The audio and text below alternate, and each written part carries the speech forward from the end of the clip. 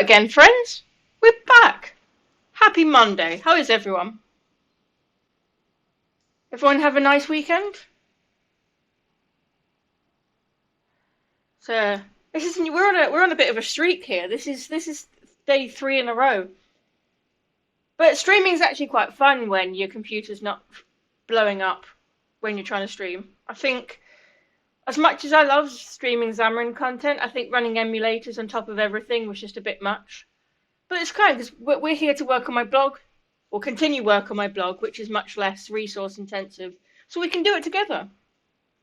So yes, if you weren't here for the previous streams over the weekend, essentially let's just get rid of that. I have a blog that's hosted on Azure with Ghost. And it's great, and it's really easy to use in terms of, you can write posts in the browser with Markdown and everything. But as you can see, I don't even I don't blog that often. And so the idea is just to migrate this over to a static site using a static site generator framework called Eleventy. So over the weekend, we just started to put that together and kind of work on it. Hey, Hurricane is here. This calls for a cheer. I hope this works. Woo. Let's quickly just do a shout out because Corey's the best. If anyone watching isn't following CLW already, give him a follow because he's awesome. And one of the reasons I don't stream more often is because he streams around this time on other days of the week. And I wouldn't want to miss his streams because they're just too good. So yeah, if you're not following him already, just give him a follow because he's awesome. But yeah, so as I said, we're moving over to Eleventy. So if I just quickly bring up Terminal, we can take a look at the progress we made over the weekend. So today's going to be an interesting one because we've got as you'll see in a minute, we've got the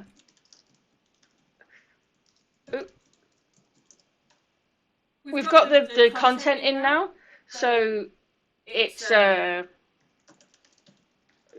got the content in terms of the oh, I'm in the wrong place. Yeah, so we've got the content in, and that's great, but the only downsides I've got the posts in, so everything's running. I really should just stop trying to multitask because it clearly isn't working. Oh yeah, I think you mentioned before, Corey, about that your schedule might change. Well, that happens. That's allowed. You're not solely responsible for me not streaming. It's just that, there's you, Layla Coates, White Panther, are just examples of streamers who are such great streamers, but also great human beings and just a really great community in your streams. Though I wouldn't want to miss it for the world. So if I can sit and chill with my friends in your chat, I would take that any day. But we're all allowed to take a break. I mean, come on. All right, I've streamed 3 days in a row now, but I normally stream months goes by. So if we just get this running now. So okay, so this stream, this is the site. So now this is running at localhost 8080. And it does browser sync, which is clever, which means that if we make changes, not only will this automatically be watching for changes, but it will also update the browser, so we don't even have to refresh. But if I just load Firefox, which is my streaming browser, not streaming, my web development browser of choice. Here we go. So if we go to localhost, ta-da! So, as you'll see, the latest post is that review. So we've got all the content in, and that's what we did yesterday. So that was pretty much a case of copying and pasting ones that I've done previously, because if you haven't watched the previous episodes or streams, whatever you want to call them, essentially I've tried this a few times previously, but just tied myself in knots a bit because I was trying to do too much too quickly. Lesson learnt right there. Take your time. And so we started again from scratch on Saturday, and that went really well. And then yesterday we took all the old Markdown posts I'd already created, but just had to make some changes to them in terms of giving them the right title tags and dates and stuff. But essentially, yeah, all the content is here. So all that's left now is styling. So we got the pages in, we got the image references in right so that we can now see the pictures. We've also got this concept of excerpts. So if we give an excerpt at the start of a post, it will use that in this description. Otherwise, it will use the first paragraph. So it's all going really well. And the other exciting thing worth taking a look at is, let's have a look.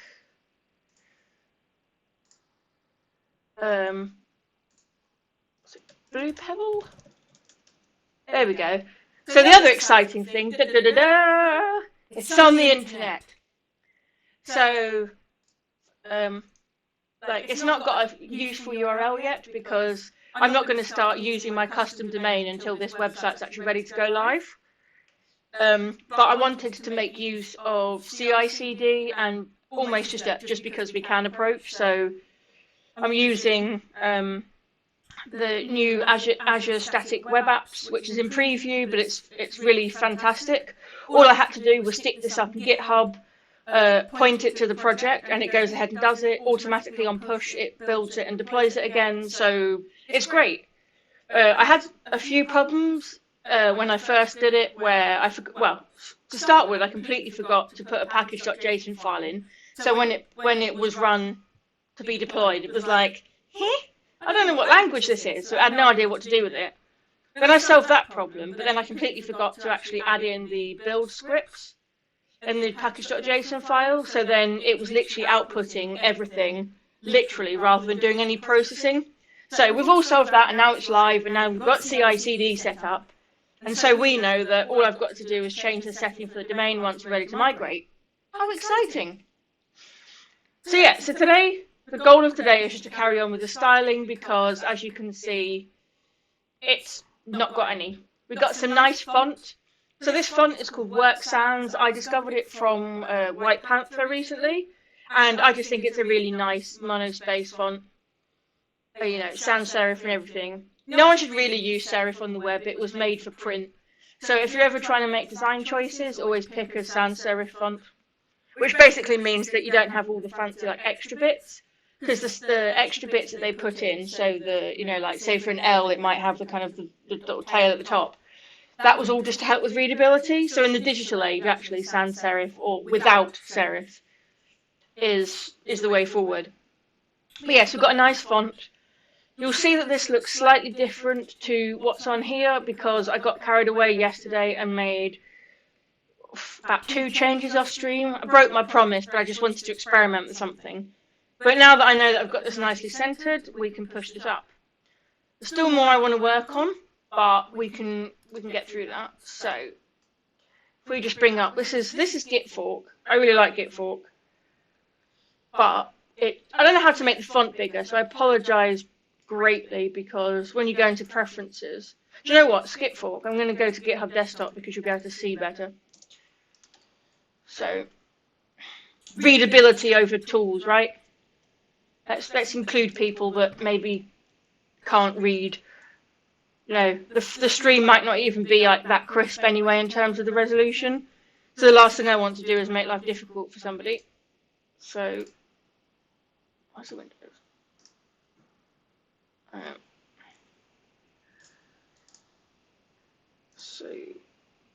Okay. So it's open, but it just doesn't want to work. That's okay. We may end up in Terminal at this rate.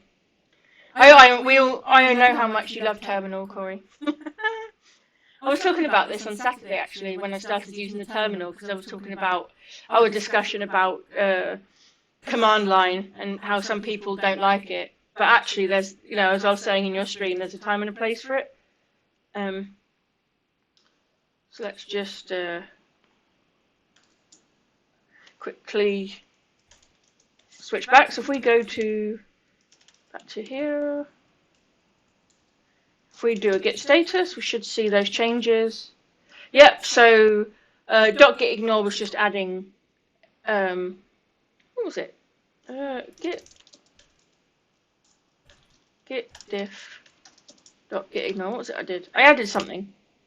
Oh, that was it. VS Code. So I've changed the font in my Visual Studio Code window, and it created the settings JSON, but I don't want it in my version control, so I just added that. And then the rest of this stuff, all the changes is just where I added that extra latest articles thing in a line and then did some styling on it. So we can check that in, and then I'll actually show you the proper changes I made, but let's just get it up first. So let's git add. Let's add everything. Centered the content on the home page. And added a post feed title. That's accurate. So if we git push that now. I should set up aliases really, so we can do GP. No one else here do web development. I know you do Blazor, Corey, but that's a full-on. It's not calling it bloatware is not fair, but that's that's a much more built-out framework. Very, very powerful, of course. But yeah, we're just sticking to good old-fashioned HTML and CSS here. Technically, there'll be JavaScript as well, but Eleventy takes care of all of that. So all we worry about is the writing the files and then doing the structuring and the styling. So very straightforward. So we've got that pushed up. If we go ahead now and actually jump to GitHub and have a look at the GitHub actions, we should see that it's already built the changes that I made. There we go. So it's automatically picked up that we pushed this, which is great. And then we can follow it along. So if you've seen GitHub Actions before, this won't be new. It's also very similar because it's based on the same thing. Azure DevOps, which is cool. Hey, White Panther's here. Woo! I'm not affiliate yet, so I don't have any emojis, so I can't drop any custom emojis, but just know that I'm super happy you're here. In fact, you get a cheer too, because you're also one of my favourite streamers now. Woo! Yeah, so this should build, and it shouldn't take too long, and then we'll have it up. But yeah, so today's going to be a fun one, because we're carrying on with CSS and actually styling the page, but I don't really know CSS, so this is very much going to be a try and see. I'm hoping that people watching will be able to have some input into what I'm doing, whether it's best practice advice, because this is a welcoming space, as well as no question being a stupid question. There's also nothing wrong with friendly feedback. If you think that I could do something better, don't be afraid to say so. I'm open to feedback. I'm not one of those people who's going to get precious about it or get defensive. I'm completely open about the fact that this is not my skill set, and so it's something that we can learn together. So yeah, if you've got any advice or ideas or feedback, as I said, just let me know. But yeah, today's very much going to be a case of hope for the best. So let's just refresh this. There we go. So we've got the changes up there now. So the first little challenge that we've got is that we need to sort out the fact that this line here. So I'm trying to copy this nice idea here of this line, but in here it's under the articles and it's above here. Mine's not being centered, so the first problem is going to be to solve that. But we'll get there. So I'm just going to quickly do shout out for. Whoop. Thank you. Yeah. So interestingly, I actually learned something about this yesterday, because I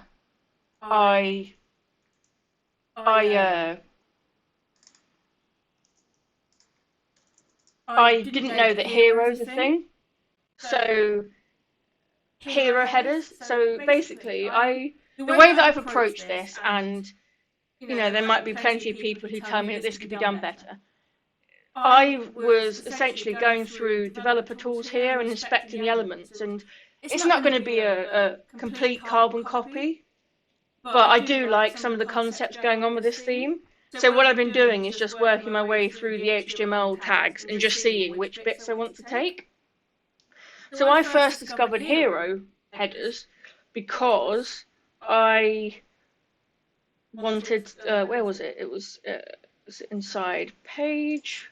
Here we go. So it's got hero wrap, and then hero wrap's got the background. Then it's got, different bits going on and whatnot. So I just thought that hero was a class name of just a class name that the theme chose to apply. Because, as I said, this is a theme, I think I mentioned yesterday, this is a theme that I paid for, because Ghost, you can buy themes. I think the theme cost me like £20 or something.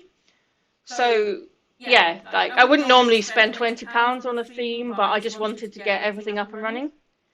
So, so I've been stepping through this. I didn't know heroes was a thing, but then yesterday I was on W3 schools, and where did I spot it? I think I was here, trying to do, maybe not, hero, there we go, yes. So I was on the page similar to this around image with text, because as I said, I didn't know that hero existed. So to me, this header was a background image with some text on top of it. It wasn't behaving how expected, so I read the docs. And then that's what led me from looking at the left sidebar to go, oh, hero is a thing. There you go. A hero image is a large image with text often placed at the top of a web page. That's accurate. So, this is exactly what I wanted. So I literally stole this content, zoom in a bit, stole this example in the CSS here, and then applied it to my website. That's how we work as developers, right? We just copy and paste. I think the only advice or caveat I'd argue to copying and pasting is that to some degree, yes, it's okay to copy and paste to save you some time, but use it as a learning opportunity. Like, I don't think you should just blindly copy and paste code if you don't understand what it's doing. Obviously not just from a security perspective, but also just because otherwise, learning's fun. It's so empowering. It's not development, but, my mum's a linguist, so my mum's actually a translator, so she's fluent in, so French and German, she's fluent, out loud, sort of, like, literally, she's verbally fluent. Dutch and Italian, she's nearly fluent, and, so she's always taught me about, understanding it and stuff. But there's something empowering about being able to just break out into different languages. So it's the same as a developer. If you're new, there's no expectation to be able to write something in 5 different languages. That's not what I'm saying at all. It's just, it's empowering to be able to understand what you're saying. And yes, White Panther, you are indeed a mod. I need mods on this channel because I have to have like moderator view open on the web page to do my own moderation, and I need someone I can trust. I trust you. Your streams are great, and I know that you'll help. Oh, for God's sake, why's my voice doubled? Strange.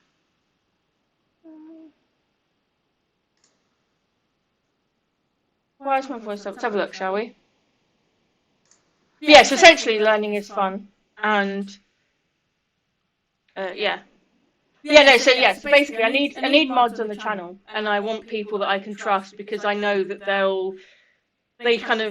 their chat community shares the same values as what I want to create in terms of like welcomeness and inclusivity. And so if you can help make my chat half as awesome as yours, then we're on to a winner. Why is it doubled though? Why is it doubled? Let's have a look, shall we? Let's go to sound preferences. Yes, okay. Show the window. Oh, it's been a pain. So, why is it doubled? I'm totally just sharing my OBS. I know it's going to cause inception, and if that's causing buffering, I'll try and fix it, but I don't know what I'm doing. I'm a complete streaming noob. I'm just glad that my CPU's only at 12%. That's pretty good considering that when I tried to stream Xamarin the other week, it was at 100 constantly. Why is it doubled? So it's a USB mic. It shouldn't be doubled.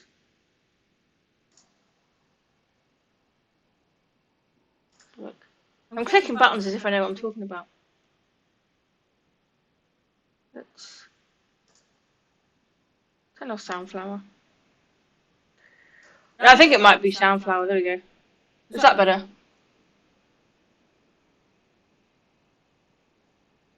Oh no, that was balance, not volume. Just remove Soundflower. Remove. Yes. There we go.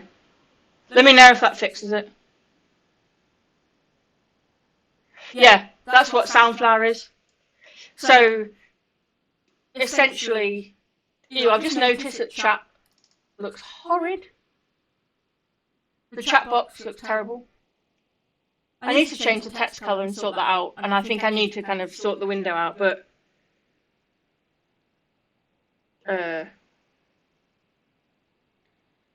we'll see how we go. Oh, it's alright, I appreciate you even letting me know, so don't stress, I know you've got to lurk. But yeah, hopefully it will sort itself out in time. But yeah, so Soundflower is a looping software because I wanted to play desktop audio to the stream but also hear it myself, so that's what I got Soundflower for. Because Twilio Quest, which is a 16-bit standalone game from a tech company called Twilio.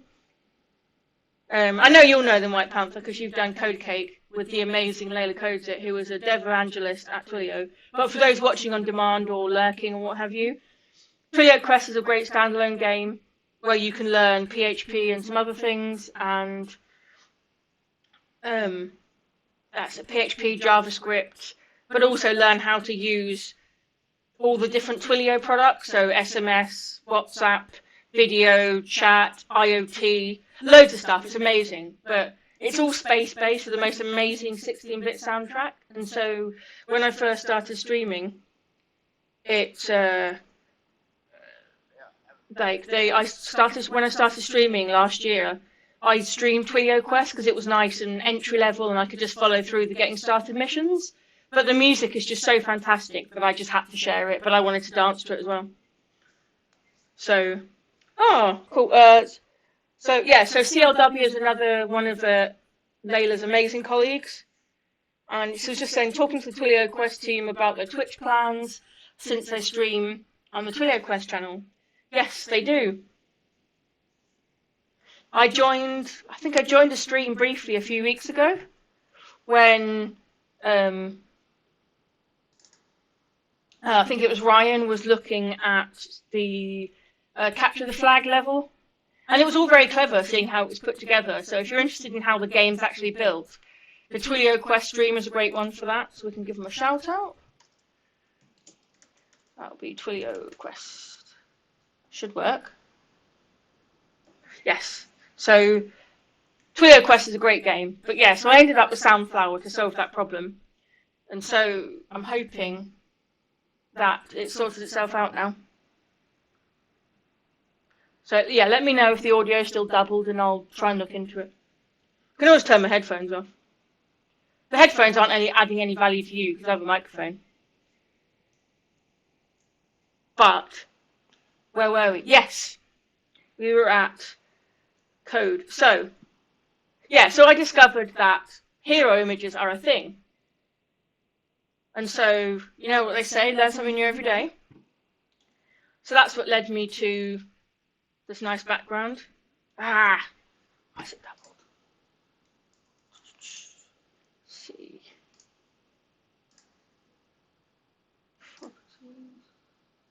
Yeah, you're right, it is White Panther. White Panther's great.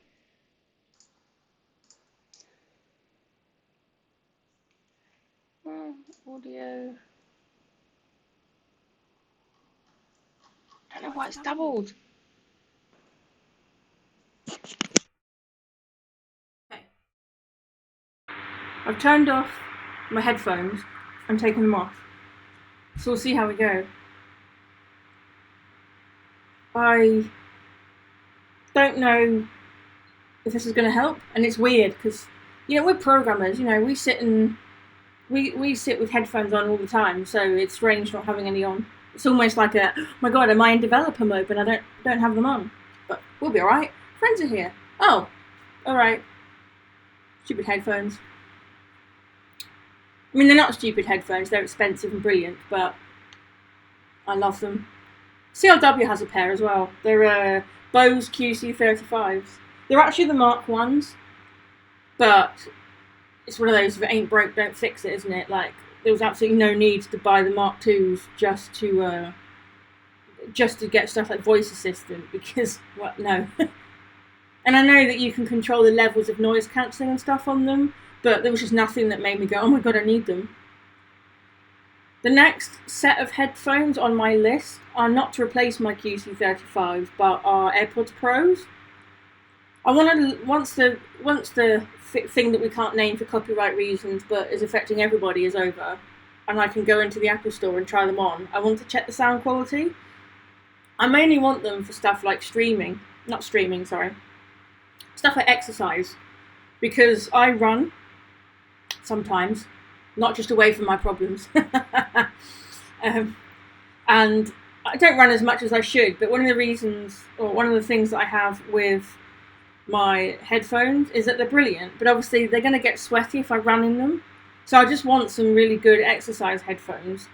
I was thinking about getting the Powerbeats Pros because they've got the hook on your ear, but I've just heard really good things about the AirPods Pros, and so if it's just, you know, I'm a bit of a audio snob. White Panther, as a former music teacher, can probably relate to this. As a former music scholar and person who considers music part of their soul, I have standards when it comes to how the music should sound, and there's not a chance I would ever have headphones that make it sound like you're having a rave in a warehouse underwater. So even if I'm going for a run or I'm just doing my exercises at home, I just have a certain expectation of what the music should sound like. So I've heard good things about the AirPods Pro, and a couple of people have said that they were almost as good, if not better, than the QC35s. But before I start spending, you know, $250/pounds on them, I want to see what they sound like. So eventually I'll get there. But yeah, there we go. So Nightbot's reminded us that we need to stand up and stretch together, so let's do it. So let's do it. So we're going to shake our wrists and shake our shoulders. Sort of head to the side. Let's be honest, we all sit down for too long. Oh yeah, I'm wearing a Twilio t-shirt today. That wasn't even deliberate, I just have very, very many Twilio t-shirts. And then we can shake the ankles out as well. Stretch the arms. And we can just sit back down. Take a deep breath. And consider our desk yoga finished. But yes, so Cobra Sean saying he loves his Co-Win E7. They're only $60. Oh, nice. CLW is saying I have a Twilio t-shirt, but it looks like it says twerk, twerk, twerk, twerk, twerk. Brilliant. Yeah, but you have loads of cool Twilio stuff because you work for them. I'm just lucky that I have loads of these because as part of Earth Day 2020 back in, is it March or April? I was honoured to be asked by Twilio as a Twilio champion to appear on their streams to actually stream playing Twilio Quest and planting some trees, because Twilio is such an amazing company that in Twilio Quest you'll find random chests dotted around where literally you just click a button and they'll go ahead in real life and plant a tree in Australia. So as part of Earth Day we got to play Twilio Quest on a stream. I didn't get to stream for long because tech issues got in the way. But yeah, essentially we played Twilio Quest on Earth Day, but Kevin Winnery, the creator of Twilio Quest, amazingly sent out t-shirts, a load of t-shirts and a handwritten note to all of us who took part, and so I have about 5 or 6 Twilio t-shirts now because he just sent me loads of them. So yeah, it wasn't even deliberate that I'm wearing a Twilio shirt today. It's just a. But yeah, so let's talk code. See, this is what happens, isn't it? I mentioned this yesterday. You know, I turn up in, you know, CLW streams or White Panther or Layla Codes It, or also another colleague. Honestly, the people at Twilio are just the best.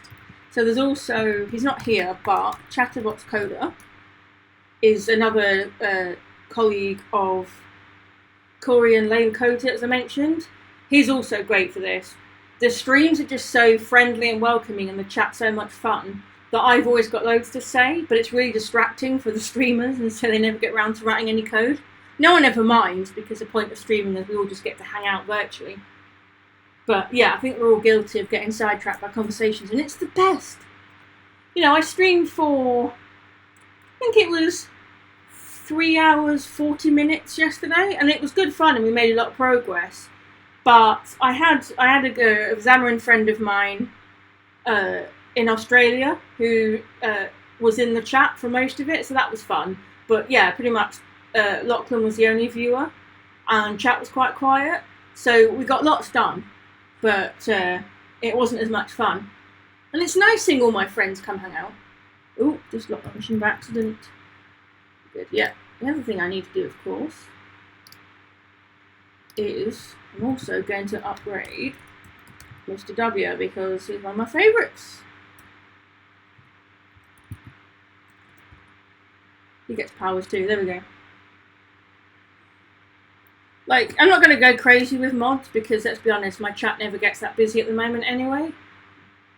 But yeah, I just, you know, every chat needs moderators, because it's difficult as a streamer to also keep an eye on people, you know, saying things that they shouldn't. But I want my moderators to be people who I not only value but trust, and I know with streamers that they are building a chat community in their streams that shares the same values as mine, with being welcoming and inclusive. And so yeah, I'll happily assign mods to people that I know will do a fantastic job, but also help me create the same kind of community. So Kobe Sean saying, I streamed last night, I was answering questions and found myself on a soapbox spewing my opinions. I do try not to do that. Yeah. So, and yeah, Kobe Sean, between me and CLW will keep your chat busy. Do it! I love having friends here, it's great. Yeah. But this looks like I'm drinking alcohol. I'm not. It's just a very big glass, which when you're going to be streaming for quite a while, it's big glasses are helpful. You can fit more in. So we've got. So let's focus. Right, let's take a minute. Dab of concentration. Cool. Let's do this. So. Oh, Cobra Sean made affiliate last night. Now that calls for a celebration. Congratulations, Cobra Sean.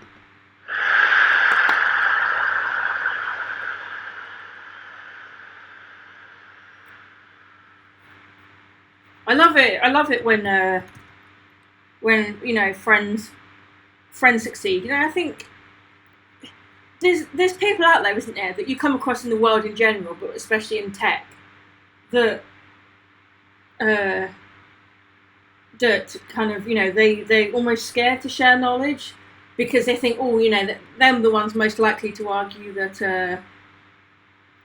you know, robots are going to place their jobs, but they also are anti-knowledge sharing with the younger generation, because they get protected that their jobs are going to end. But you know, I love it. I'm the opposite, and I know a lot of people that are here are exactly the same, which is why we're all friends. You know, we love watching our friends succeed. You know, I think that's great. So let's give a shout out to Kobe Sean. If you don't follow him already, give him a follow, because you know, he's already made affiliate. The world's your oyster. Oh, cool. So Kobe Sean's also Microsoft MVP. It's an honour, isn't it? I'm going to ruin the light levels now. But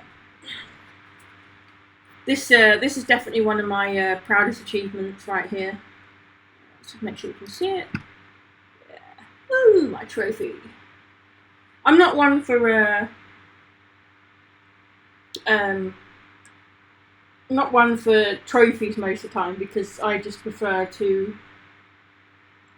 kind of just, for me, my trophy is knowing that I've helped somebody. Like, someone saying to me, I had this problem and I read your blog post or I watched your video and it helped me solve the problem, is worth more than the trophy.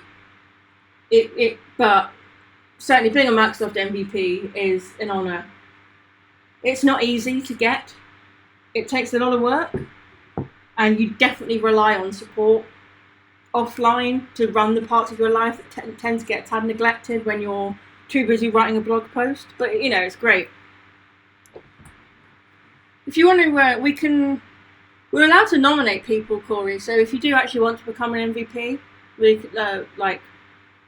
I can help with that. I'm sure you know Betsy as well. Anyway, the person that would the community program manager that would be your CPM for MVP. But yeah, you know, we all help each other, and let's be honest, being an MVP is awesome. You should do it. You know, for me, like, you tick the boxes, as it were. I know it's not just about that, but you know, you know just as much, if not more, than I do. If I'm an MVP, you definitely deserve to be one. But yeah, absolutely, let me know. I mean, I know that kind of having to stop and fill out your contributions takes a while, so I appreciate that it's not as simple as me just going, oh, he should be an MVP, because they'll still make you do some work. So if your non-tech life is a bit busier, it won't be as simple. Sheesh, we said we would focus and we haven't. So anyway, hero images. That's what this is. So this bit I'm fairly happy with.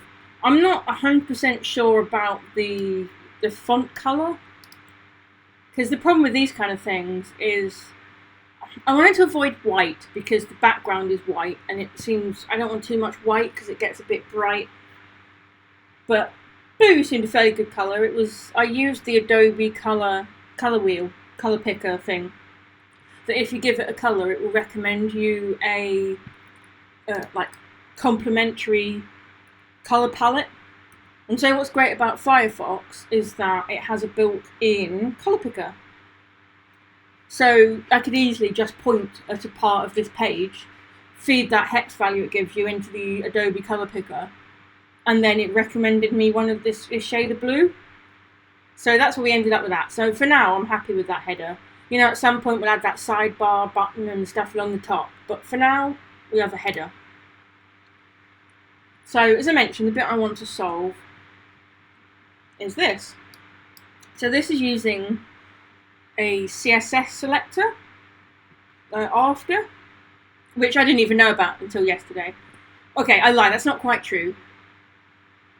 White Panther was using before and after selectors when she was doing some awesome stuff with is it style.dev or whatever, it's style.dev, something like that, and making it fully accessible GeoCities style. So I'd heard of these selectors, but I didn't really understand them. It was just something I'd heard.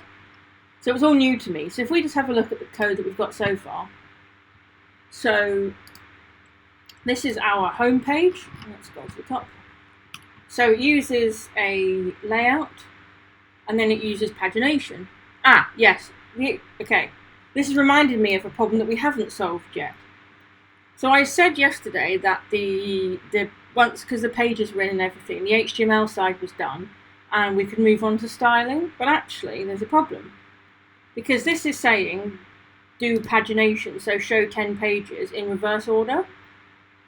But the problem we've got is that it's only showing the first 10, and where's the button to go to the next page? So the first job is to get that button in. So I have had it in previously, but let's have a look. So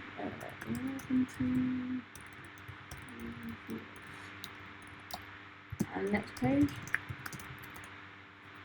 Yeah, button. So essentially at the moment, no one knows that there's more than 10 posts on that blog. There is. There's 34, I think. And so, yeah, there's posts that no one can get to at the moment. So we said to restrict the collection to 10 posts, but there's no way to navigate, so that's what we're going to do now. Yeah, so we've got pagination.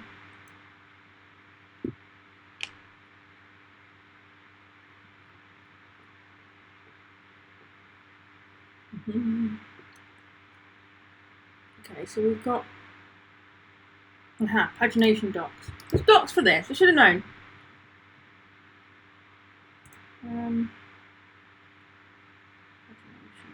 Paging array. Yeah, so that's pagination. So we saw that. That's test data.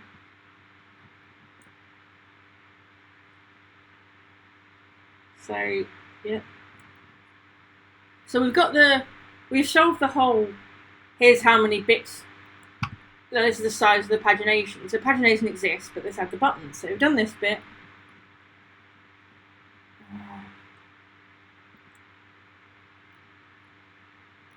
Creating navigation links.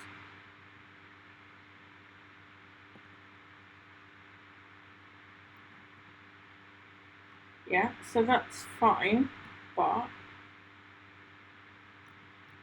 how do we...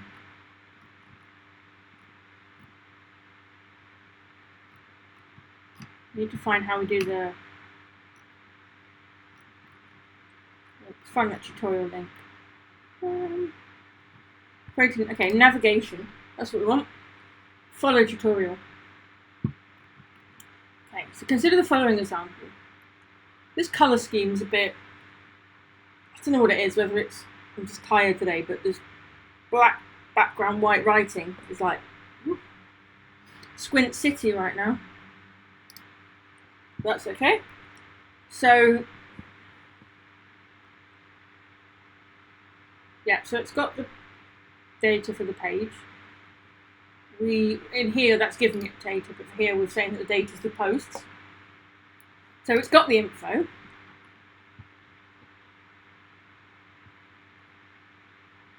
And then we want to create the pages. So, okay. So it's saying, but to create a series of links to each of these paginated outputs, we'll need to use a pagination pages entry, which is an array of pagination items for each page. Okay? Good way to think about it is pagination.items is a chunk of data for the current page, pagination.pages is a chunk page data for all of the pages. Okay? So,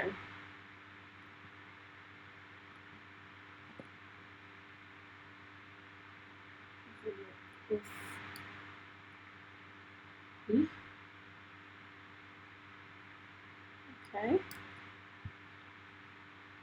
So we've got, we should be able to copy that.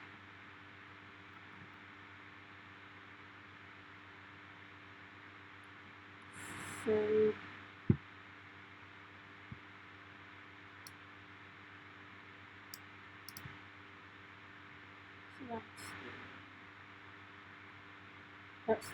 that's the loop, I believe, that we want.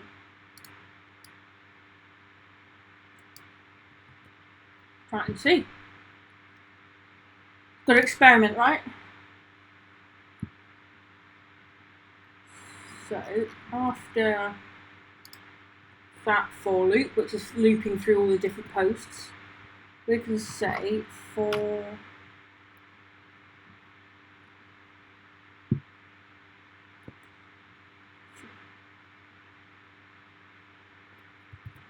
so where's that pagination pages come from? We've got pagination.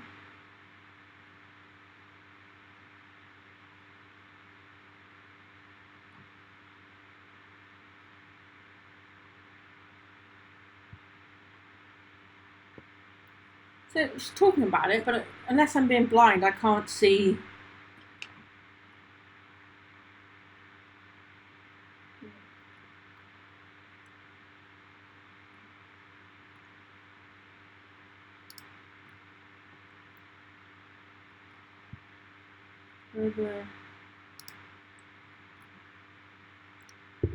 How we use pagination.pages.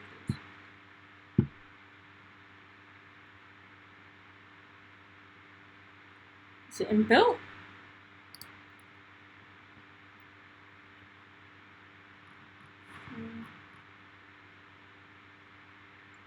Let's see. Yep, I did say unless I'm blind, I can't see. But you know what I mean, as in like unless I'm missing it, I can't see what I wanted on that page. Well, it's like that old joke, isn't it? Why did the .NET developer go? Why did the .NET student go to the opticians? Because they can't see sharp. Oh, but for yeah, I come out with all sorts of things. So if you want a good laugh at funny things I say, you've come to the right place. Yeah, we can delete this now because it worked. Okay. So we've got pagination. So this might blow up because it doesn't know what it is, but it might be built in already. So we're doing a for loop here that essentially says for all the entries in the pages, then loop through it. So this should work, but we'll see. So if we save this, the good thing is that because we're running Eleventy live, we should get feedback if it doesn't like something. Okay, so that didn't break, but did we get pagination? Hey, we got pagination. That looks ugly, but we've got pages. Yes! Huzzah! Victory time!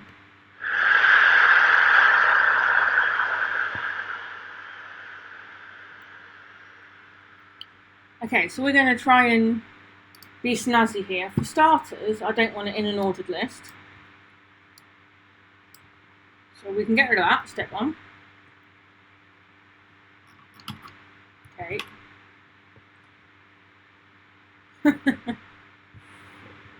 So, look, Corey's just great. Corey, you've got well, as Chatterbox Coder, was it Chatterbox Coder that said that you have a voice that just makes you want to give you a hug? It's so true. But yeah, you're also popular enough that, you know, Surly Dev will pop by and clip your streams. I'm safe from the clipping yet, although I'm surprised. Well, not surprised. I'm lucky that no clips ended up happening on Saturday because I was talking about the fact that we were getting ahead of ourselves and we should that we should reel it in. So I actually went like we're fishing and we're reeling it in. That's clippable. Yeah, Surly Dev's on holiday in Germany apparently. A lot of people seem to miss him. He's one. I say him. I'm assuming it's him. I haven't seen Surly Dev around for a while, so I'm safe from the clips too.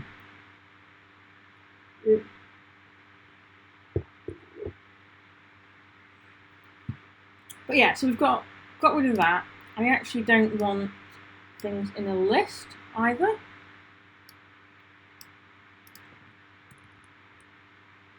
Rather things were next to each other. So let's switch back to here. Okay, so we've got things as page 1, 2, 3, 4 now, so that's the start. But we need a bit of space between them. So we're just going to do the good old-fashioned BR. Is this even good practice anymore? Like, you know, is BR the actual recommended way in 2020 of forcing a break in your content? Holiday in Europe is so different than the US. Taking more than 2 weeks out is not a good thing here. Yeah, but that's one of the things. I've previously considered stuff like, would I move to the US, like move to Seattle for work if I needed to. I don't work for a company that would ask me to right now, but it was just whether I ever applied for Microsoft, for example, because Microsoft is very much a global company and you can work remotely. but a lot of people have told me that if you ever actually want to advance your career, you need to be on campus. Oh, you lost video. What? It looks okay. Let me know if a refresh doesn't fix it, Corey. But yeah, so I thought about whether or not I'd ever move to the US. This is a few years ago now. But yeah, one of the things that always put me off is, well, one, the president, and two, healthcare, the holidays, and all that stuff. And that, I know having free healthcare here is great, but obviously it does have downsides, like,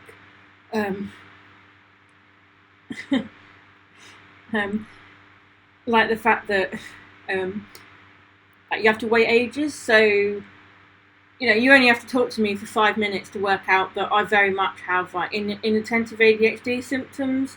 My mind's constantly racing. I get distracted by shiny things. Like, I accidentally interrupt people because my mind's working so quickly that the shortest pause sounds like seconds in my head. So I think that's the social cue that you can keep talking.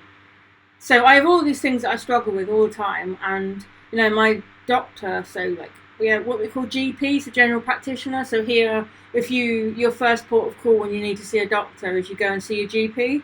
So that'll be a lot of the time it'll be I've got an ear infection, I need antibiotics. So I guess you have family doctors, don't you, in America? But yeah, so essentially, like, you go to your GP. So my GP was like, yeah, you've definitely got all the symptoms, but he's not allowed to say, like, officially, you've got it. It has to be done by a professional. And, so I've been referred to the service that will actually go through that process with me so I can get an official diagnosis, which will then mean that I can get help.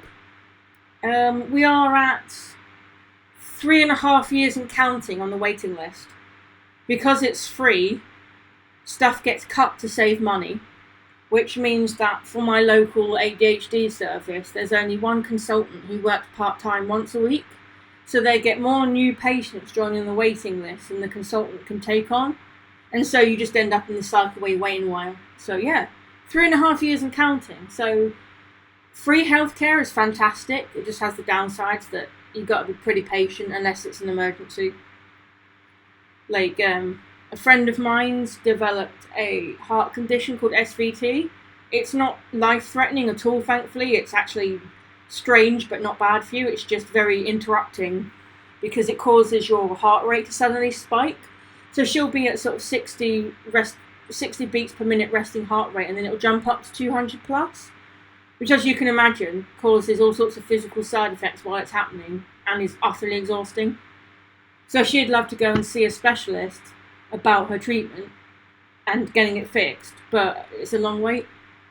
So, like, yeah, free healthcare is great enough that I still stay here, but it puts me off in the US. And the fact that there's barely any holiday. Like, I know I don't always take holiday that much, but there's just things about the US that put me off. Enjoy your meeting, Cobra Sean. Thanks for popping by. But yeah, so I've thought about moving to the US, but I like it here. Okay, so we've got these pages, but we need to sort out how it looks. Yeah, there's things about this place that put me off a ton. Yeah, I can imagine. Like, let's be honest, I've heard plenty about what your police do.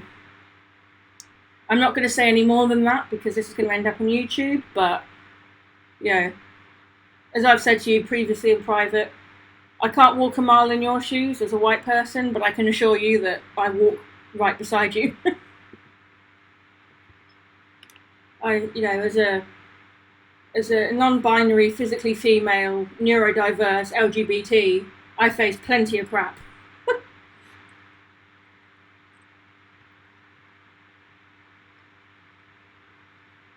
I mean, there's still problems here, don't get me wrong, but at least our police aren't armed with guns. Anyway, enough said. I could get on a very angry rant about that.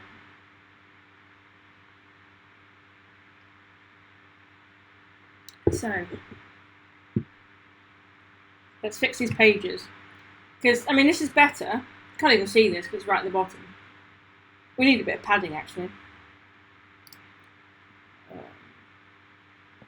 What padding's on a break? We'll do a break for now because I don't know what padding I actually want. Well, yeah, let's be honest. Humans are humans. I don't look at somebody and don't really care where they're from, what they look like, what they sound like. All I care about is that they're a nice person. If you're a decent human being, I've got all the time in the world for you. So that should look a bit better now, at the bottom. Or not, try not to save it. Another break. This might be where padding comes in.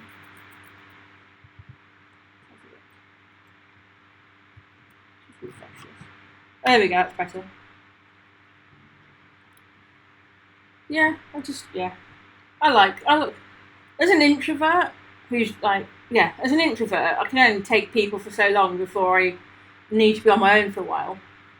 But I still like to surround myself with good people. And that's why I love the streaming community, because not only people who come to my streams, but also the streams that I will always take the time to watch. Like, they're always just such great places to be. Hey, Goose of Wild. Welcome. Great to have you here. Always nice to see new faces. So, just to give you a quick recap, Goose. So, I'm moving my blog from Ghost over to using a static site generator called Eleventy. And so I've got the content in and I've made a start on the styling, but I realised that I forgot to do pagination. I popped up on a Xamarin blog. Ooh, blimey. What Xamarin blog was that? Oh, it's time to stand up and stretch together. It's that time again, friends. Let's do some desk yoga. So we can shake our wrists, our shoulders back, palms out and up. I'm not even qualified, by the way, and I don't even do yoga. I just enjoy the feeling of stretching. Oh, hey, AVH4. It's good. How are you? I've heard of Eleventy recently, but haven't had a chance to check it out yet. Yeah, so I discovered it from attending a NDC Melbourne workshop on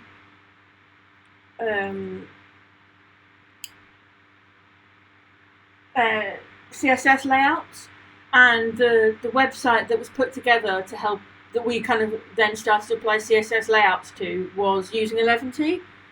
And as someone who writes mobile apps and is a C# developer, but in spare time, like, I'm a tester by day, so I've always called this stream the Imposter Syndrome Battleground, because as a developer, my confidence is normally pretty trash. So, like, you know, I'm certainly no web developer, but I like that Eleventy had, like, you know, it's low barrier to entry, it has good docs, and it just seemed fairly straightforward, and it allowed me to carry on using Markdown. So that's what we did. Let's just finish our stretch, shake out our ankles, stand up for a minute, and step backwards. So we go.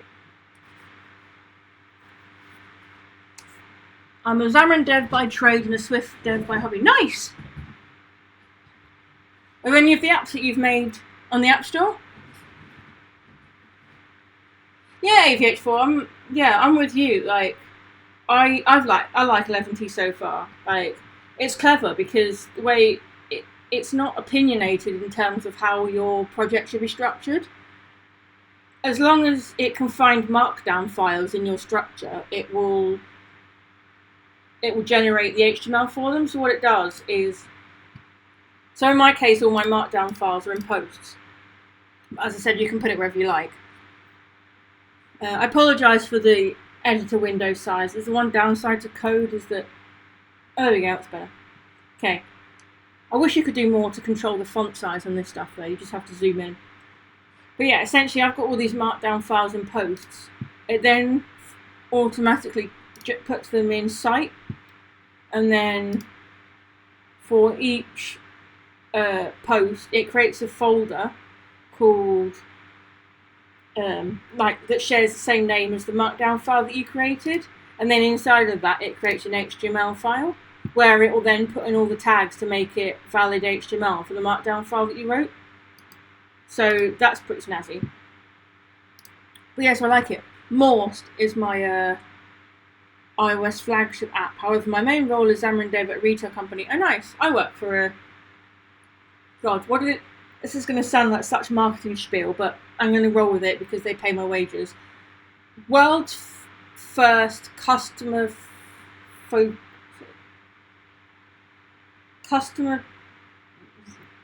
data science platform. Essentially, the company I work for, dunnhumby, they founded Clubcard. So if you're based in the UK, or you've just heard of Tesco as a supermarket, Clubcard is their loyalty scheme. And so the couple of people in London called Edwina Dunn and Clive Humby created dunnhumby to do this loyalty program that then evolved into Clubcard. But because it was used by Tesco's, they just slowly bought more of it. And so kind of we're part of the Tesco's group now, but we're our own company. But yeah, we're very much a retail company. So we have clients who aren't in retail, and we're expanding outside of that because the data science that we do is all around, like shopping habits, for example. So, you can go into a store, like so we do supermarket, grocery store, whatever you want to call it. And there'll be like offers on for items, and it will be, some of them will be in like end of an aisle promotion thing, or they'll be like a bin of offers that you can dig through. All that stuff, someone's made the decision at HQ to put all those things on offer. Oh, nice. But yeah, I don't talk about where I work enough. I probably should. So it's always good to know what I do as a day job. So yeah, so all the stuff that goes on promotion, it's our data science that's looking through that stuff and going, either this is how your promotion did, so this is the sales that you got because it was on promotion, this is how many more units you sold, this is how much more money you made, but also, if you put this on offer, then this similar item suffered this much. But then you can also look ahead and go, well, this, if you put this on promotion based on all the data science we've been able to do for millions of lines of anonymized shopping data, this is what it might happen. So yeah, it's kind of cool. But yeah, have I used App Center much? Yeah, I have. I mean, not in anger. I've used it a little bit for some of the projects because it's a nice and simple. Yeah, Azure Pipelines as well. So, for those who don't know, App Center started out as a Xamarin product before Microsoft purchased Xamarin in 2016. And I can't remember what it was called at the time, but it became App Center.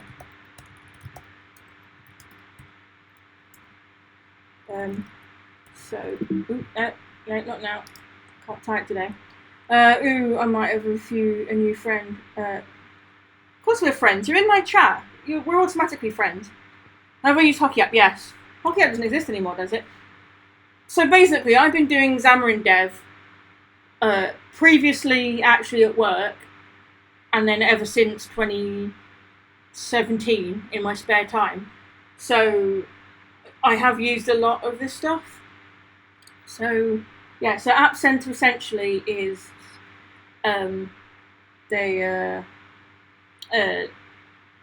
much more simplified kind of CI/CD kind of thing, but it can do a lot more than that. So I don't know if App.Center works. No. How interesting! App.Center takes you to Amazon. Who knew? But yeah, so App Center used to be a Xamarin product, and Hockey App was what it used to be called. Yeah, so it all got integrated into Microsoft. But essentially, App Center is a mobile-focused like mission control. So you can build, test, deploy.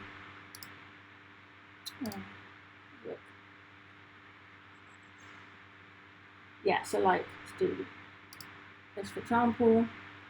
So this allows App Center, just a nice way of doing build, test, distribute, and then analytics and stuff for mobile apps. You could do the same thing and have a lot more customization, something like Azure Pipelines. It's just App Center's stripped back, which for a lot of use cases, especially on mobile, is great. Like if you're just a hobbyist or you've got quite sort of small list of requirements, App Center's really great because you can set up like distribution groups. So you can have people who are in your group, so that if you release a new version of the app, you might, or you've got a new version to test, you can just send it out to these people. So you can have beta testers and stuff, so it's great. Yeah, I'm a Xamarin certified dev too. Any chance you set up Vericode and suction pipelines? Afraid not. When I worked as a Xamarin developer, it was on a app that's used on a lot of the train companies in the UK to sell and check train tickets and sell, stuff from the food cart and stuff. But because it was direct to customer rather than, it's business to business rather than business to consumer, we didn't need to do that many things with it. So I never got involved in the distribution side of things. I just created the app. It's over there. But yeah, I'm a Xamarin certified developer as well. I still have my trophy. But again, we're getting sidetracked. What is this? It's okay. It's nice to have a chat. It's a funny story, actually. So, as I mentioned, I work for this company. Oh God, Coach, I said, why is that a bad thing, White Panther?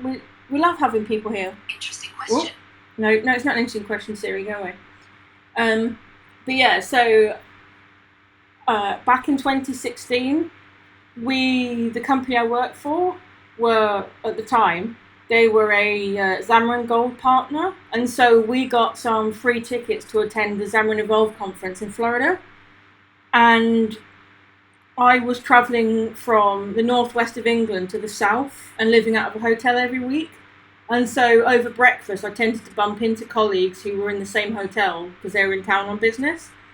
And one of the people who I saw one morning who sat down at my table over breakfast was my boss's boss, who basically said to me, we've got some availability for the conference in Florida, and the first couple of people who become Xamarin certified developers will get to go to this conference. So yeah, I started taking Xamarin University classes morning, noon and night. I got certified in 9 weeks. That was one of the toughest 9 weeks of my life. But 2 days before flying out to Florida, I became a Xamarin certified developer. Woo!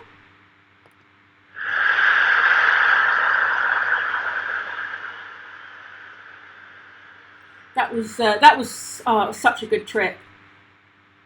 I wish I could do the trip again now, or go back in time, because there's friends I've got now in the Xamarin community who work at Microsoft who were at Evolve, but I wasn't involved in the community as much. To know that these people I'd be friends with one day. So there's so many people in the community that I could have met years earlier if I just known to find them at Evolve. But yeah, so I'm very much a certified developer, and it turned out my boss's boss had intended to always send me anyway. He just wanted to dangle the carrot. So, but it's okay. In fact, I don't know if you know. Do you know about the Xamarin Weekly newsletter, Goose? It's basically a newsletter that curates a lot of Xamarin and mobile content from that week, and so I help curate that.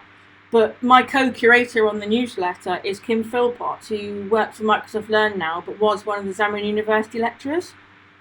And so, I actually met him at Evolve, but yeah, it's just funny looking back to think of all these people that I now interact with. So that's good fun. Oh, good old Kim. I love Kim. Kim's great. Yeah, so you might have seen that he's been streaming making a mobile app of the Xamarin Weekly newsletter. because we use a tool called Curated to curate the newsletter each week, and it's great because there's even a Chrome extension, so in Edge I can find a post I want to include that I've read that's interesting, and it will bring up a box and I can fill out some details, and it'll be there for the newsletter. But it costs, and it's not that expensive. It's not that cheap either, and there's just lots of things we'd like to do. So one of the things that we're trying to work on is creating a mobile app for the newsletter, which will help with curation. But it will also give readers a better experience, so you can favourite authors, you can favourite blogs, so that you can then go back and view your history, and just loads of other stuff that would be super helpful. But he's actually been working with Lachlan, who was in my chat yesterday. They stream every Wednesday. Looking for some open source assistance, always. So it's at, I just dropped the link in chat. It's all open source, so you are more than welcome to take a look, get involved, open a PR, look at the issues. It should take you to it. I'm just going to double check. Yeah, so if we bring this up, there you go. So it's all here as a repository. So you want the mobile application. There we go.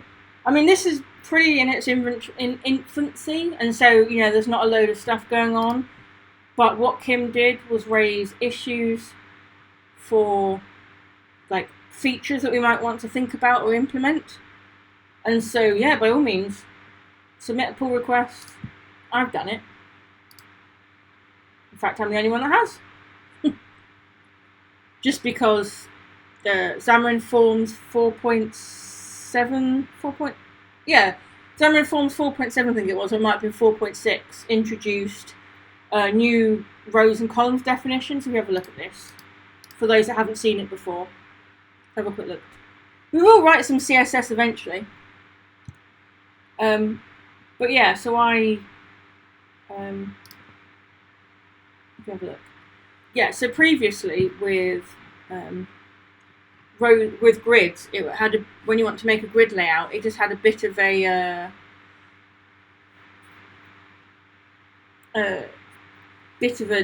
sort of gunk to it. The row definitions were its own tag with the height, and then you'd have to do the same for rows and columns. They introduced a new one now where you can just specify the row or column definitions like this as part of the grid. So you don't need any extra tags anymore, it's just grid. But then you can, for each row that you want, you just specify the height that you want. So auto will be based on the size of the component going into it, and then star is use all available space. Here's the question though, are we able to do Xamarin Native as opposed to Xamarin Forms? I mean, well, they're interchangeable, aren't they? So, just quick question, Goose. Do you mean native as in the Xamarin Weekly app, or as in native in general? If you mean the Xamarin Weekly app, or Weekly Xamarin, whatever you want to call it, obviously it is written in Forms. There's no reason to do native unless you want access to platform-specific features that aren't available as a library or in Essentials. But of course, the great thing with Xamarin and Xamarin Native/Forms is that you can embed Xamarin Forms pages into your native, and then you can do native level code as well, even in a Forms project. For those who maybe don't know about Xamarin, it's a .NET cross-platform development framework. I say mobile development framework, but it supports so much more than just mobile now. So it's iOS, Android, UWP. God, it's Tizen as well, so it supports Samsung TVs, watches, and fridges. And yeah, it also does. But then you can also do Mac, Apple TV, Apple Watches, all that stuff. It supports loads of things. Yeah, IoT. Because it's .NET, and it's all it is just thin .NET wrappers around native like SDKs and tooling. Anything that you can do natively, you can do with Xamarin. The shared business logic that you can take advantage of is .NET standard, so you can enjoy the whole .NET everywhere idea. So yeah, everywhere. Now, of course, Microsoft themselves, their main focus is iOS and Android, and for some stuff UWP. The Tizen stuff is actually supported by Tizen themselves. Any other platforms that you maybe want to support, like WPF, Linux, GTK, all that stuff is more community driven. But all Xamarin Forms and stuff is open source on GitHub, so the community very much contribute to the direction, the code, bug fixes, features. So yeah, it's pretty cool stuff. Yeah, certainly if you want to get involved, Goose, you crack on. The code is there. Any assistance is always welcome. But yeah, so that's what I was working on. So let's go back to what we were doing here. We will write some CSS today. We've been going for an hour and 20 minutes and I've not written a single line of CSS yet, despite advertising this as a CSS stream. This is what happens. You set out with a goal and then you're never actually talking about what you expected. That's streaming, right? Does this mean I'm in the club now? I'm not affiliate, I'm not in the live coders team, but can I call myself a streamer now because we've just got completely sidetracked having a great time with chat? What about you? I'm enjoying myself. But yeah, so we've got these pages. I just think it could look a bit nicer, so I just think maybe we need a next and a previous button. Do you know what? We'll leave it like that for now. Let's not overcomplicate things. The point is we have pagination. Each page has the nice hero image. Got all the pages. Snazzy! Nice. Cool. So, what I wanted to solve, as I mentioned earlier, is this issue here. So we have, if we go to here, we have this, let's just zoom out a bit. So here we have this div. So everything's wrapped in div containers because it just seems to be the easiest way to split everything up. As I said, I'm not a web developer, so I couldn't even explain to you why it's like that. But yeah, essentially controlling how stuff is laid out seems to be a lot better. So I stuck everything in a content container. If we have a look at the CSS, we have all the stuff in here. So I don't know what the best practice is when you're doing CSS files, but for me personally, I prefer to have tag styling declared at the top, then I'll do class level styling underneath that, and then kind of try and keep it in the order that you come across it. So if we I'm just going to move this up because it shouldn't be there, it should be up here. So, oh no, that wasn't the right place. I am incorrect. So yeah, so we have some font stuff that we apply to the body. So Work Sans is the same font that you can see here in the editor. So we have our HTML tag stuff, and then everything's very specific. So obviously hero image is that space image. Then we've got hero text, which is the text on top of it. For the H1 part of that, that's when we're saying make it orange, that our welcome is orange. And then we just slowly apply stuff to it. So putting things in a content div, so a div with a class of content, and setting a text align center is what led to this being in the middle. But what I'm trying to solve is why this line here isn't showing. So this line is caused by, have a look, here we have an after. So we're saying that after post feed title, stick this line in, but of course it's in the wrong place. I just need to work out why. Okay, so that hasn't got content, doesn't show up, that's fair enough. So we need to work out how we're going to do that. So one of the things that we can do is take a look at what exists already, because I'm essentially stealing from it anyway. So if you weren't here at the beginning, you would have missed me talk about this. I think White Panther was the only one here for this, possibly Corey too. But yeah, what I'm doing to kind of work out how to do this is I'm going through the elements, HTML elements on the current blog, and just taking out the bits that I like. So that's what led me to discover the hero image idea at the top. And now I'm just having a look at this. So, bit that we want is going to be inside of this content div. So what styling have we got?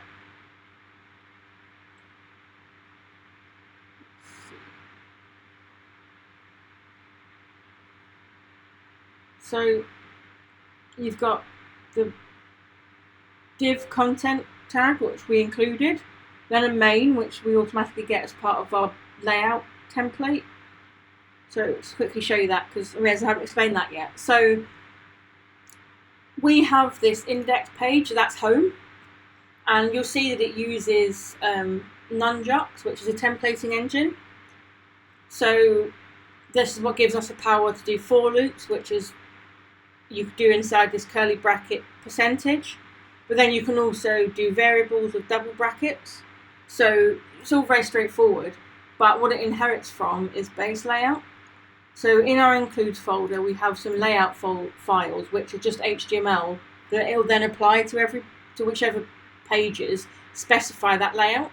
So what we've done is we've created this base layout, but then for every post, there's a layout for that post that inherits some base layout and then adds some extra stuff to it. So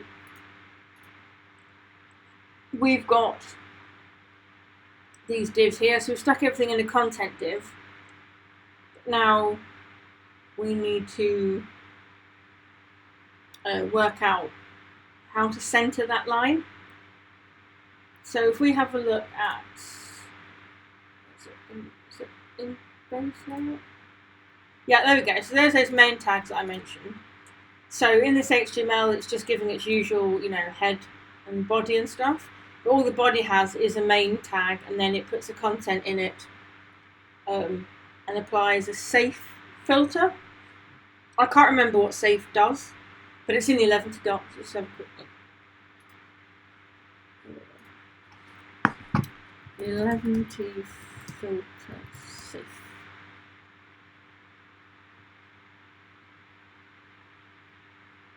Look. Okay, so it's from Nunjux, not Eleventy. That's okay.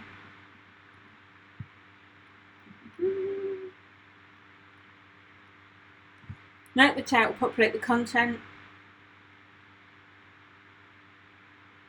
Okay, so we don't want to double escape the output. Okay, so that's just to do with how it displays the HTML. But yeah, so this is the base layout. So the content goes inside some main tags. We've got that main tag as part of this. And then inside of that, got more divs.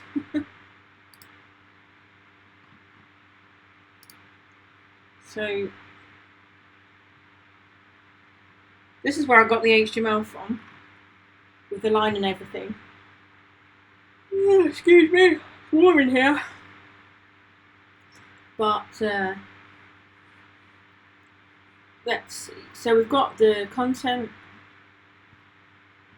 and we've got CSS it's inheriting from. So we just need to work out where it's getting the bit that makes it stay in the middle.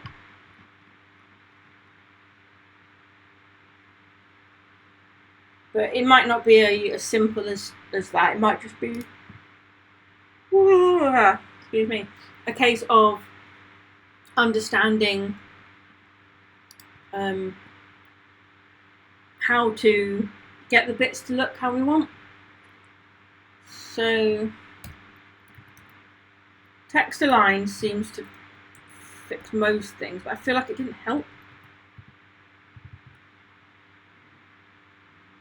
Yeah, so that's not making a difference, but I think that's because there isn't any text. It's after. So we can do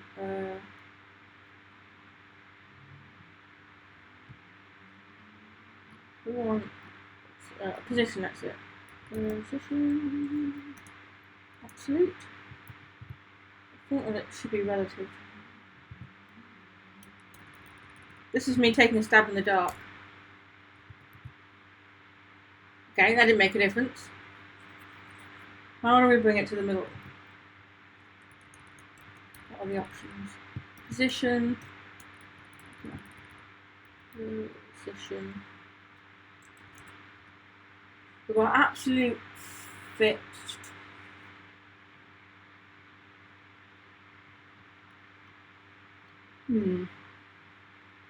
This way we, unless someone that's a CSS expert can pop up right now, I'm guessing this is where we're going to start reading the docs. So CSS after center pseudo element. Okay, that's what we want. Okay, there's all these transforms, but I don't think we need to do any of that.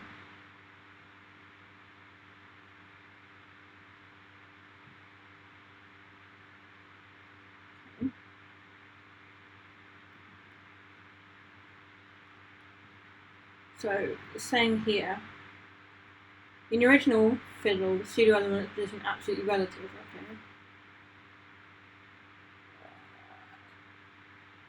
We don't. So an example might be the best way to show what this means and why we don't want this. So consider top to be 0. This will keep it latched to the top of the browser window. Okay. Rather than the parent. So if our menu happens to be at the bottom of the page, the pseudo element will be floating. Okay.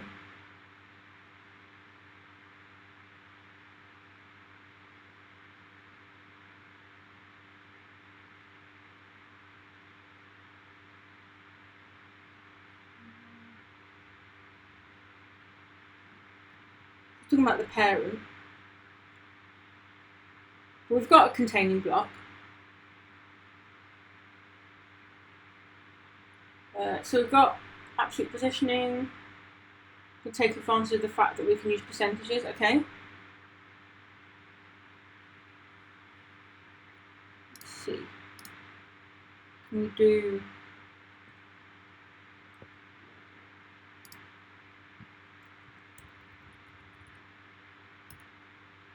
Left, top 50%. Left 50%. What do I do? Trial and error here.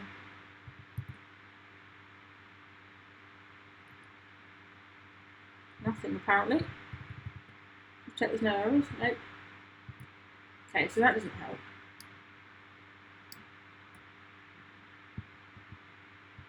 Let's see.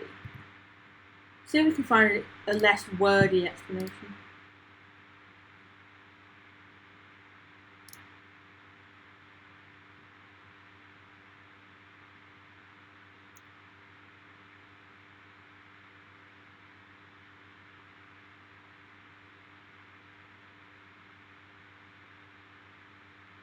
Let's see.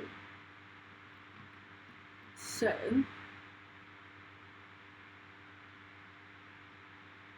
pseudo after. Okay. Display block text align center.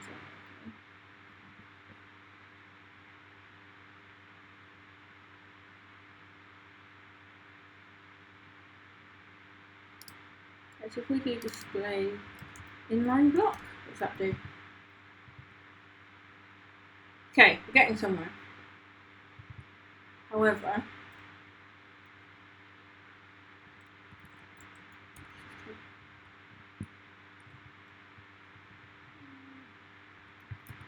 text align center.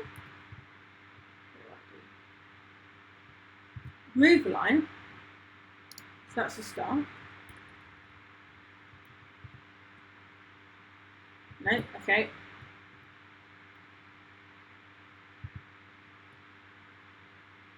See what else we can work out.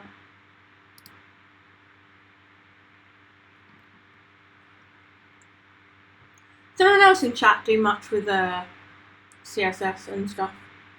Or web development? Obviously, I've come to this as a pretty novice developer.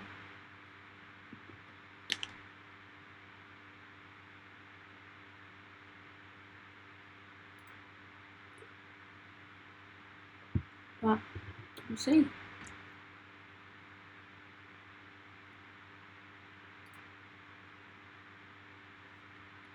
Okay. Single elements are great when you want to add something that will make your page or app shine. Yep.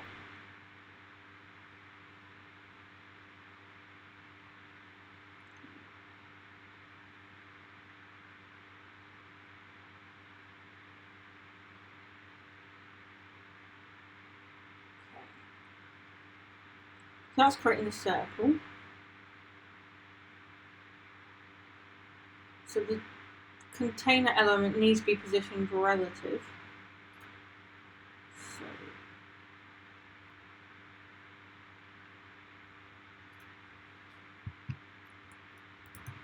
position relative.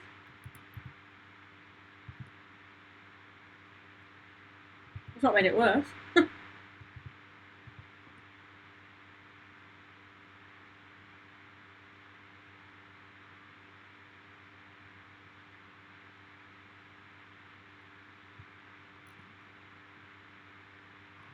Okay. Couldn't see the picture, but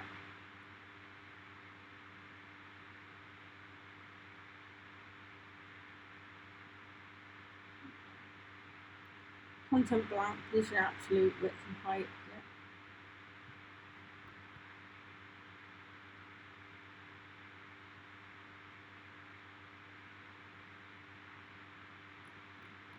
Yeah. Okay. Just zoom in a bit so it's more readable. So it's talking about moving it around. Okay.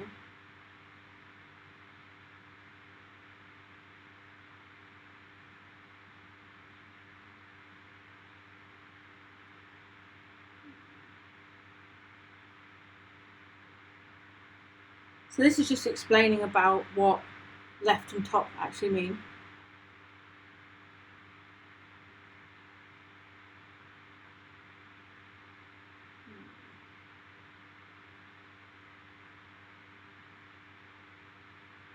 Okay, so it'll be negative margins.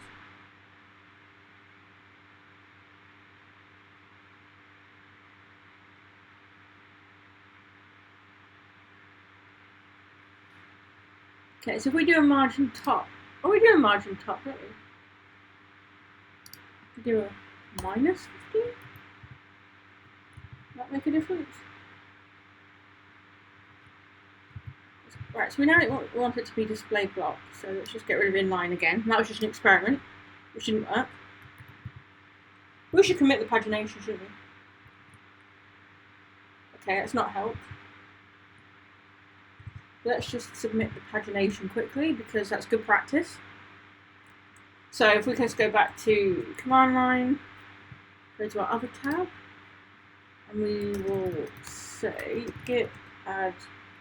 We don't care about the styles. We just want to add the index.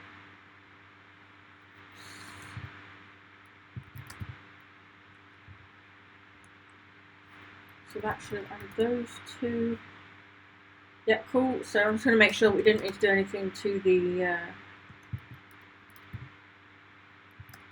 style sheet that we need to include. No, we're just playing with the layout. So we're just going to stick to those pagination buttons for now. So git commit, we're going to say that we added buttons for navigating to other pages.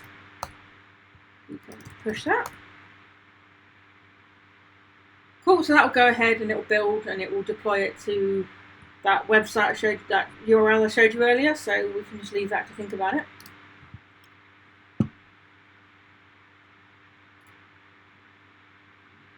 But it isn't doing what we expect it to do, so let's have a look at our other stuff.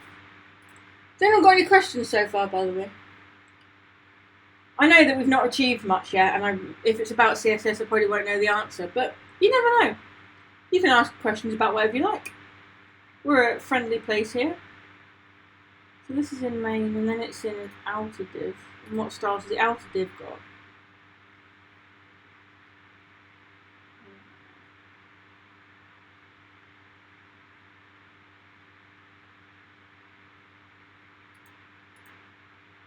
Okay. So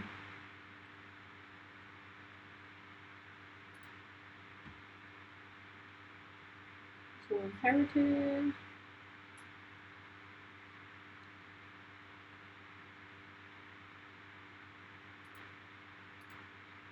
Interesting.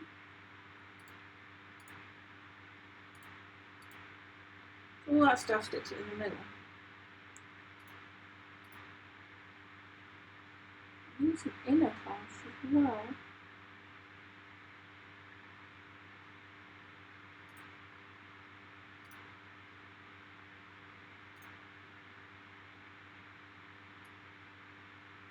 If we just copy these for now and just see what it does, if we apply it, this is essentially just a one giant experiment.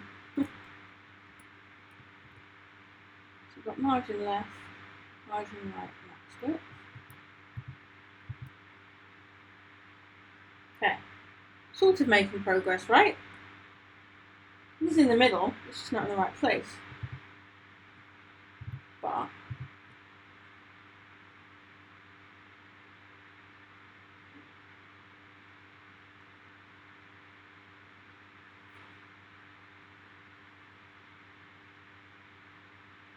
nothing jumps out at me here.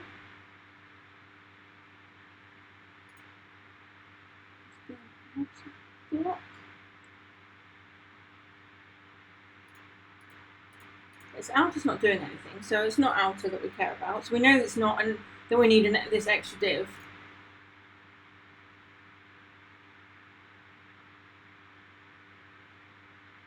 So maybe we need to go higher up still.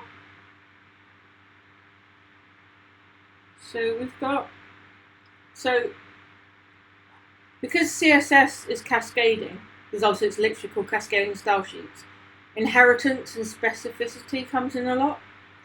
And so I'm just wondering whether this stuff is like it is because it's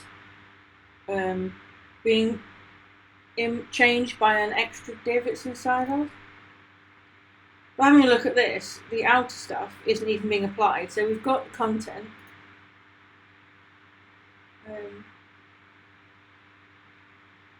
We've got outer.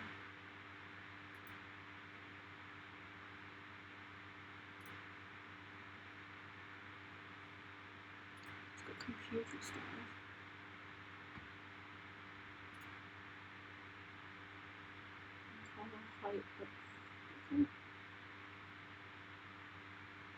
So in hours, what's the computed numbers? Number one. Okay.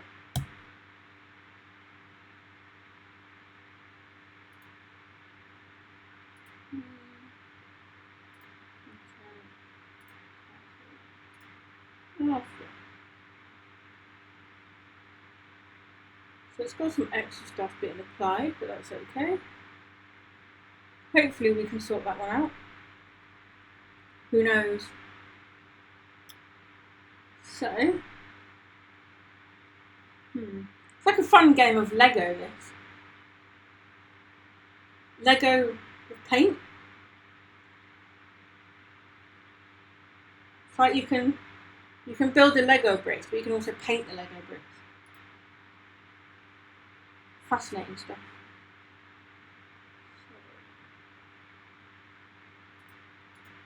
So that's all on that lot. That's not making a difference to the line.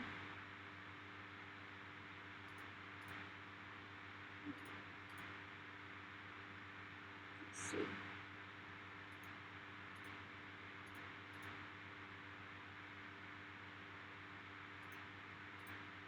So that's helpful.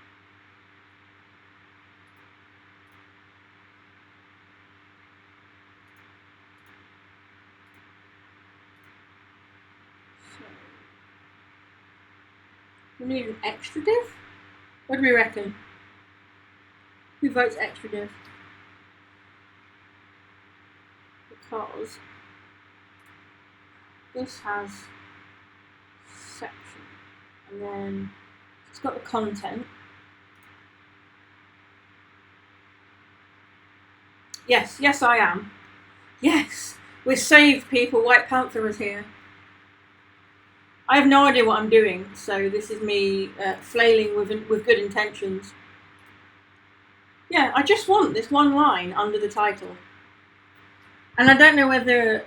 So one of the things that I've learned a lot with this Lego bricks is that seems to be div containers instead of div containers instead of div containers. But yeah, I just want the line under the title.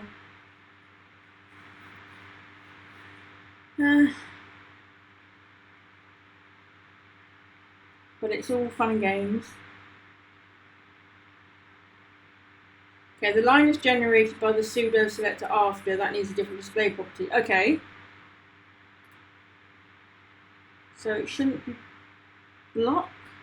What are our options? Display. Oh, come on. Display. You want to inspect the styles of the after and play about the styles of that. Yeah, well, that's what I thought I did, but...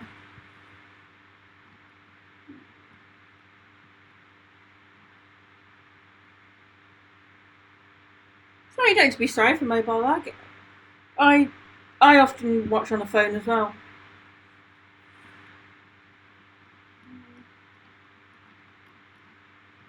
So we'll leave it as block for now, because we've got no reason not to, but let's have a look. So, we have a look at the page. So this is what's confusing me, because if we go on the selector for after,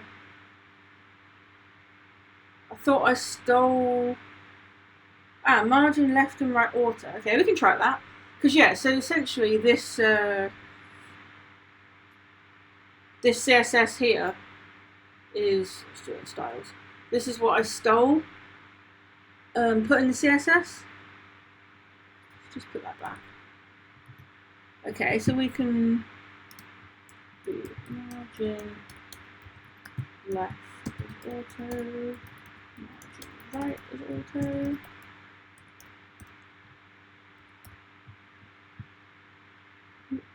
Specify shorthand property set the thickness of the margin. Okay. Negative values are allowed. Okay. So what does that do? Save it. Worked! Yes! Cheer for White Panther, people, because this is awesome. Woo! Yes! So, I guess it just didn't know what to do with its left and right. So we just had to be more specific to tell it what to do because it couldn't work it out. Nice! Look! We have the line. Yes. Look how pretty this looks. We've got a long way to go, but excuse me, look at that. Yes. Yes, drop them panthers. Laser panther. You earned that. This is great. Look, it looks so pretty. So excited. So we got it working, so that's something. And so now we can. So I can tell you why that was. Go on, educate us. I would like to learn. I guessed it was something to do with not knowing I get what margin left and right does, and I can take a guess at auto, but yeah, I'm always up for learning why something happened. As I said earlier, I'm happy to copy and paste code, or in this case, copy and paste from what I've been told verbally. Okay, so the text align center applies to a div, but the pseudo selector doesn't really align with that. So it was a display block, it needed to be centered with the auto margins. Ah, okay.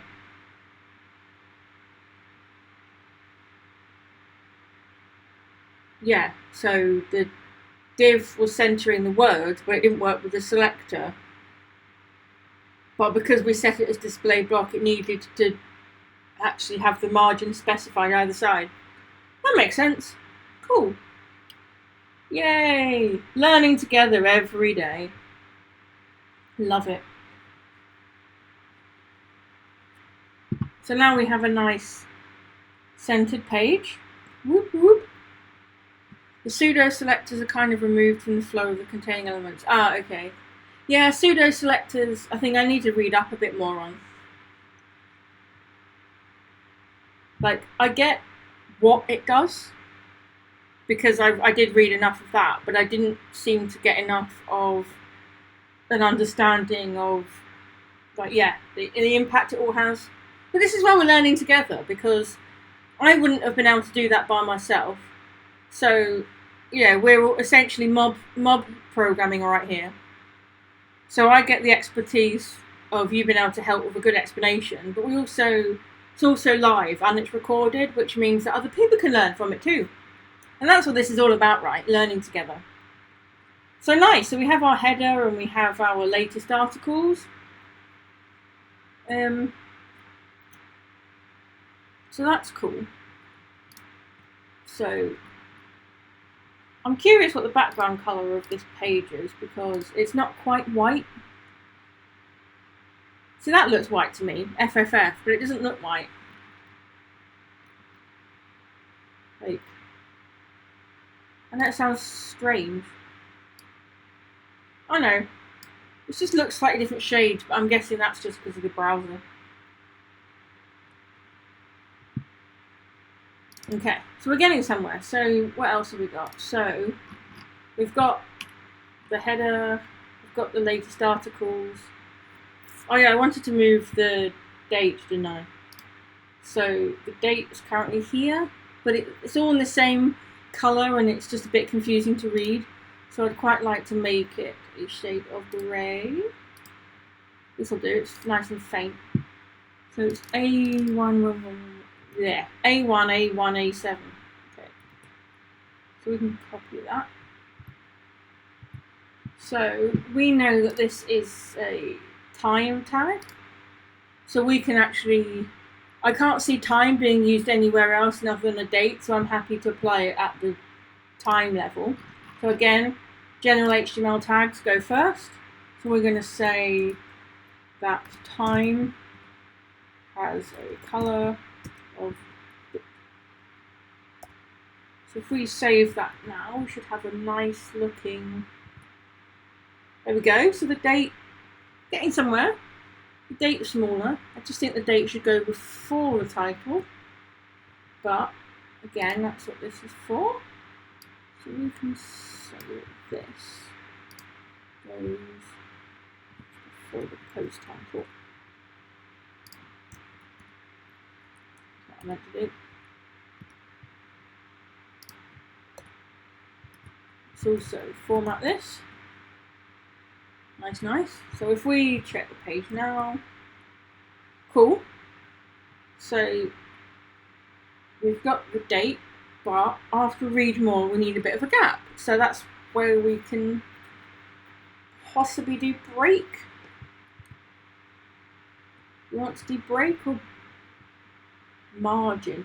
I feel like break, putting BRs in is a bit of a hack to avoid doing margin bottom, but maybe it's acceptable. So after read more, we want a couple of breaks. I know the other one's missing a slash. There we go. So if anyone watching has not seen this before, with HTML or any kind of markup language that uses tags, you use a slash to close the. You have to do an opening tag and then a close tag with a slash. But if you've certain tags like this, you can just do it as a slash beforehand. Alright, so White Panther set me the challenge, remove all the breakpoint tags and space things out with CSS. Okay, yes, let's do it. Okay, I like this challenge. We're just going to commit this first before I start doing that. Yeah, I did wonder if BR tags were just a complete hack. Let's just check this looks nice. Yeah, I like that. Although I might just quickly pop in a article after.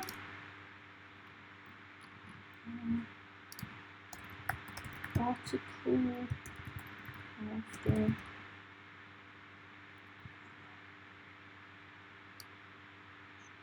I'm going to steal this. No, not that one. Where's it after? I want the same idea, but just a different colour, to separate out each of the lines. So thinking that we can do it after like this, but we can say that it's going to be.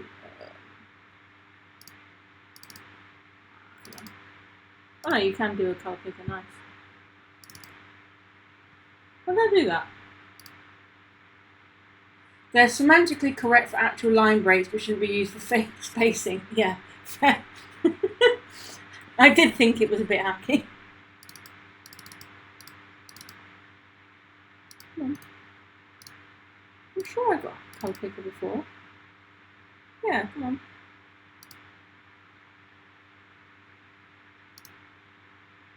There we go. I want it to be like a grey colour.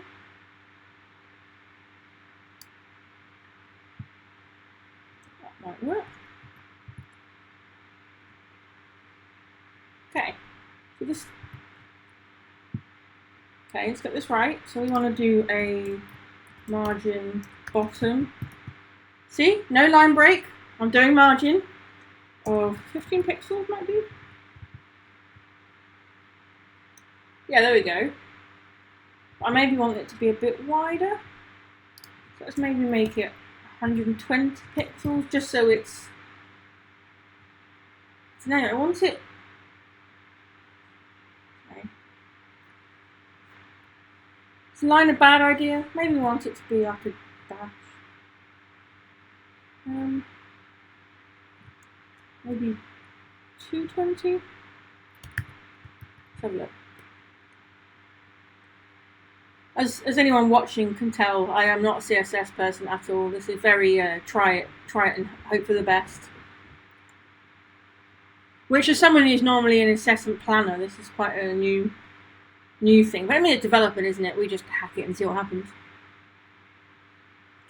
I'm not totally happy with that line, but we'll do the challenge first anyway. Let's just commit this stuff, and then we can go back to the challenge of getting rid of all the BRs. So, git status. I'm going to add everything.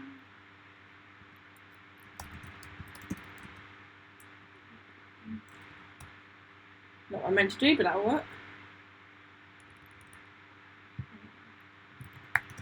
Issue with post feed title after. That should do. Rather than using a pseudo selector for that bit, it might be more semantically direct to using HR in the HTML if you want a speedster. What's HR? Header row? No. See, I'll have to look up this tag. Ah, separator, yes. Okay, yeah, I do want a separator. I'll look up HR in a sec. Let me just commit this. See, I don't turn autocorrect on, so whenever autocorrect or predictive, so whenever people do all their silly, like Twitter and Facebook games of, like finish this sentence with the third thing in your predictive, I can't take part. It means I put typos all the time, but at least it's authentic, right? My worst habit, because of my ADHD symptoms, is that I skip words because my brain thinks I've written them. So let's just push that up. Ah, horizontal rule, okay. See, I'm learning something new. I'm so glad you're here. Okay, so W3 schools. So it's a place to go, right? Oh no, actually, CSS tricks is a good one, isn't it? Like, what would you say is, like, does anyone in chat, I mean, I don't think many people are here, so it might just be you and me, White Panther, but has anyone actually got really good references for, like, where they go to learn this stuff? I mean, okay, W3 schools might do, but yeah, I'm always open to good resources for helping learn stuff that we don't know. Hey, Steffi's here! HR is the correct HTML element to define context, thematic changes in your content. Ah, okay. Nice. MDM, oh yes. Well, poor MDM's going through a bit of a ringer at the moment, isn't it? Because Mozilla have decided to say that they do care about documentation, but they made everyone redundant that worked on the team. But welcome, Steffi. It's great to have you.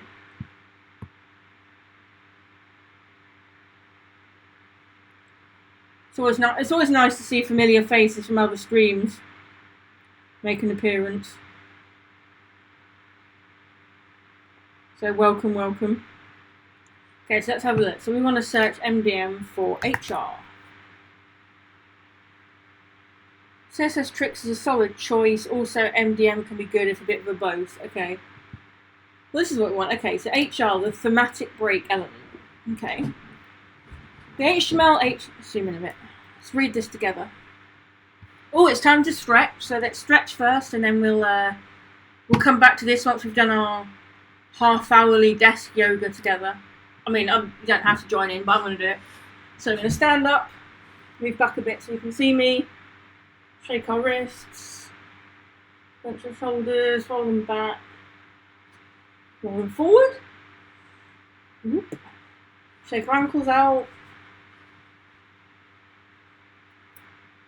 palms out with fingers linked, up to the top. Stretch out because it feels good.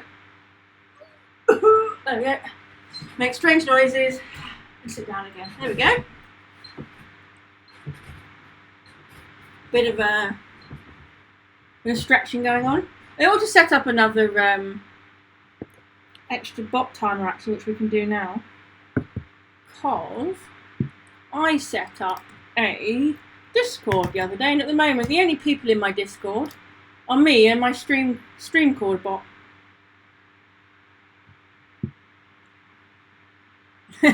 Steffi is like a catalyst for stretching. Why?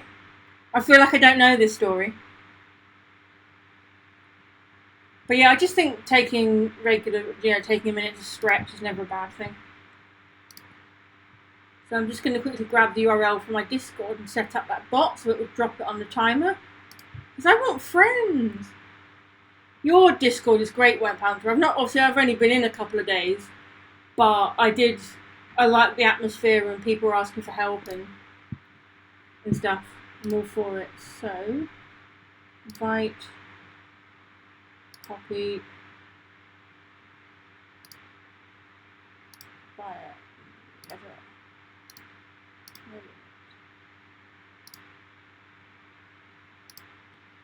So let's just go on here. Rightbot.tv. And let's just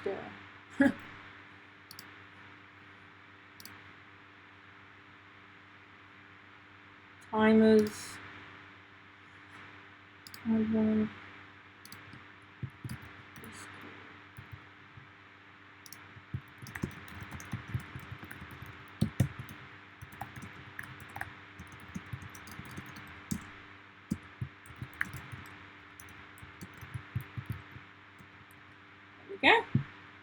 So, yeah, every 15 minutes will do.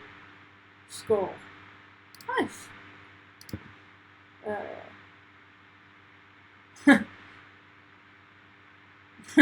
Hey, stretching's important.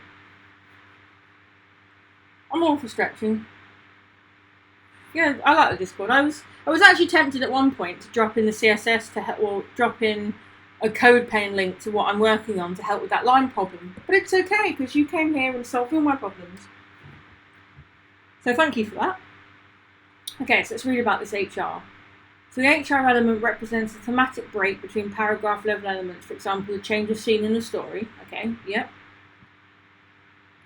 Historically, this has been presented as a horizontal rule or line. Okay.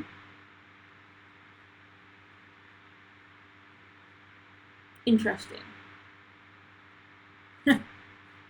Shoulder popping's not good. My knees click sometimes. I can also click my fingers, but that's just because I have super bendy fingers. I won't show you in case it grosses people out, but essentially I can touch the back of my hand with my left little finger, and like everything on my hands can just bend more than most. So, yeah. So if you wish to draw a horizontal line, you should do so using CSS, okay? So what's that saying? That we should use CSS to do it, or that we should not use HR anymore? Okay, so let's try popping an HR in and just see what happens. So we can take out that. And you're saying that after each article, we should do a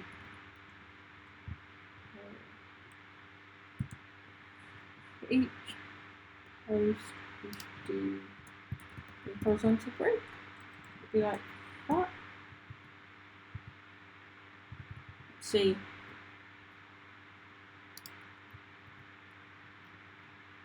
Okay, that didn't do anything. Do I need to specify? Okay, there we go. Ew. That's ugly. But it's a start. But your articles are thematic changes, so an HR is technically correct. Oh, okay.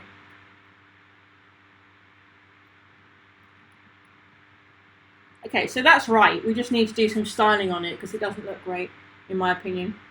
It's too wide. I don't know. See what I mean? I don't know if I can verbalize it right. Just something about this doesn't look right. I don't know what the answer is. I just don't like it as it is right now. Maybe it just needs more spacing. Maybe that's the problem. Check the docs for how to write an HR. Yes, read the docs. Yeah. I should do that more often. Okay. So, sets the alignment. So if it's not set, it's defaults to the left. Because they're attributes, but it's saying to do CSS now, so let's have a look. So we set some values. Hey, /docs. I like it. We can do that. Yeah, see, this is the other benefit of having mods that I never thought of before, is that now we've got Nightbot, people can start adding commands to stuff. Oh, this is so exciting. My community is starting to shape my stream. Yay, I'm getting somewhere. So far, a lot of what I've done with my stream in terms of, like, my follower alert doesn't work for some reason, but a lot of what I've done is just things that I've decided to do inspired by watching others that I like. But it's like, it's nice that other people are coming up with stuff. So command add the docs. That work? Nope. Okay, I'll do it from the actual page. But there must be a way of doing it.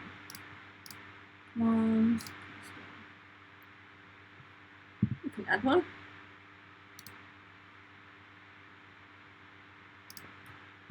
Docs.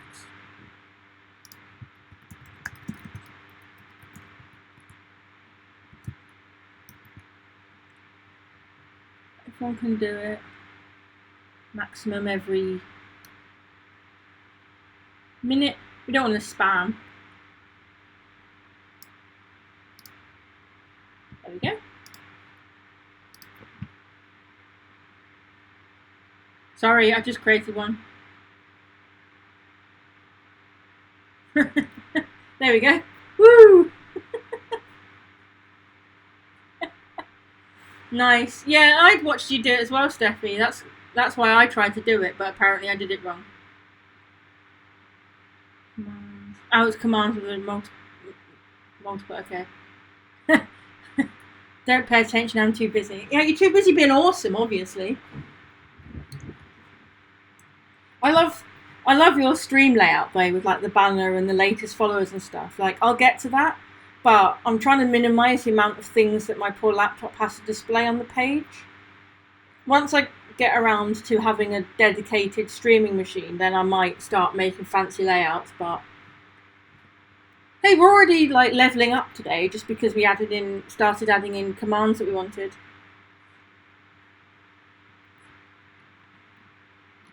Okay, so we've got the CSS here. So this does have a after. I want to see what it... okay, so this has 2 lines with a dollar in the middle. And that is done... so that's what makes it double. Okay. That's what has the...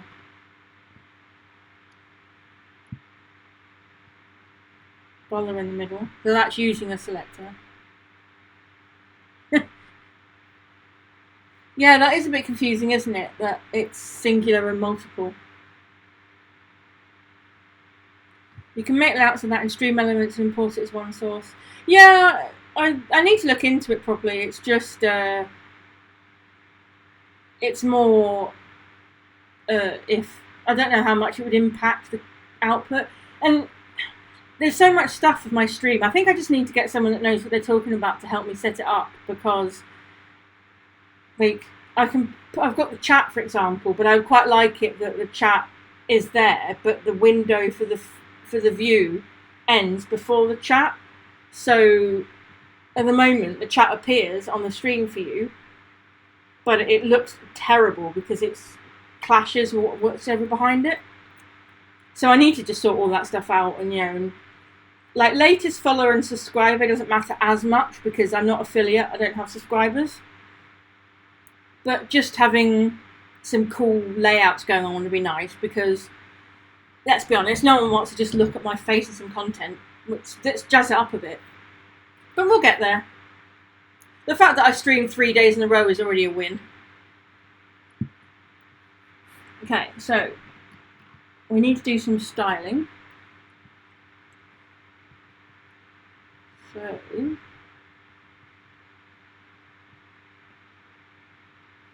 you can help me anytime you like. Honestly, whether it's like about layouts or something else, like I've got all the time in the world to offer help to people and receive help. Let's be honest, too many people in this world are ungrateful and resistant to learning.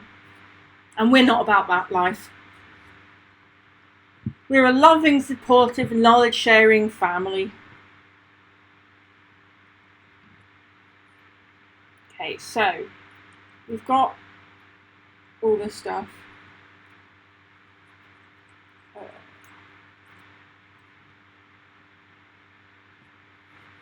So if you wish, okay, so this is how I do it. I'm going to try W3 schools because I'm not completely happy with the MDN docs. I'm quite enjoying the break after my 5-stream weekend.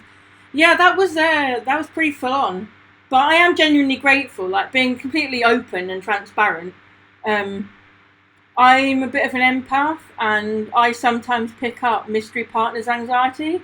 So I was picking that up yesterday, and so actually your stream was perfectly timed because it was just a beautiful distraction.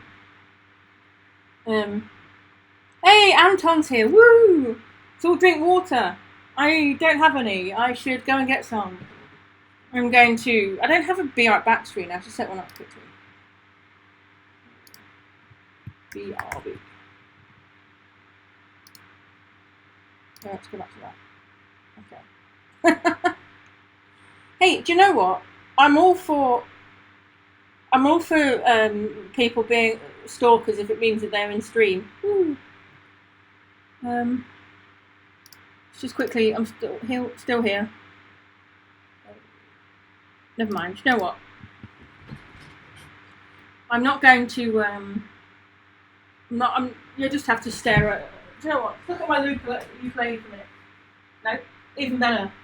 This is James, one of my teddy bears. So you can chat to James for a minute while I go and get something to drink. I'll be back in a sec anyway, but go get water.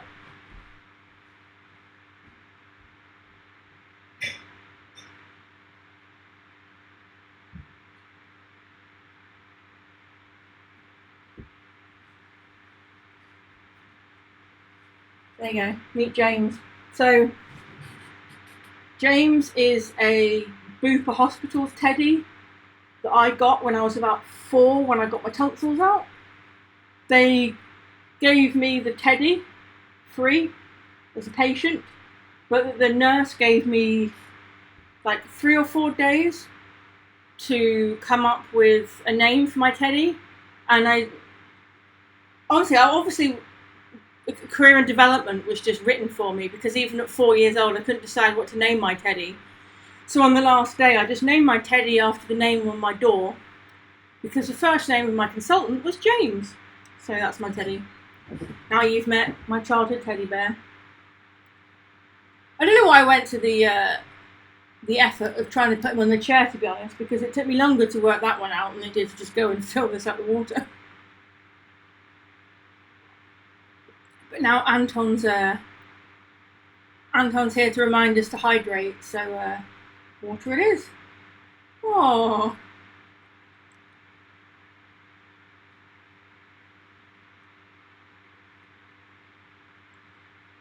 It was obviously trendy to get your tonsils out at 4. I got mine taken out because I was forever getting ear infections.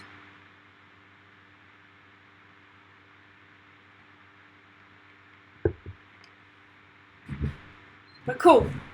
So as I was saying before, yeah, the MDM docs just weren't really in a style that suited me, so I'm going to try W3 schools. If that doesn't work, we'll try CSS tricks. I just want an explanation of something that works for me.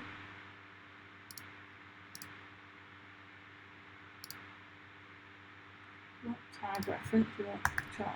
There we go. Thank you. Yeah, I'm an open book.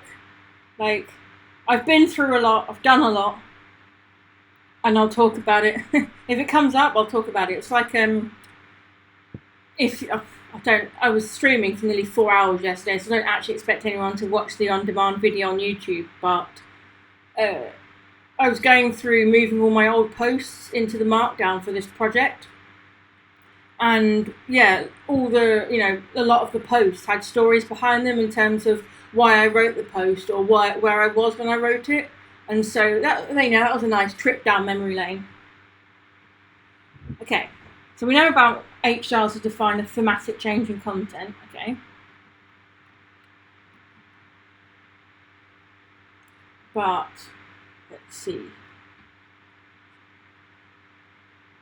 So that's what we want, but we want CSS to make it better.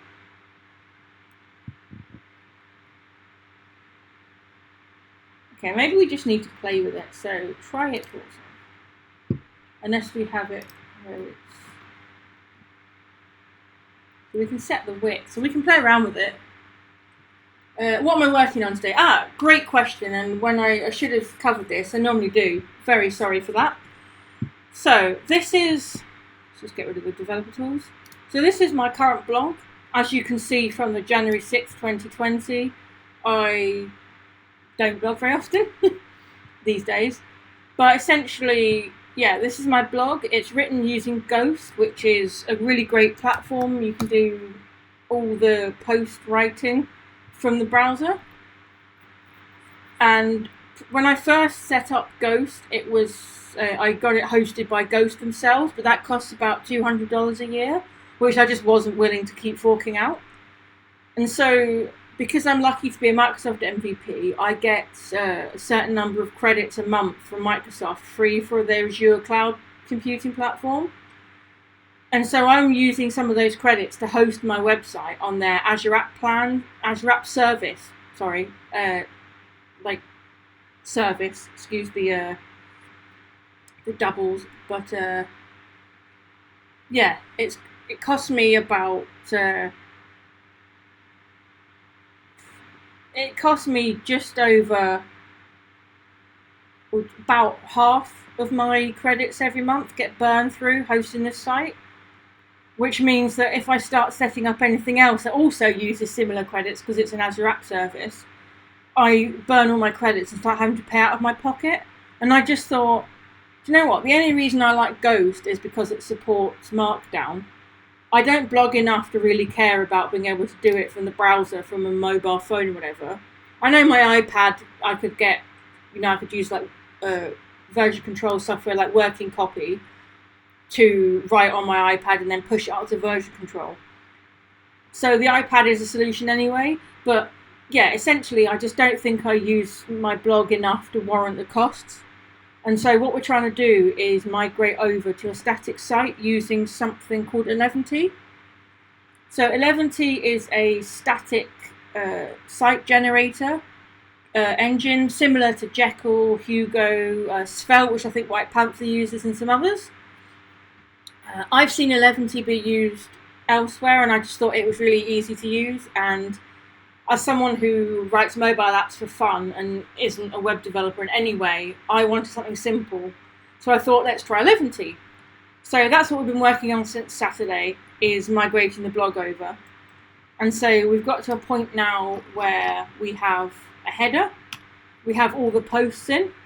You can click read more and it will take you into the page. You've got all the links in.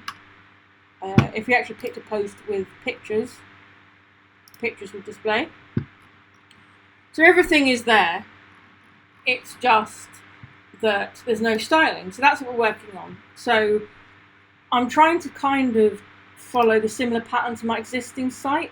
So this kind of doesn't have this horizontal rule to separate the content because it has tag support.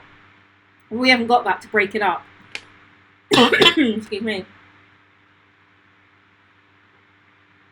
So we're looking at horizontal rule, and that is Ghost as well. No, so I'm not using Ghost. I'm moving away from Ghost.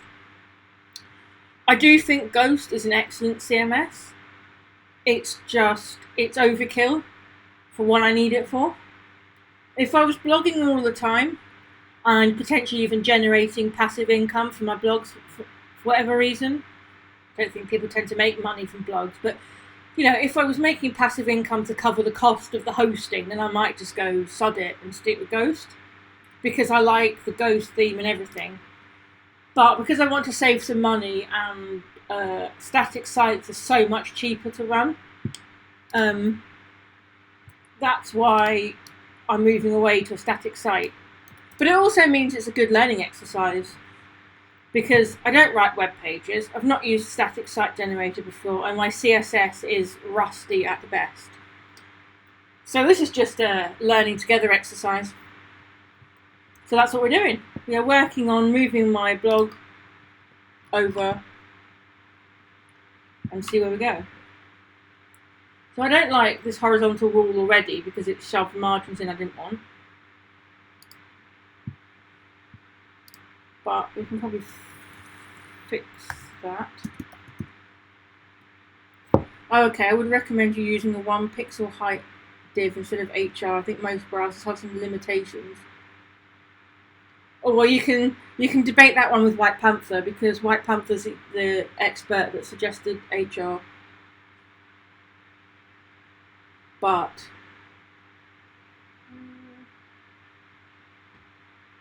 let's just say margin left is 0. I might be wrong here. I'm guessing, but I just want to experiment to see if my knowledge is actually right. Oh, you can style HRs with border bottom. Interesting.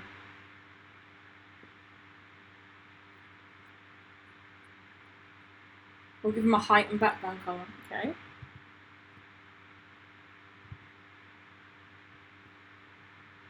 Okay, so let's try. You were saying border bottom. Okay.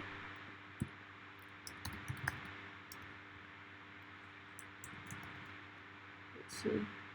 Mondays, I'm telling you, the best days. You always learn something new. Yep. Just trying to think if we can think of knowledge-related synonyms for every day of the week.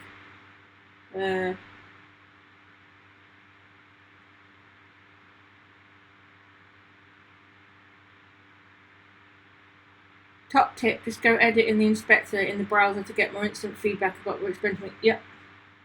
I always forget because I'm not used to having this kind of system in the browser. Like, I don't write sites, do I? So I don't think about the stuff. So, let's get our friend the HR back. HR, yep. Cool. So that did absolutely nothing. So let's try border bottom. Okay, so that's a colour, interestingly.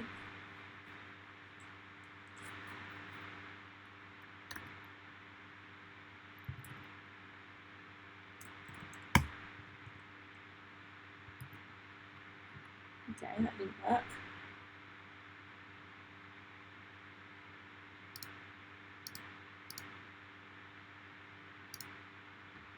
So we want to look at, first of all, the computer styles to see what the browser is adding by default. Okay. See, this is really interesting because this is the kind of stuff that I wouldn't think about.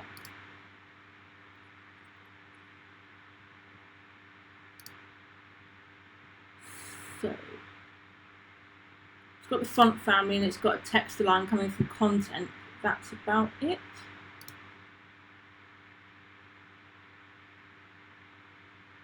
Okay, so if we add in that border,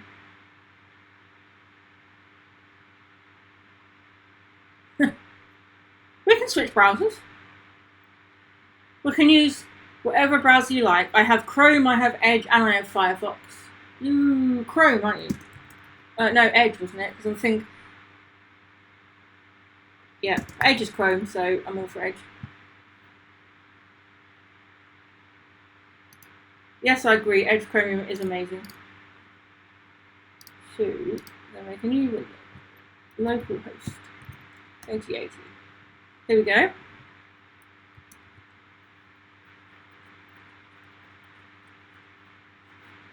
Yeah, so this is Edge. So Microsoft Edge, the new one, runs on the Chromium engine, the same as Chrome. So all the extensions that you can install for Chrome, you can install for Edge. So for example, because thanks to you, White Panther, that's why I've got the GitHub Dark Reader extension. But I installed that from here. It was a Chrome extension, but it just works.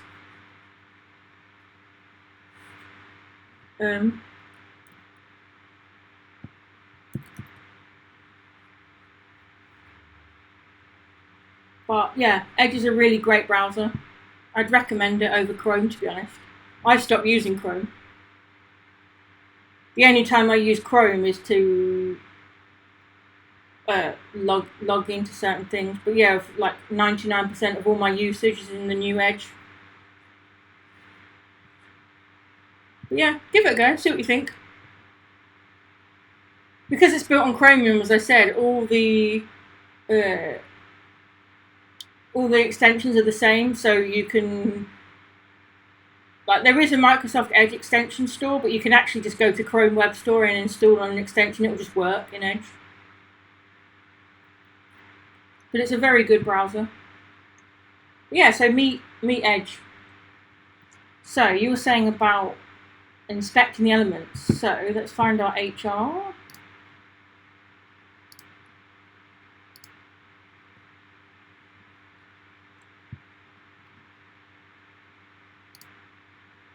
Right,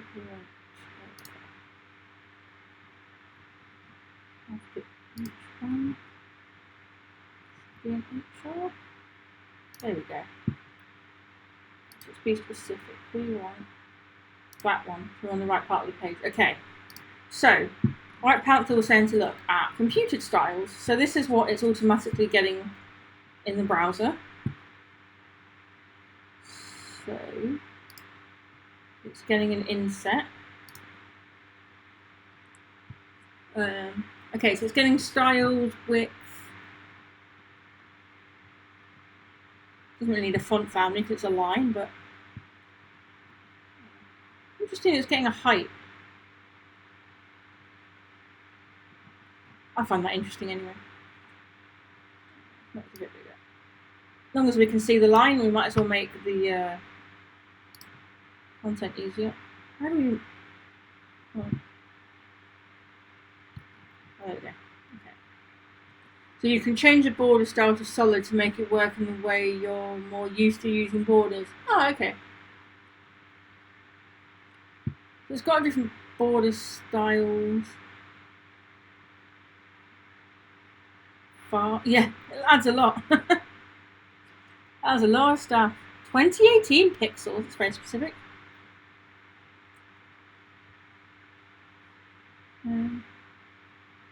Okay, so we can play around with styles. So we don't care about those ones.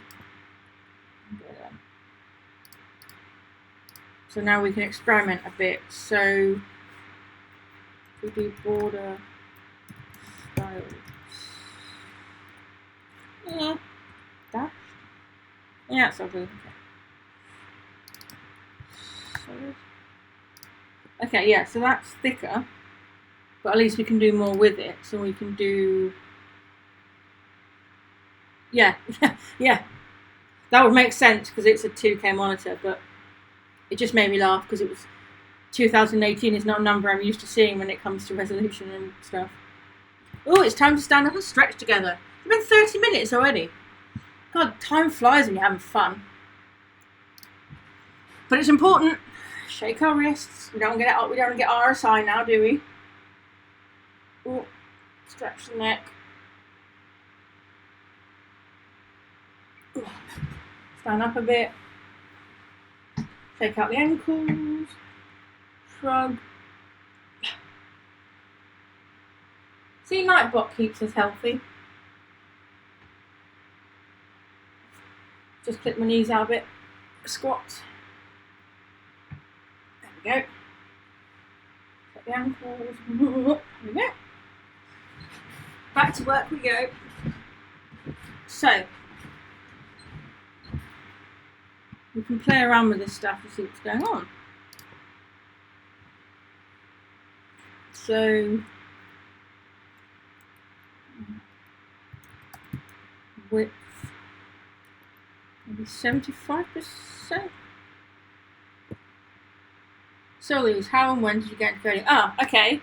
So, this is going to be a very personal story, but I'm an open book.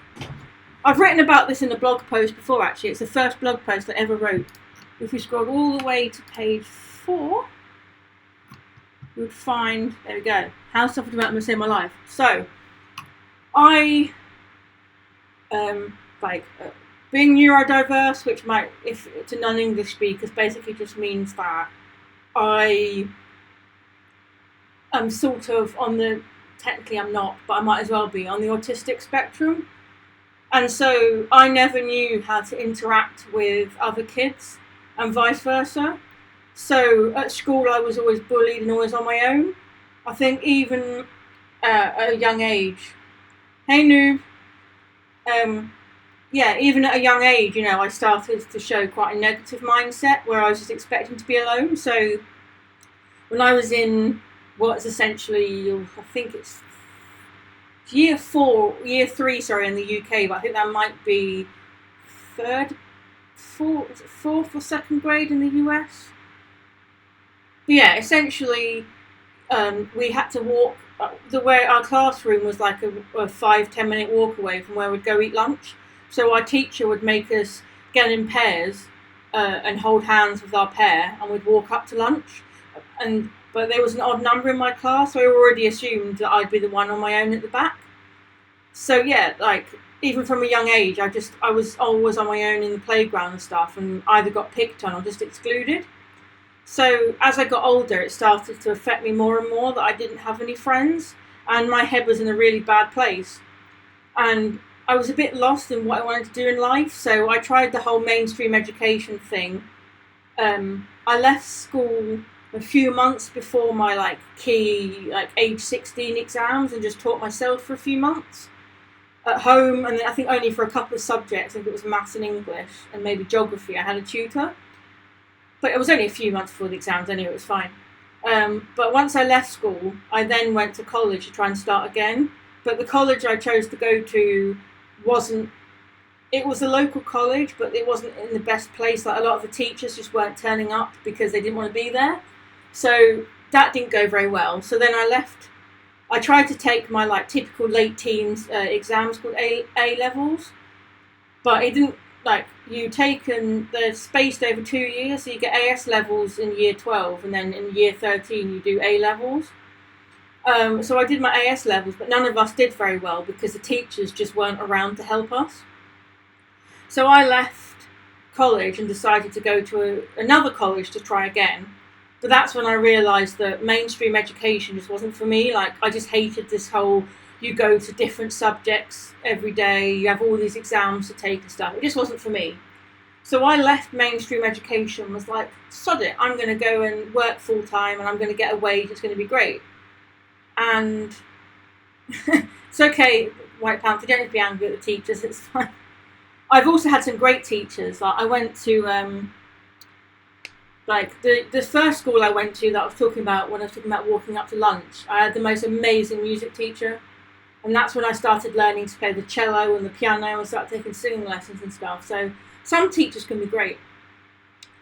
But boarding school was the worst. I was there for a year and a half, but a lot happened in my family at that time, including my brother having a mental breakdown. And so, yeah, it was a tough time for everyone.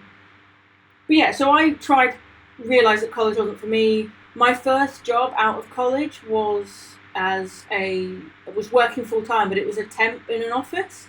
So it was a really easy job, but it paid exceptionally well, but it was only for 3 months. So it started off great with this really nice income, but after a while, I was like, oh, you know what, it's not I stopped earning like that, and I realised that if I wanted to actually earn at a level that was at least fair for my intelligence level, that didn't leave me just mind-numbed because all I was doing was entering numbers from vouchers every day. I needed to actually get a qualification of some description. Yeah, you're right, White Panther, music teachers are the best. Cheer for music teachers.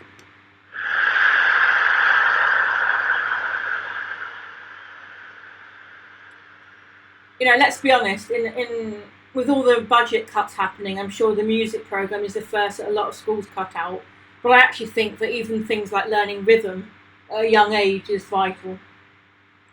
But anyway, so that's when I realised I needed to go into education. And so, again, I was still very lonely. I suffered a lot with mental health. I was almost suicidal from loneliness for a lot of it. And it's okay, I'm fine now. But I went to college for the third time. But rather than trying to do mainstream education, I discovered vocational courses. So I did a BTEC National Diploma, it was called, in IT. And one of the first classes that I took there was essentially Programming 101. And I really took to it. And that's what led me to kind of realised that I loved programming. I love that, because computers, hey, Silicon Orchid and layer codes that are here, woo! No, it's right, you're not derailing me at all.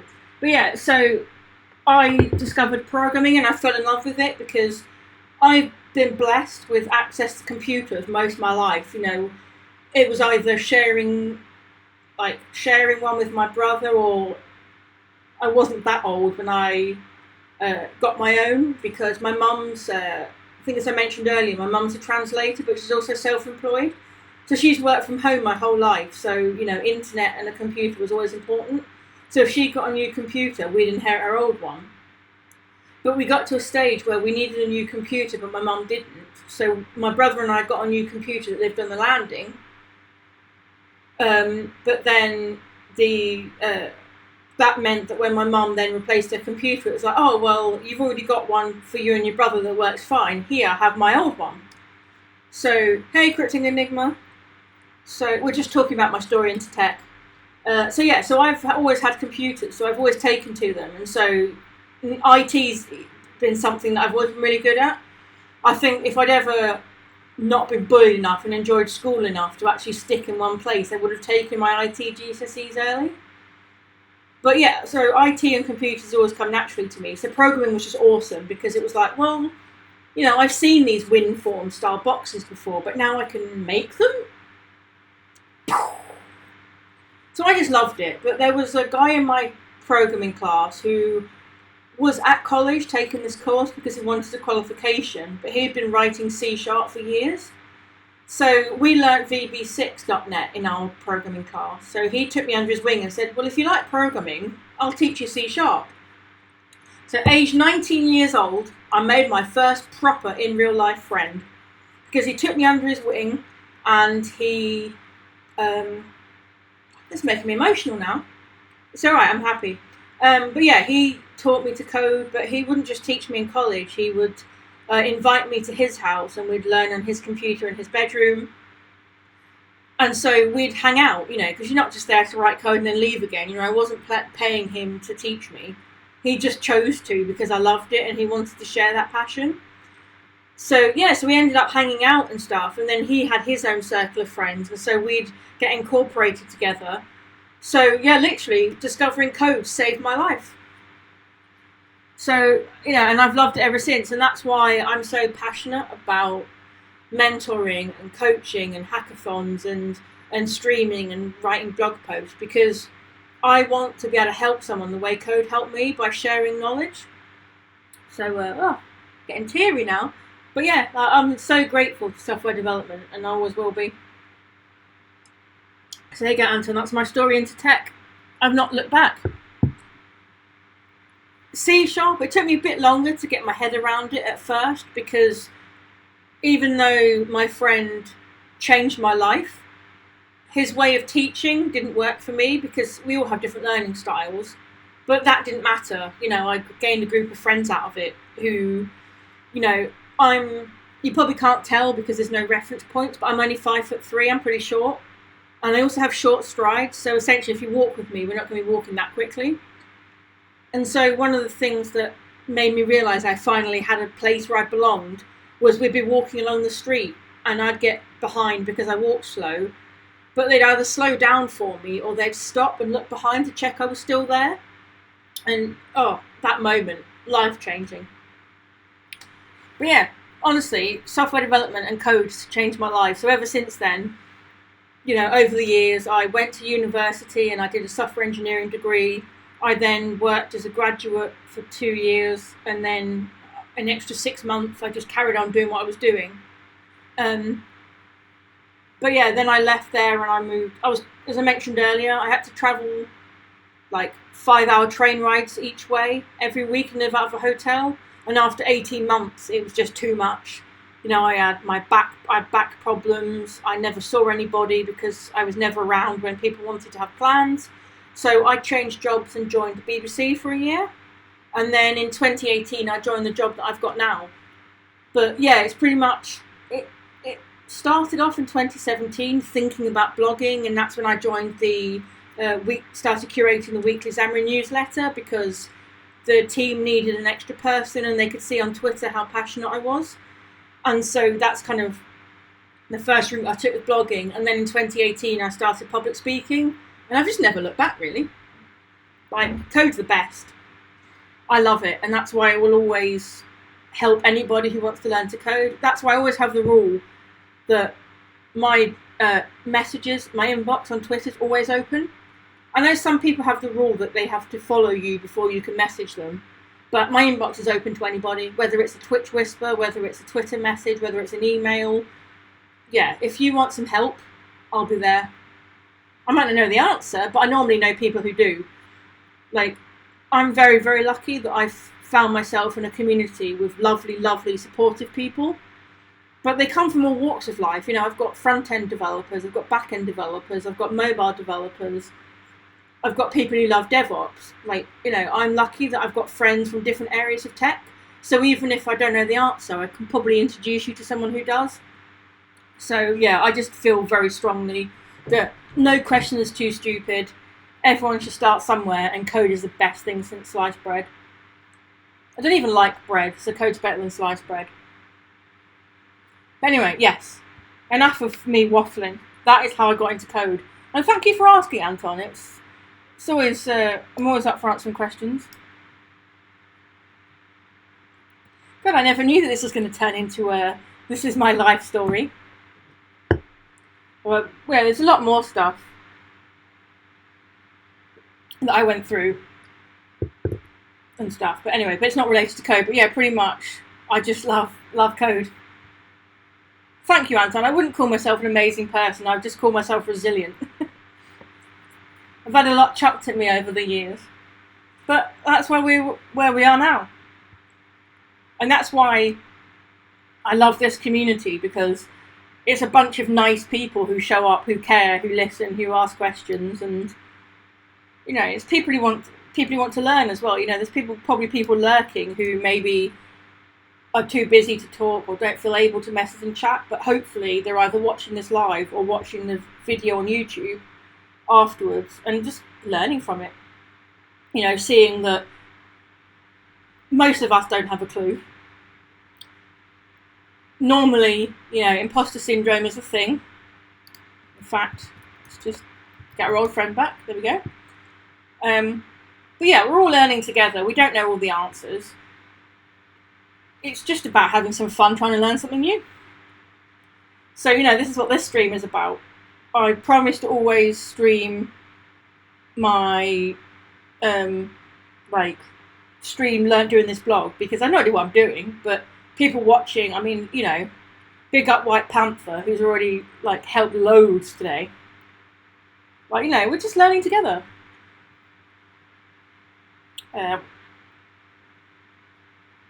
Well, yeah, welcome to the coding community. Yeah, Twitch is great. I don't know whether Twitch could have been a thing before it was a thing. You know, I think some of tech needed to evolve a little bit away from hate-filled, stuffy, middle-aged white men. No offense to any nice middle-aged white men, but a lot of the time, you know, sexism was even more of a problem than it is now and all that stuff. And I'm not sure whether the world was quite ready for it. But yeah, Twitch is brilliant now, and I think especially during what's going on this year, Twitch has made a real difference. You know, as I touched on before, I get anxiety. I also sometimes feel other people's anxiety. And so for me, Twitch can be an escape. CLW streams I often go to because they're a nice routine every week where I know that I can go hang out with buddies and have a great time. You know, I was hyped that White Panther went live so much over the weekend because it was a very similar crowd, a lot of the same names. Bunch of people I consider proper friends, just hanging out and learning something and doing cool stuff. And let's be honest, Panther Drop's awesome.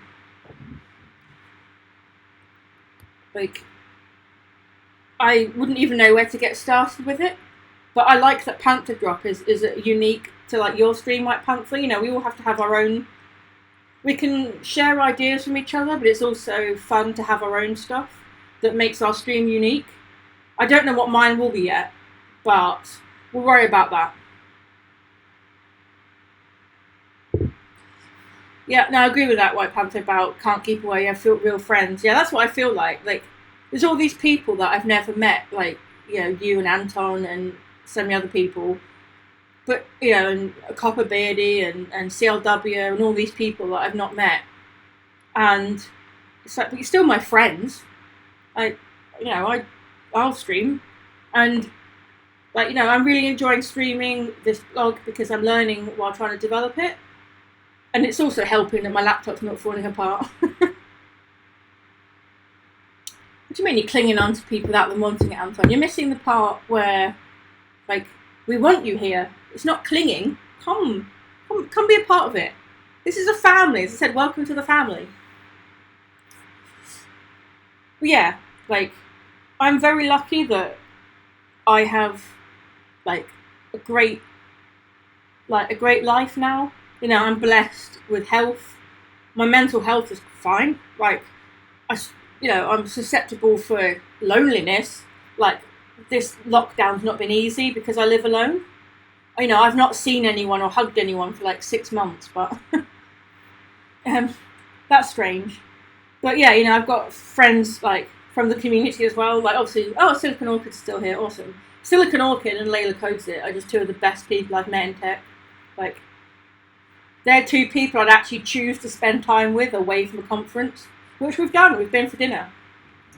A lot of the time, I find conferences extremely full on, and so once you get out of the conference space, you just want to go back to your hotel room or whatever and just sit and decompress. But some people are just such good company that they just get it, and I was lucky enough to give a talk with Layla Codes It in January, and it was ace. I don't know if you're still watching, Layla, but we should totally do another talk. I know that the talk that we did in January was me teaching you something, so it just wouldn't be authentic if we repeated it, but I'm always up for doing stuff together. Yes, Silicon Orchid, I walk slow, I know. I can walk quicker if you like. But, even so, it happens. It's fine, because the people, my true friends, don't mind. So it's just Silicon Orchid comment before as well. I find Stack Overflow can be quite unpleasant. The Twitch community has established itself as being genuinely supportive and a place where it's okay to be vulnerable. I agree. To be honest, I avoid Stack Overflow because, like you say, it's full of people who are either a bit negative or I sometimes find it a bit overwhelming to find the answers that you want. Sometimes it's brilliant, but sometimes it's just a bit much. But talking of Stack Overflow, I still say that one of my favourite moments during my public speaking career was when John Skeet, who doesn't work for Stack Overflow, he works for Google, but he's well known as being Mr. Stack Overflow because I think he's answered over 1 million questions on Stack Overflow. But he's an absolute legend in the community, and not only did he come to Layla and I's talk, but he actually called me by name during it to give me some advice about some code I'd written. Yeah, getting known and talked to by John Skeet is quite a proud moment. Layla's had a tough day as consoling herself with Chinese. Oh, I'm sorry. I don't have a sound effect for having a bad day, but you can have remote hugs. I hope tomorrow goes better for you. But yeah, basically, we'll go back to code in a sec, but that's my story into tech anyway. The start of my life wasn't very easy. I had no friends, but now life is good, and you lot are the best. That sums it up. I might not have met some of you in real life, but there's a place in my heart for all of you. Right, so back to our White Panther teaches us good practice. Let's have a look at the style. So we were just playing around with the line style. I'm just trying to make it look less terrible. The Stack Overflow be like, it's a duplicate, links to some question, nothing to do with the question at hand. So true. Oh, Layla Codes It is here. We have to do this because Layla Codes It is without a doubt one of my favourite people in tech I've ever met, ever. There you go. She streams awesome .NET content. All sorts, from murder mystery games to identity stuff. It's all good.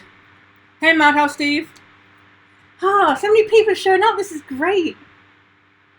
I think the most people I've ever had in a stream was when CLW raided me because he was just about to end the stream, so I went live, and so he sent about 50 people into my chat. But this is probably the most active it's ever been, and I'm loving it. Absolutely love it. So it's just nice to have you all here, so thank you. But yeah, so we're working on this line, so let's see if we can make it look less terrible. I mean, I think the problem we've got as well is that we want to make it look nice, and we're saying, oh well, you know, horizontal rule is great for thematic changes, but like we actually know what we want it to look like. Like I'm saying, this doesn't look right, but I don't actually know what I want it to look like.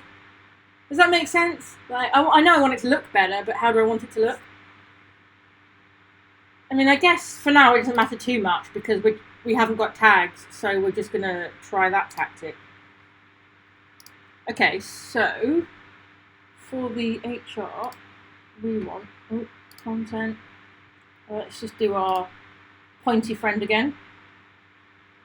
That one will do.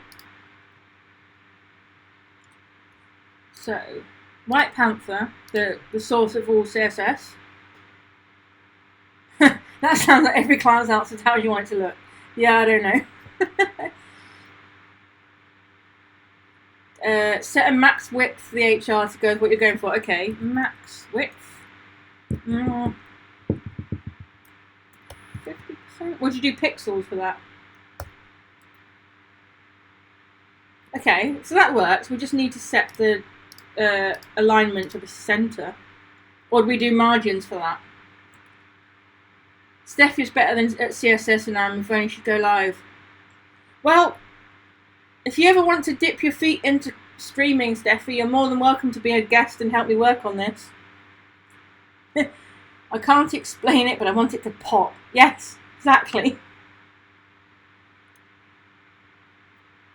And I'm very honoured that we're considering this where the parties are. Because it's just nice to know that people want to come hang out when I don't know what I'm doing. But that's the point, isn't it? I think sometimes it's too easy to stick to our comfort zone and either public speak, talk, blog, or whatever, just focus on the technology and the stacks that we know and the languages that we know. So I'm a C# developer who loves Xamarin, which is a mobile platform. So this is nothing to do with websites, nothing to do with CSS, and nothing to do with HTML. So, you know, it'd be easy to go, well, I don't know what I'm talking about, so should I really stream it? But I think this is a perfect example of, none of us know what we're doing really, we just get better at guessing what the answer is. Exactly. But, you know, because, you know, I don't mind admitting my age, I'm 31, so I've only had friends in my life for 12 years. Not even that, it'll be 12 years in next month. Maybe October. You know, I'm not experienced in having friends. I didn't have any for most of my life. But, yeah, like, we all struggle with confidence, and imposter syndrome's a thing. And I think it's important to not be afraid to admit that you don't know something, and it's okay to stream and go, well, I don't know about this stuff, but maybe you do, or so come hang out and teach me, or come learn together, or, you know, you might not know this stuff, but you're used to troubleshooting things, so you've got good suggestions. So, okay, White Panther is a CSS and front-end expert, but, you know, really helpful tips like, rather than faffing around in VS Code, just use the inspector to play around with it, and then we know what to change it to in the code afterwards. Yes, margins, good work. Hey, I'm learning! Yes. This is a new experience. I've never had so much going on in chat that I actually miss messages. Put lots of margin top and bottom. Okay, yep. So I'm just reading messages to make sure I've not missed anything.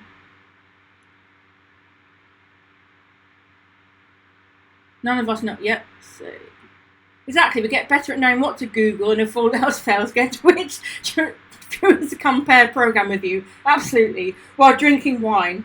I don't drink really, but yeah. That's the other nice thing as well, as I found as I've got older, and especially in the tech community friends that I've got, is that no one cares that I don't drink. Like, it can be quite trendy for people at conferences to stay up till the early hours in the pub together. But people get that I'm not like that, and I don't really touch alcohol.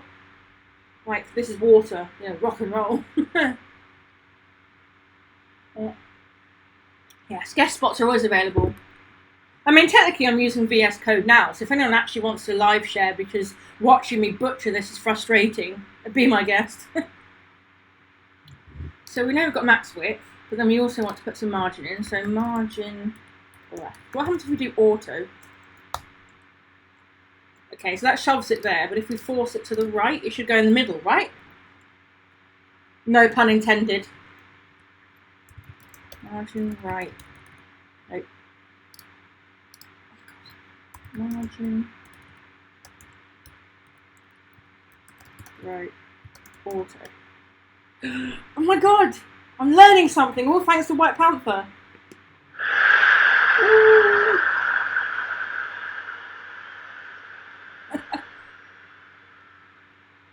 I stream to learn as well as teach seems to work out. Yeah, absolutely.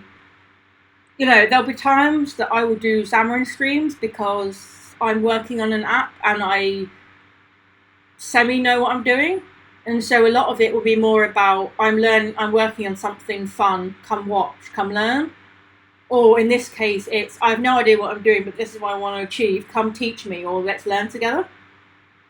I don't drink either, only on Mondays, Tuesdays, Wednesdays, Thursdays, Fridays, Saturdays and Sundays. Yeah, I don't drink much either. That's okay. My Google is mostly copy random error message followed rapidly up by end up and Stack Overflow. Yeah. Yeah, I Google error codes all the time. It's quite helpful. But I think it touches on something I think it was you, White Panther, you were talking about in your stream yesterday, about how actually some of the best things you can learn as a new developer isn't some fancy language or fancy framework in a language. It's actually how to troubleshoot and debug your code. And so one of the useful tips I could give any new developer is, go ahead and go ahead and just copy and paste an error message, because you might find a post similar or where someone's had exactly the same problem and then it's like, oh, this is how you do it. I struggle both streaming and learning or making any progress. I reckon I slowed down by a factor of about 3 to 5. I did something this morning in 20 minutes, something we circled around most of the show. Yeah, for those of you who've been amazing enough to stick around for all 3 hours, I think it's fair to say that progress is definitely not as quick on stream. But then I think if you're trying to stream something to be quick, you've got the wrong idea. Because I think good streams should have interactive chat. And so, you're never going to be concentrating. And it's possible you might not even write the best quality code because you're sidetracked by chat. But that's not what it's about. So, we're not going to be making progress on this blog particularly quickly, but we're having a good time doing it, right? We're drinking see-through wine. Other people are writing the code for me, right? We're sharing stories and just generally having fun. Right, so we've got the line. Still doesn't look right. Margin bottom. This is where the parties are. Absolutely. I feel like we need a party corgi or some relevant sound effect or whatever to talk about the fact this is where the party's at.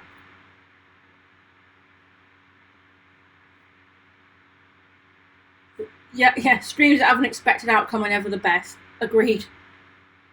There's no time pressure on this. Like, the only thing making me want to go quicker is just because I'm enjoying myself. But I'm actually enjoying this stream, like, more than my desire to get this done quickly. Like, yeah, I want to learn new things, but I'm having a great time along the way.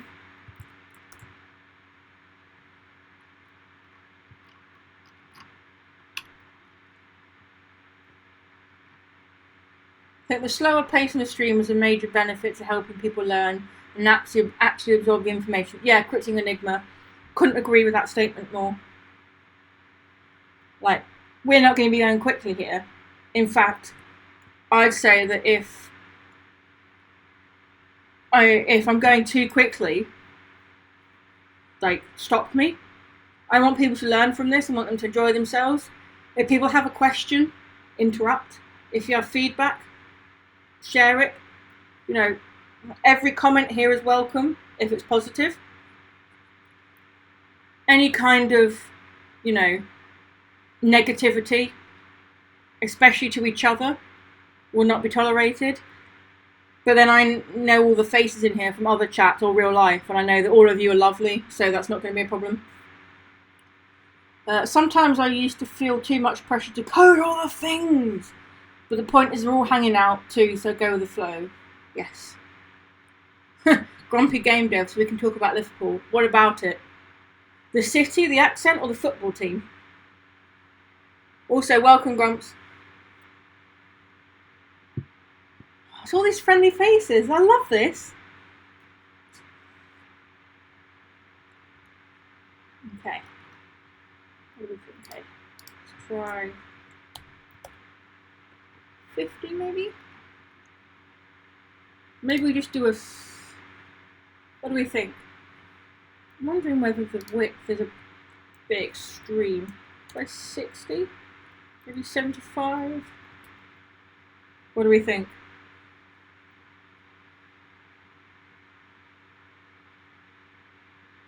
It helps me absorb the info. Speaking of paired programming, Cryptic Enigma is my biggest helper and on-stream partner. It's all about learning together, whatever pace it may be.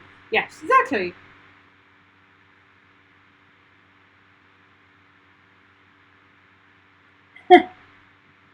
Okay, so Grumps is saying, I'm from Merca, so I cannot really say which aspect. I just know that the UK equivalent of the Wisconsin-Illinois rivalry is a Liverpool-Manchester rivalry. Yeah, well, I mean, to be fair, I live in Manchester, but I'm not from here. So, I care less. Like, Liverpool city centre, or downtown as you guys would call it, is much like wider streets and more open. And so, in a way, that's a nicer, like, city centre. Whereas in Manchester, like, the city centre is quite big, but the main shopping thoroughfare is just one street. And it tends to get pretty busy.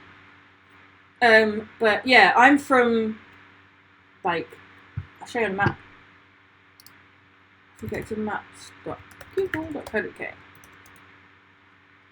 Well, this is where we're going to reveal hacks. Yes, I am a southerner, yes. So the internet thinks I'm in Sheffield, I'm not. That's right, there's no doxing. So time for another sidetrack. I live about 2 miles from Manchester city centre, and even though I'm that close to like a downtown, my internet is awful. I only get 13 megabytes up, and 30 megabytes down and about 15 to 20 up on a good day. And less than 1 megabyte up if I use mainstream internet, so, you know, like the usual like wire stuff to your house. And so, because I wanted to stream and I knew that 1 megabyte up just wasn't good enough, I switched to a cheaper service, but it's a 4G home broadband, so it's all unlimited, but it's technically 4G. And it's great, it's just the provider does a lot of traffic shaping on the network, and anything that goes via Xbox or like Twitch servers, anything like that, causes buffering. And I've got a really, really good... one of my best friends in real life, he's a network expert, and he set me up with a really good network. So we've actually got, and he lives in Sheffield, the city over here, And so we've got a VPN at a very, very low level between our houses so that it bypasses my provider's traffic shaping, because it doesn't know, it doesn't realise where my traffic's going, so it doesn't limit all the calls to stuff like Twitch. And so it thinks I'm in a place I'm actually not. So I'm not doxing myself, because even the internet doesn't know where I am. But yeah, so I live... It's gone out enough. And wait, there we go. So I live about here. I come from... Just gone out. All the way down here. About there. So as you can see, I don't live anywhere near where I come from. This is about 300 miles. So it looks big, it's not that far. But yeah, I don't have the same accent, but I also don't have a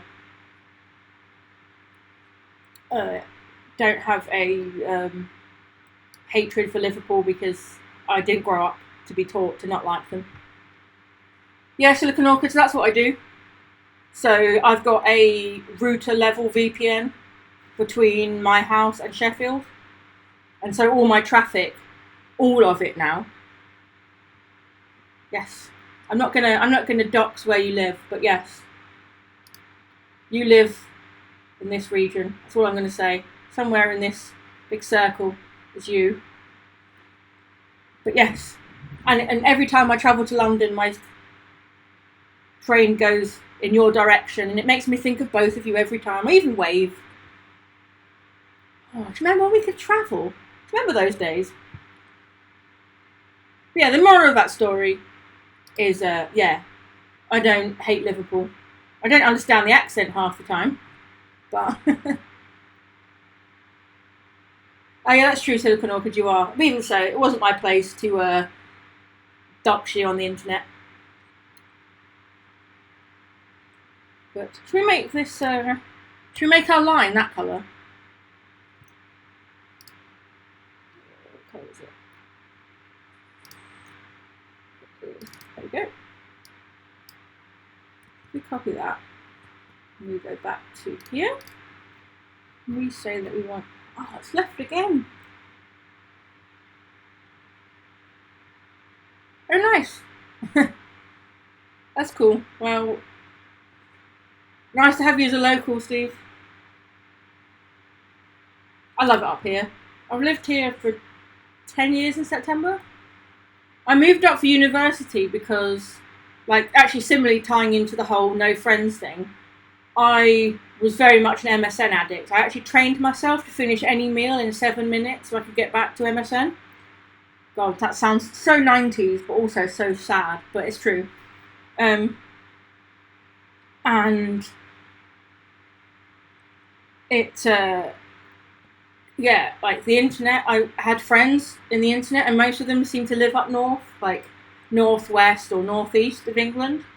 And so when I was picking universities, I didn't want to stay where I was. I wanted a fresh start, but I picked Manchester because I'd never even visited Manchester before, but it was a good location transport-wise to go see other people. And then I moved up here and realised that Northerners are just better. Like, no offence to Southerners, because obviously there's some lovely ones in here, but on the whole, if you just generalise rather than specific individuals, down south people are much more in a hurry and, you know, London mindset of rush, I've got somewhere to be. And if you talk to people, they tend to, like, if you just make conversation at a bus stop, they think you're weird. Whereas up here, pretty much anyone will talk to you. The amount of random conversations I've had with people that I'll never see again is just ridiculous, but I love it. Oh, Winamp! Those were the days.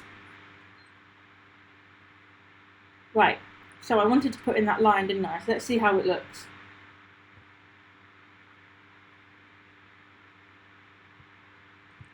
So, llamas. We're not about llamas here, we're all about alpacas.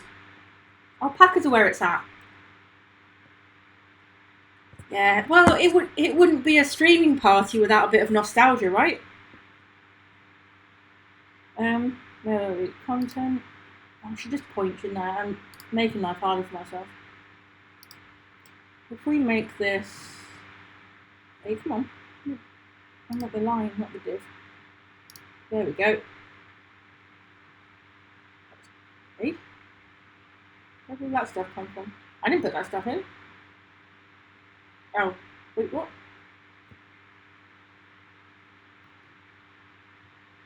Oh, do you know what? We're going to go back to a good old-fashioned write it in code. Sorry, White Panther, but every time I move away to get distracted by something else, it undoes what I was doing. So we've established that. Okay. Browser default is the stuff in italics. Okay. But yeah, like I started to do stuff with max width, didn't I? And it's undone all of it. So I'm just going to write it in code now that we know a little bit about what we want. So we said, right, don't want a map. We said that we want max width of 75%. We want a margin left of auto. My God, I feel like you a few days ago, White Panther, where I'm actually writing CSS and know what I'm doing. And this is all thanks to you lovely people teaching me so much. I say people, let's be honest. White Panther, you're pretty much the source of most of my learning tonight.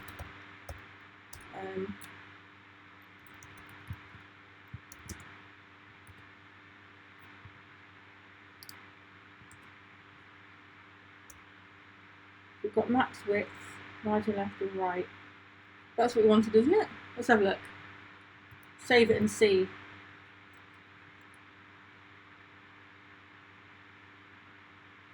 Okay, that went well. So it's interesting.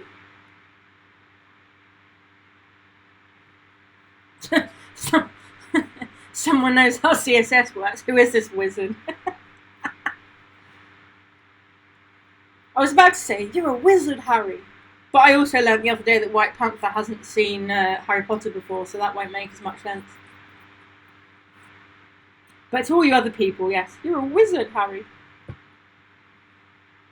Okay, so this is an interesting one. Do we have to do border colour? Is that a thing? Oh my God, I was right. That's how you do it.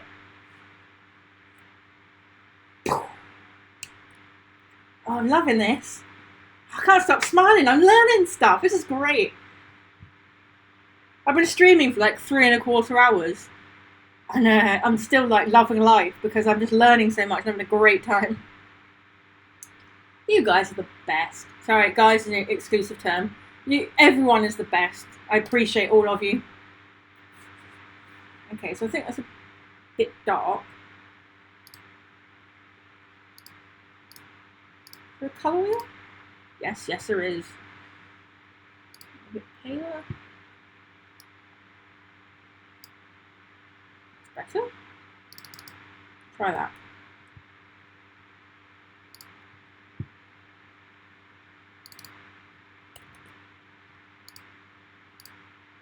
Oh, that's because I fiddled with the hue rather than... Okay, so this is an interesting question for you all. So I fiddled with the colour picker, right? And ended up with what looks like invalid hex because it's got hue, or not hue, like opacity values at the end. But do I actually want to change the colour rather than fiddle with the opacity? I think that might be a sensible choice. So we can just make it a bit brighter. Alpha, yes, there we go, alpha, that's the one. That's the technical term. But yeah, so we've got this colour.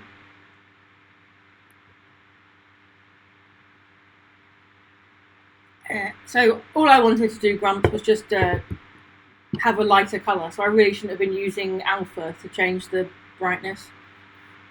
Yeah, no blending. I was just doing the wrong thing to make it look better. Yes, RGBA indeed. Red, green, blue, alpha.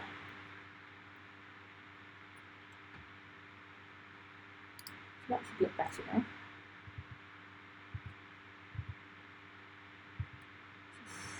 That's Interesting. Getting deep into the CSS pit, yeah. Is it bad that CSS pit also sounds like cesspit? It always seems appropriate.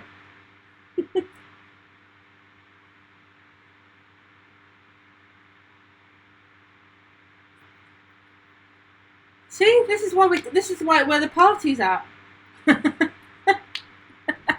We're learning. It's a learning party. Who doesn't want a learning party on a Monday?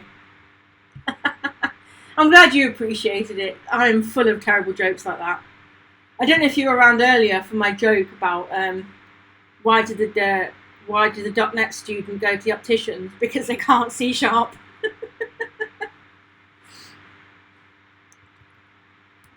other thing I wanted to do, wasn't it, to put margin bottom of 20 pixels.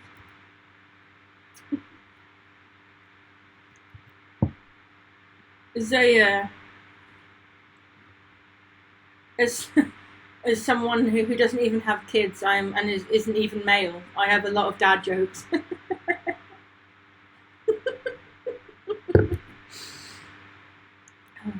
What did one man say to the other? Do you smell carrots? Oh, what have I started? Oops. Okay, so we've got the border back. I need to quit Firefox, so I keep opening it by accident. I've eaten too much junk this evening. Oh dear. It's okay. Okay, so let's get out of this colour picker. I tell dad jokes professionally. I like it. There's a dad joke API.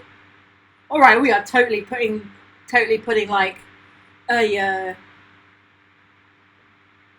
We can do that, right? Like, I feel like we can because White Panther's here, and there's just something really reassuring about having White Panther here. After watching you do your GeoCities fun over the weekend, I feel like if it's something I want to do, you'll know how to do it.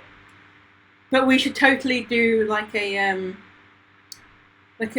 feature box at the top of the website, which displays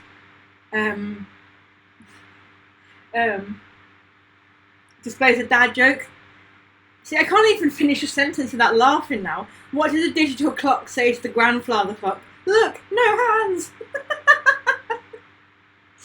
Oh, I'm loving this.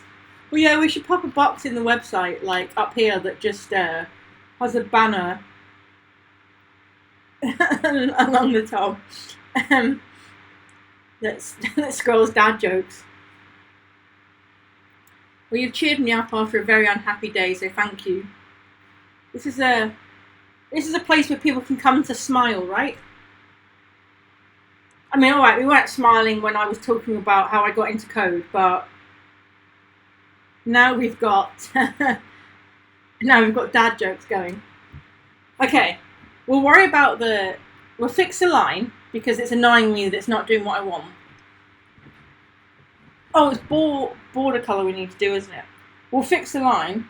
But once we do that, I totally think that we should put a scrolling dad jokes thing in there. My boss told me that he was going to fire the person with the worst posture. I have a hunch it might be me. My seasickness comes in waves. Oh, gosh. You lot are the best. Oh. Alright, okay, so for the website, we're going to put a scrolling dad jokes thing in. But I'm going to start a poll because I think that we should have I don't know how you do a poll. Possible parameters, new and results. Okay, let's try this. So we're going to do a poll.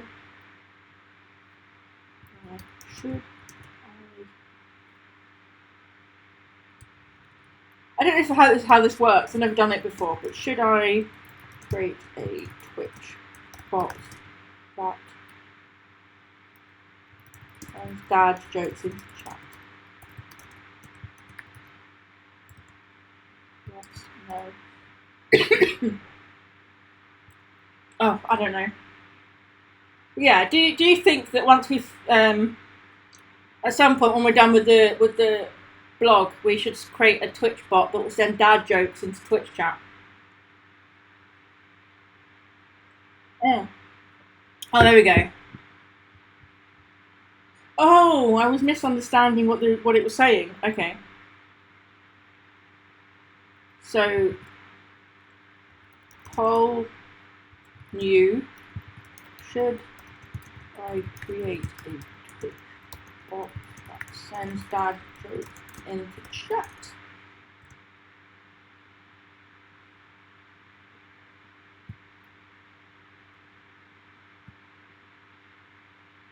There we go. Thanks, White Panther. Yeah, I totally think that we should do a poll. Hey, to be fair, I'm well on my way to affiliate. I've got enough followers. I've got enough followers, and I think I've got enough average viewers and average chatters. I think the thing that's holding me back is not streaming 7 days in 30. So I think that, yeah, like, if I keep streaming every day, which I won't do because there'll be people who stream at the same time as I would, and I'm pretty sure if I stream every day I'll burn myself out. But at least I now know that if I stream every Monday, that, you know, if we stream at 6 p.m. every Monday, you know, will you lovely people come hang out? Bye Layla Codes it. We love you. I'm glad that you're feeling better. I hope tomorrow goes better for you. If you need to rant, you know where my inbox is. Sweet. Yes, we can come have a Monday night party. Monday Madness. Where we just share dad jokes and get distracted. Yeah, there we go. That's what we can do. Nice. Yep, there we go. Wait, is 3 Philly bot an actual bot? I don't know. 3 Vilbot, why does a moon rock taste better than a earth rock? Because it's a little meteor. Oh, love it. Oh, this is great. Okay, so let's solve this problem with the line. Why is the line not the colour I expected it to be? So it's getting that colour in, but why? HR. Oh, it should be border colour, that's why. Border colour. Let's try that. Yay, there we go. Bye, Silicon Orchid. Thanks for coming and taking part. Like, I'm not just grateful that you all turned up, I'm grateful that you're all also participating and just making this the best stream I've ever had. My boss told me to have a good day, so I went home.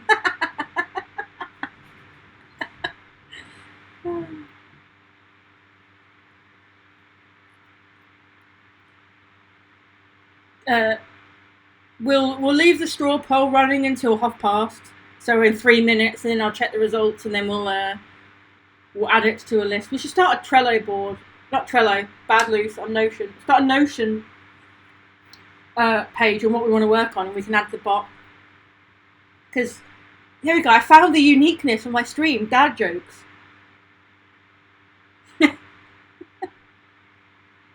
Threeville bot is gonna haunt my nightmares. Have well and truly been had. Well, I don't know. I don't know. I don't actually know if they're a bot or not. But we want to make this a bit brighter.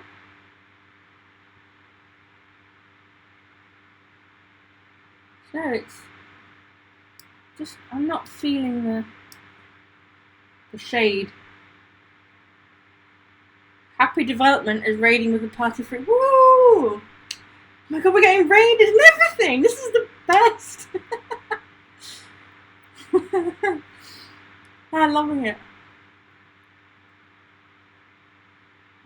going on with the white P30 magic?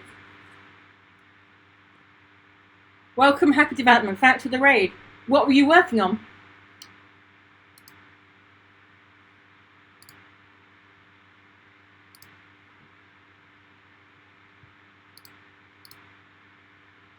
So why are we seeing double?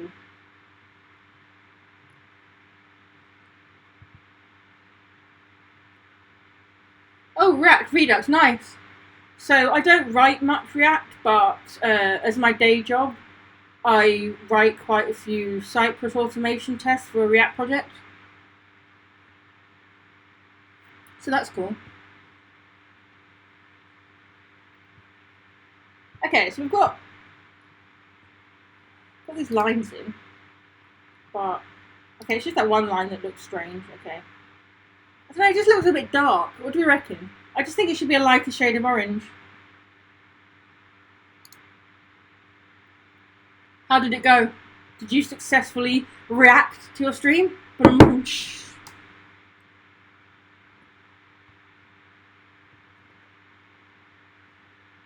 Oh, I got followed by a bot. Interesting. Bot 34935. Oof. Oh dear.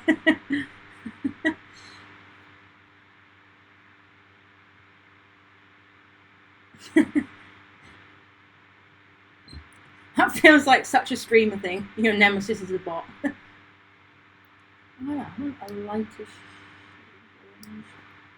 Why does it look so dark? I don't get it.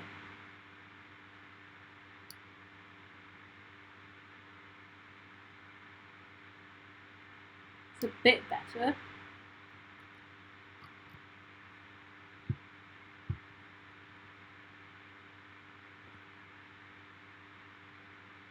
Oh, thanks for the shout out. Oh, my bad. Okay. Sorry, bot 34935. With the name that says bot, it was just like one of those. So I'm very sorry. Welcome anyway. What do we think? I mean, I know that stressing about colours is just such a developer problem, but do we think this orange looks alright? Then we'll move on to the dad joke banner. I don't know how we're going to do it, but we'll learn together, right?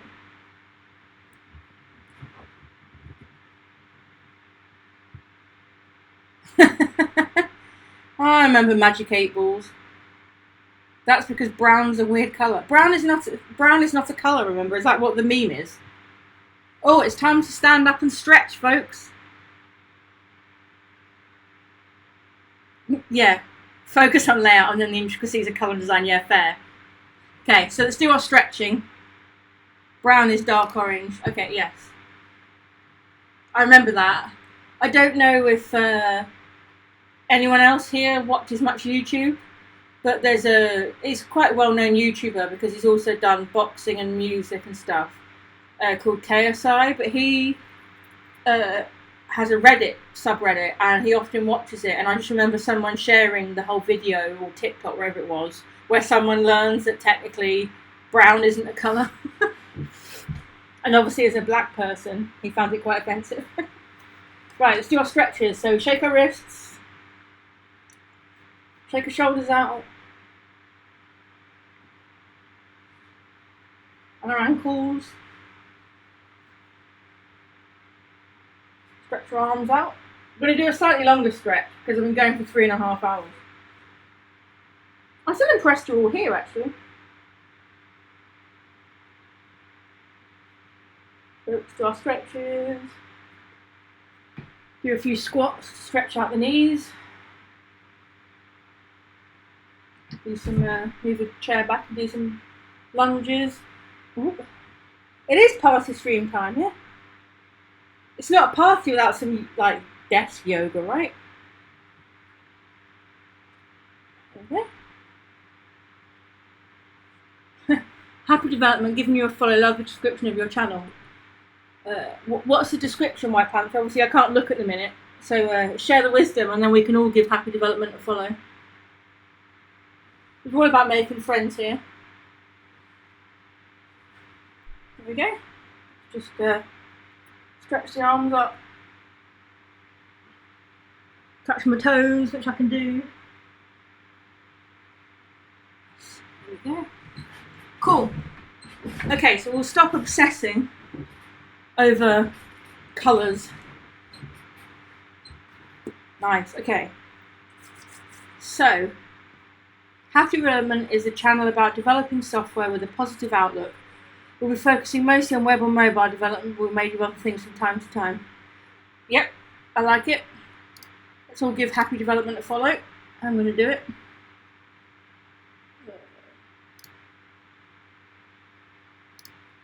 When I work out how.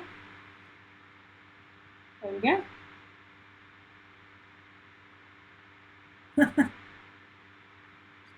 Follow. Done. There we go. Cool. On a scale of from mad to angry, how happy is that stream? Okay, so we'll worry about that later. Okay, so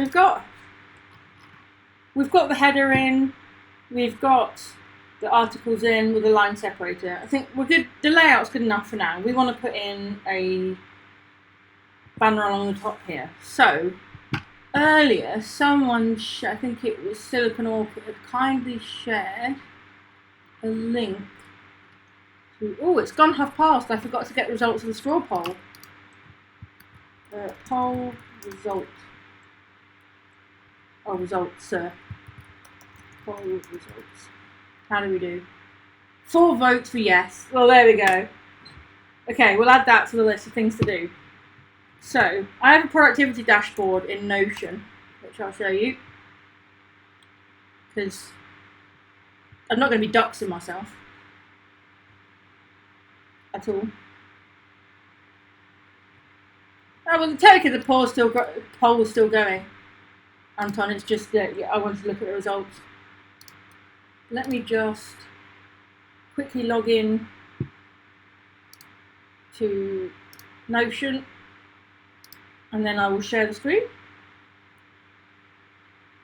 I mean, you're not actually going to see anything that's going to dox myself, but never hurts to be careful.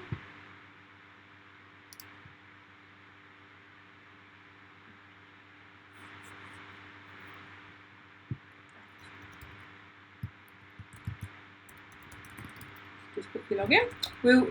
Business will resume shortly. That's sending me 2FA, come on.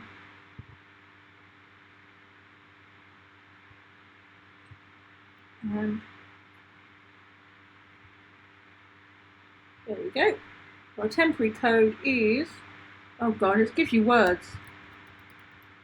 Coca, Billy, Blue, Golf. There we go. Business will resume shortly, as they say.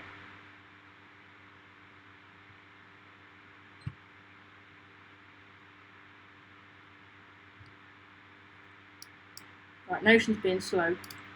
But yeah, essentially, I use software called Notion to help me keep track of stuff. It doesn't want to open right now, so we will just make a note. Let's do it the old-fashioned way. Oh, what is the old-fashioned way? How should we do it? Wow, even taking notes is hard when you've been live for so long. What's it? You know what, I won't forget. I'll fix it later. Notion doesn't want to open right now. But yes, we will make a Twitch bot for dad jokes. But I wanted to find the link that Silicon Orchid sent, where he had the dad jokes API. There we go. Icon has dad jokes. So let's have a look. Let's close some of our tabs because we have way too many open. Don't do that one, or that one, or that one, or that one. That's the live, that's the old, and that's the GitHub. Okay, so we're going to push our code first, and then we'll have a look at this. So, git add horizontal wall to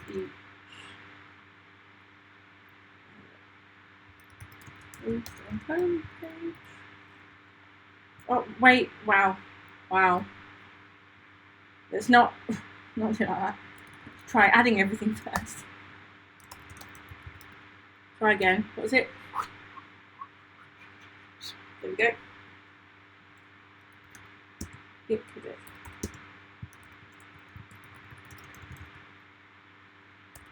In a horizontal top tip, left align blocks of text to make it more readable, and stay around the 49 to 75 character count for optimum readability.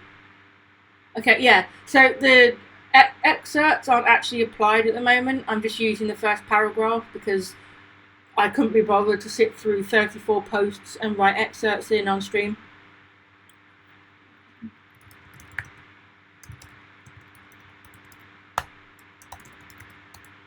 But okay, align blocks of text. I feel like we need to make a page for this because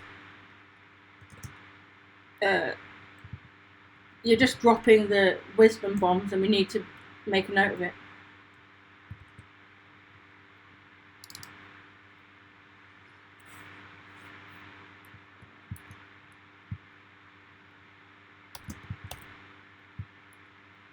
Let's do it as markdown. Oh yeah, we'll do it in here actually. We'll have it as a file that just doesn't get added. Nope, not there.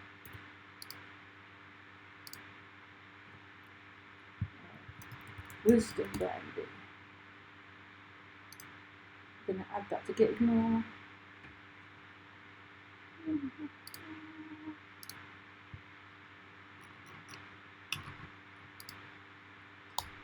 So, free project wisdom file needful.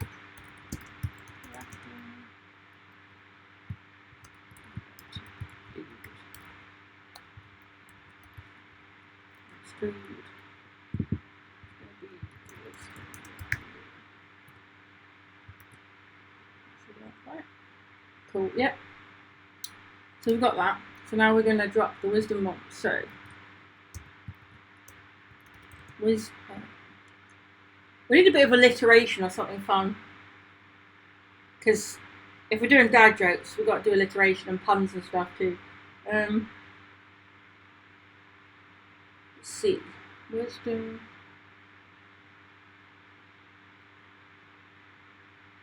I mean, easy enough is it's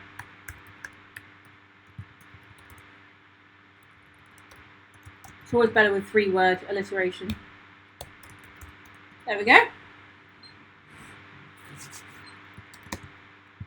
Left align blocks of text. Read Bale? No. We're not reading a storybook to Gareth Bale. Or read Bale, sitting on a bay of hail while reading a book.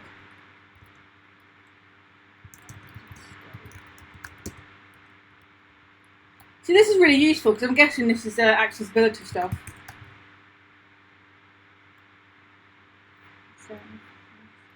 Oh, see, this is what I was saying the other day, White Panther. I just feel like the universe is just telling us we're supposed to be friends. For optimum readability.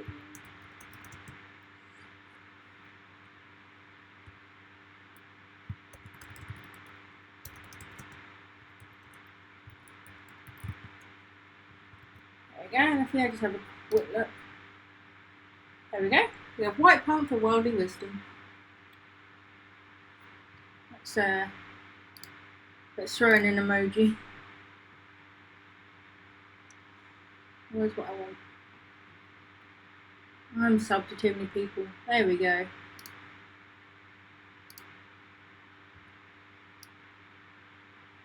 Quickly stealing your emoji. I just got back to something saying I found the worldly wisdom. Yeah, she's given me useful CSS and accessibility tips for when I actually style the page.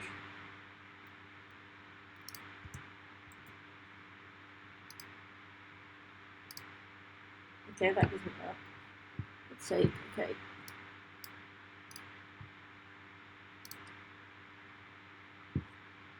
So, came loose. I've just had some more stream content ideas. Thanks. Oh yeah. What's your idea, or is it top secret? I love it when people get inspired. I get inspired all the time watching streamers.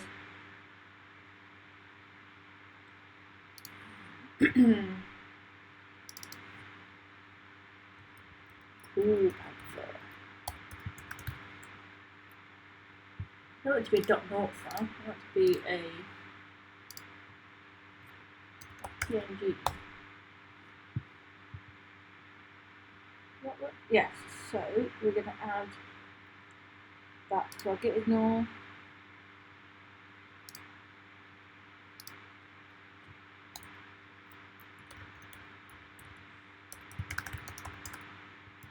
There we go. So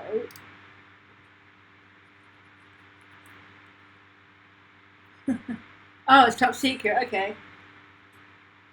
CH units, blocks of text. Okay.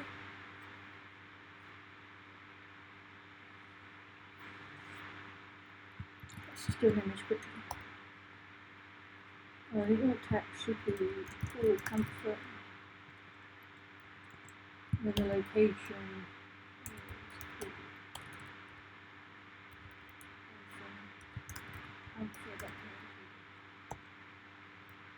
There we go. How's that look? What do we reckon? We approve of a cool panther? I don't realise I just totally stole your emoji. I take it you don't mind my panther since it's related to you. Oh yes, CH unit. Character size based on the 0 character. Yes, you're absolutely right. It's like a M, as in EM, is actually relative to the size of the letter M.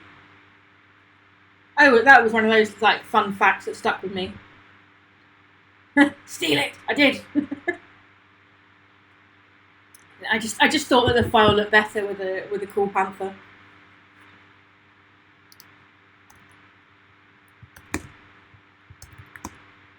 Spread my brand. Yes, let's do it. CH units for text.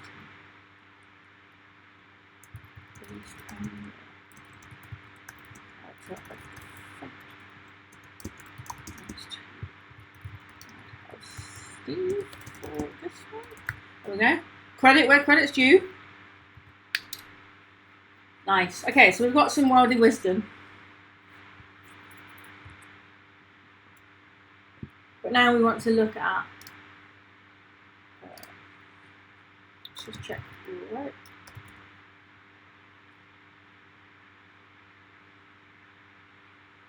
Oh. To do the same for underscore site too.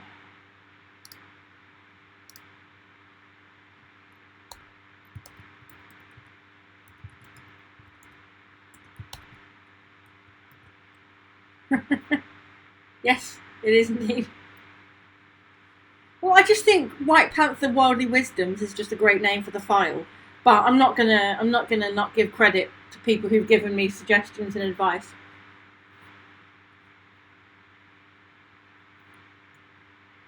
Also, thanks for the follow, Happy Development.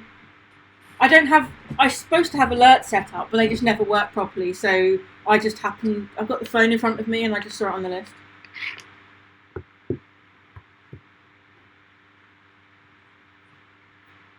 So hopefully that means, yeah, so we've just modified the git ignore. Cool, so git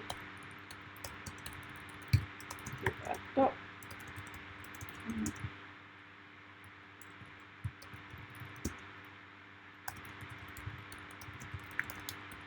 Local files to be set up. Anyway, I just came back on to drop your channel onto my auto host list. Now I'm off to bed. Night, Madhouse Steve. I mean, I need to go to bed at some point, but I just I'll just keep going until people don't want to watch anymore.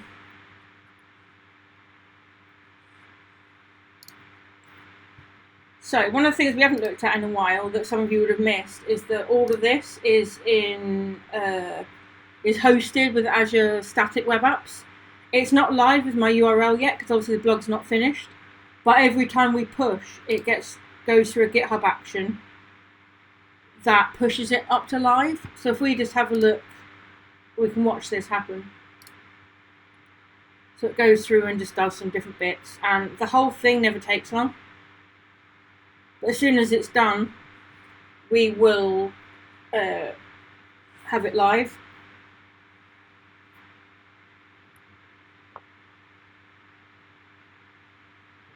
The whole thing's quick, but all this was just done for you. So I went into the Azure portal and just set up a static web app, told it what GitHub repo I wanted it to build, and it did the rest for me. You know, it makes this GitHub action file and stuff, and it's fantastic. I had to mess with my alerts to get them working. Default sounds never work for me. Yeah, I know it can take a while to kind of get the settings right. White Panther already said that she'd love to help me sort out my stream layouts. I'm totally taking her up on that, because I need all the help I can get. Silicon Orchid's been a great one for giving me tech advice in terms of stream setup and, you know, audio and stuff. But the actual layout, I know I could improve. Like the chat window, I know looks ugly. I did change it before stream to white text, but it doesn't seem to have updated. So, sorry for that. We can do it whenever you want. Let's be honest, we're in a local lockdown. Wednesday night works. If I'm like, I probably won't be live on Wednesday because normally Wednesdays is the Jim and Layla show on Silicon Orchid's channel. If you like banter and dad jokes, by the way, you should all come and join that. So I'm just going to give him a shout out because he deserves it. But yes, I am unlikely to be watching. Likely to be streaming on Wednesday because we should all be moving the party to Silicon Orchid stream. But yes, let's do it. On Wednesday, we're going to sort my layout and we're going to make it epic. And then we can come back and we can have an even better time together. But yeah, so that's run now in this GitHub action. They've moved to Tuesdays. Well, that shows how much I know. Someone good normally streams on a Wednesday. The point is that chances are I won't be live on Wednesday because I'll be too busy watching somebody. The only caveat to that will be if it turns out that, yeah, no one's actually live. I might go live, but I'll be too busy hanging with White Panther doing cool things. I'd say that we could have a guest stream and do it live, but I don't think you can. I know there's limits to what you can do on OBS while you're streaming, so we might not be able to do it live on stream, but we'll sort it out. Anyway, yeah, so that's deployed. So you'll see now that if we go to my page and refresh this, boom, all our changes are live on the internet. Huzzah!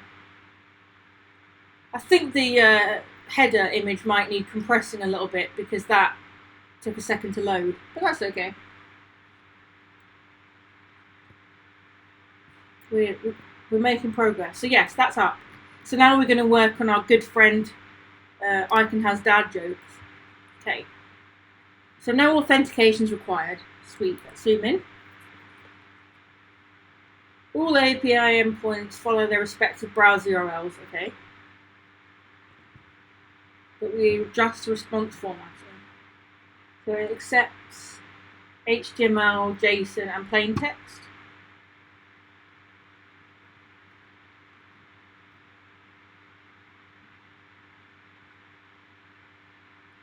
Okay, so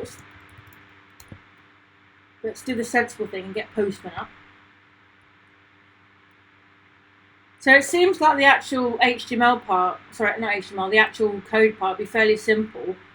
I guess we'd want some kind of like timer that will loop a dad joke for maybe 5 minutes and then switch to a new dad joke.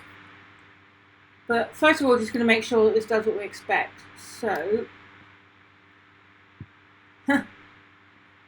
all the calls from when I did that talk with Layla. Oh, that was so much fun.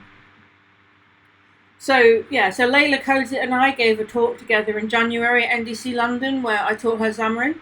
But what we did was she created beforehand an Azure function that we could call that you'd send it a photo and it would then apply sparkles to the photo. But obviously when you're doing prep for stuff, you do proper testing, don't you? So there's lots of calls in here, but close all tabs. Save. Oh, don't need to do that.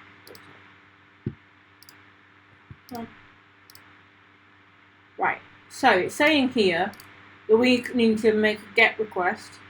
So if you've not done HTTP stuff before, GET is essentially just give me this.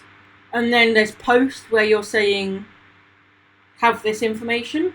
So with a GET, you don't tend to tell it anything. It's just for like, mostly for one-way communication. So web pages, for example, are just a GET, because all they're doing is just going to get the content of the page.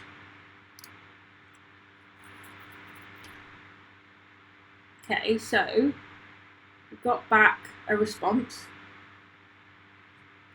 Zoom in. What do we get back?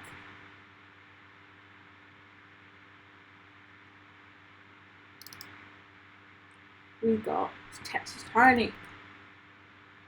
Okay.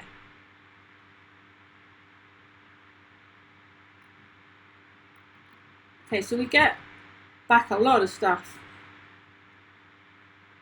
Let's see. So we're getting back the URL. That's a description, an image. So if we actually go to that page, what do we get?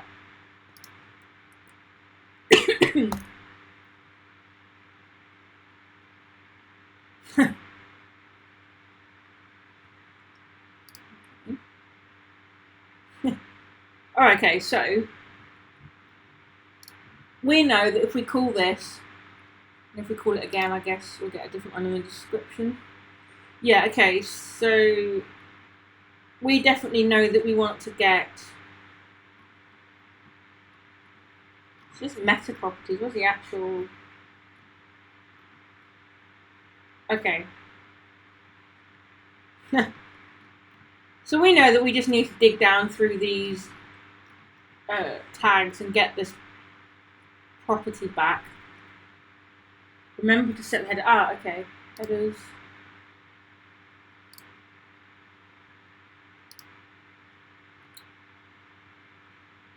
Yeah. How do we? Headers.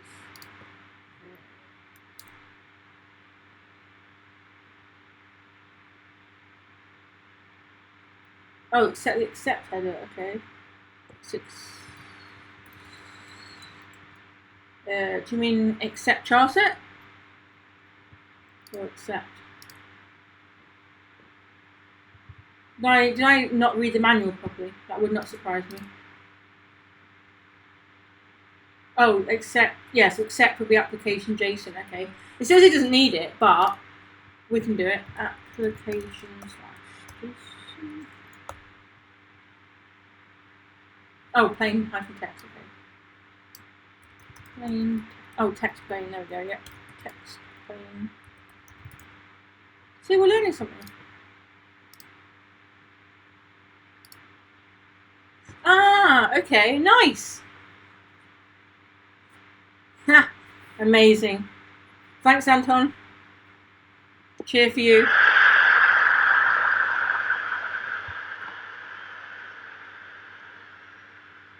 ever hear the cheer, by the way, or do you only hear it faintly because you're picking it up from my laptop speaker? Because I turned off the looping before, and the looping is in the sound, so that the desktop audio would go to the stream. Because White Panther was kind enough to let me know that I had double audio, but it turned out to be my headset. So yes, I think we need to turn the routing back on. So if I just quickly change.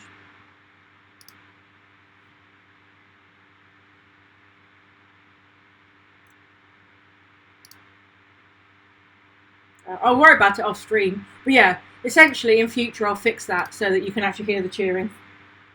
Because I keep cheering but no one can hear it, and that's no fun. Okay, so we know how easy it is to get a response. Now we actually need to look into how to put this on a page. This is where it gets interesting. Because I don't write JavaScript. Who wants to chime in with some useful suggestions on how we do this? So, it's going to be up here, obviously. It's going to be after the header, but before the rest.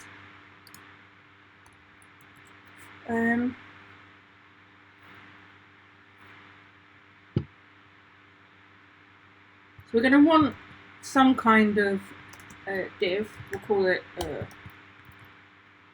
dad jokes.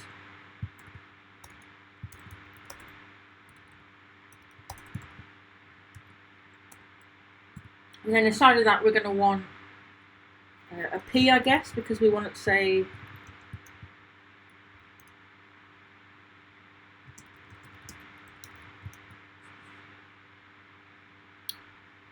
yeah, I use something called Soundflower, Anton. It's just that I killed it earlier. So I had Soundflower as a audio source on my stream. It's just I deleted it earlier to solve the double voice problem, and I can add it back in again, but I need to change my sound system preferences to not just be internal speakers, but to be the Soundflower channel, so that it outputs so I can hear it and so can you. And Soundflower's free.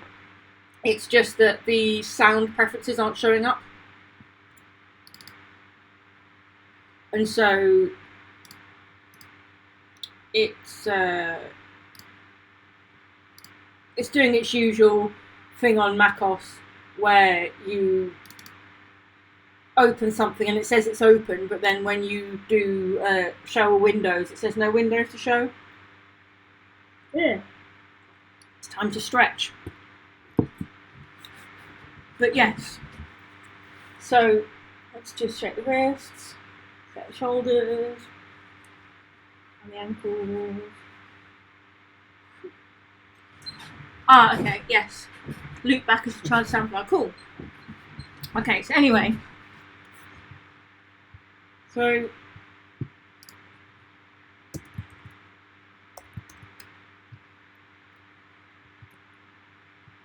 but yeah, so I do have it set up. It's just that I can't get system promises open right now.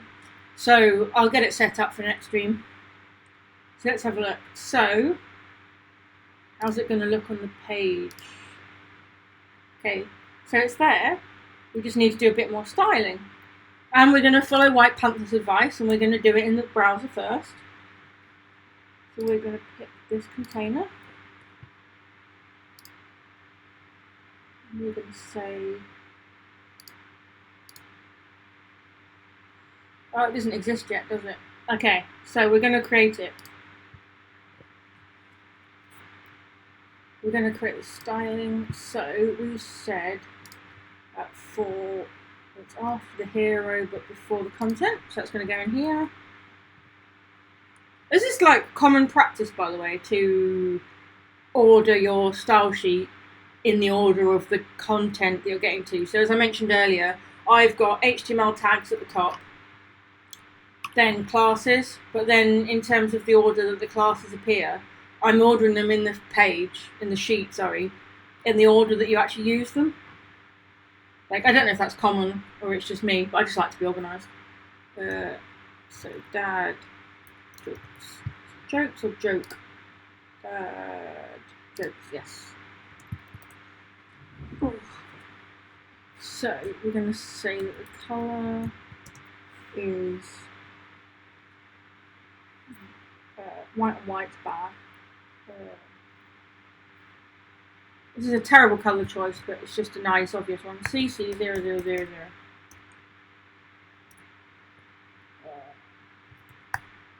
Text. Actually, no, that should be in the P. To be more specific, so dad-jokes P should be that. So we only colour the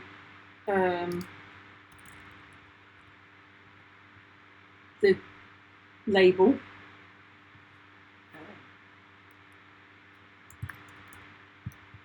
Margin left, auto, margin right, auto. How's that look? Okay, it's not in the middle, but that's okay.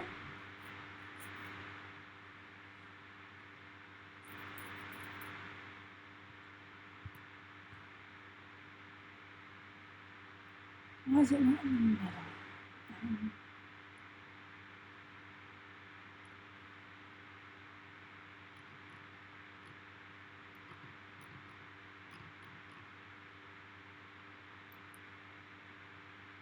Let's do with width. What do we need to?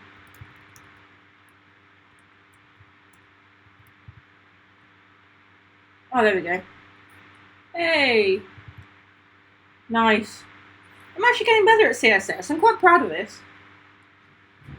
Does anyone else feel like they're actually like really learning stuff tonight? And like, it's cool. I like it. So we've got dad joke of the hour. So that's there now. So now we just need to have the scrolling in. So how? Time for a bit of group feedback here. Do we think that we should have a scroll across the screen, or should it be static in a box? Like, you know, so it's got a border and a shadow on the border and stuff. What do we reckon? I don't know what's cool these days. I know scrolling bars is a bit GeoCities in the 90s. Marquee. Okay, we can do marquee. W3 schools marquee. Scrolling is only for GeoCities. Okay. Alright, I'm not going to be doing any scrolling then. Marquee. No marquee. Okay. What should we, okay, we'll do a nice box. So like, what's a nice box in HTML? Do we want? It's maybe an iframe. Maybe a frame. All right, don't use frame anymore.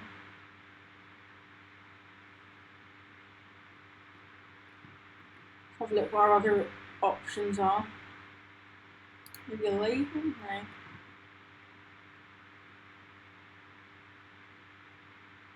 No. Yes. We don't argue with White Panther because White Panther's been dropping the wisdoms all evening. Plus, this is the whole point of doing this, is that I've no idea what I'm doing, so I just rely on other people to help. Yeah. We'll just, I don't want it to be in a P, maybe an H3? How would an H3 look?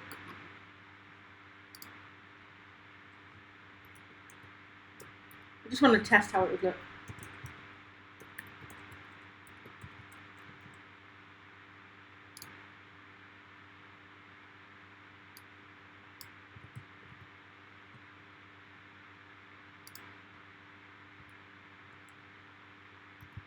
Let's see.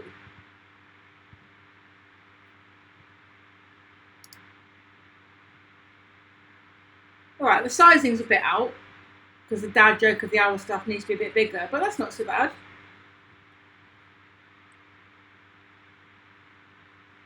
We can put a border around it and stuff, or a bit of shadow. I mean, I'm guessing that's what you do. Hey, Joku. Nice to have you. We're just so we've been working on migrating my blog over from a Ghost blog, which like Ghost is a fancy CMS. So this is my current blog. Ignore it. So this is my current blog. It's using Ghost, which is a CMS system, and it's brilliant, but I don't blog that often, so for the amount it's costing me in hosting, it's not worth it. So as part of a kind of a cost cutting but also learning exercise, we're moving over to use a static site generator called Eleventy. So it's similar to stuff like Jekyll, Hugo, Svelte, stuff like that, but it's a really simple static site generator that just finds markdown files and turns them into HTML pages. So far, we've got this hero image in, we've got all the posts and a line. We've now paused worrying about how it looks and styles and stuff to finish the evening by throwing in a dad joke of the hour at the top. So every 60 minutes I'll get it to refresh. So we're going to start putting some JavaScript in. Now, this is going to be the fun part because I'm a C# developer. All of this is just learning as we go. Well, that's all part of the fun, right?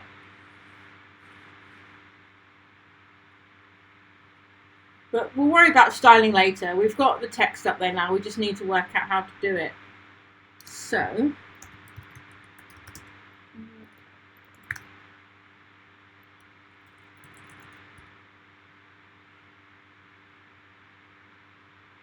I don't even know how you do this with JavaScript. I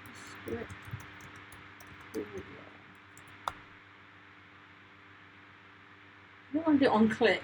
There we go, making HTTP requests. That's what I want. I forgot what that was called then. We definitely need to go to bed once or I need to go to bed once I finish with this. I'm also, cool, yeah. C#'s great. I like Unity and I wish I was better at it because I've got an Oculus Quest. It's maths and way over my head.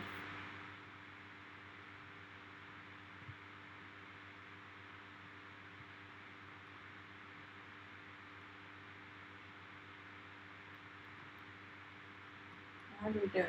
Okay.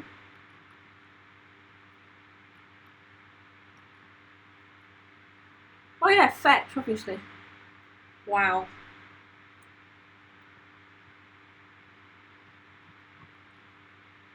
Zoom in a bit because this text is tiny. There we go. Well, yeah, I'm a C# developer as well, Joku, so we can learn something different together.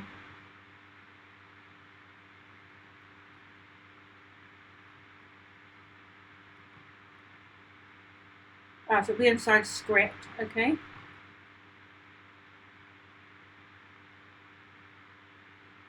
Okay, we can do this. So inside of the script tag, we need to use fetch. We might need to add it in. So essentially, in this page at the top, the base layout.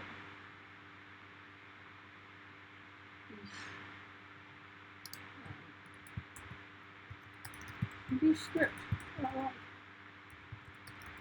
This is Visual Studio Code.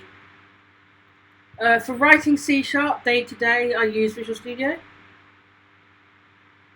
But I don't write, Visual Studio for Mac, but I don't write code much. I'm a tester at the moment in my day job, so I mainly just write code for fun.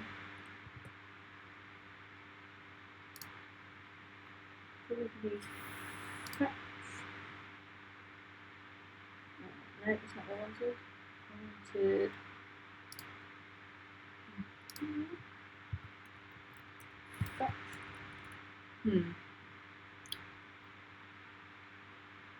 Not entirely convinced. We can try it. Oh, it won't be inside there, will it? It will be.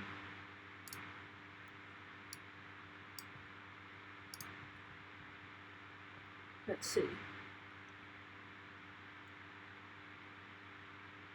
Yeah, IDE choices are hard. There's some streamers I watch who, for example, CLW, he tends to use Visual Studio or Visual Studio Code, but then people are like, oh, what about Rider?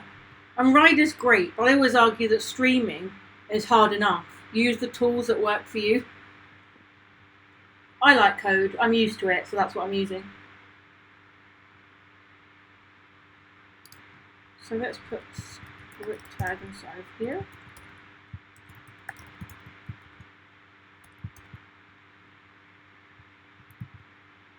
And then we say,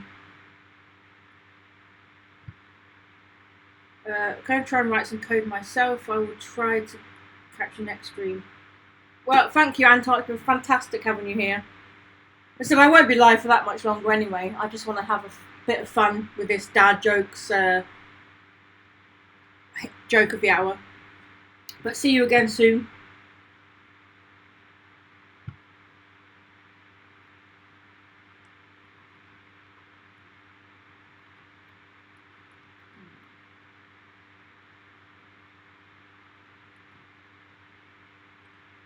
Let's see. So this is just talking about you call this URL, then when you get a response back, so only once you get a response back, then turn that response into JSON, then with that JSON get out that value, and then if there's any problems, like as well as like catch any issues. So that's similar to what we want. But I don't know if fetch is just going to work or whether, like, is fetch, do you get fetch out of the box of JavaScript, or do I need to install a node module?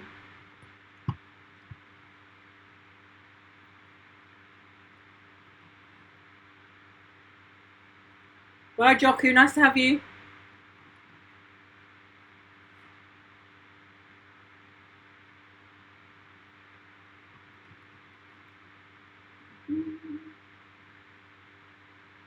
Yeah, so that's what this then stuff is. It's using something called promises. So if you've done .NET development, it's asynchronous.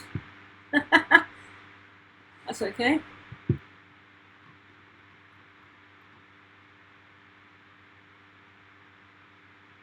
Okay, let's have a look into. Yeah, I was going to say Google it. Yeah. Fetch in JavaScript. There we go.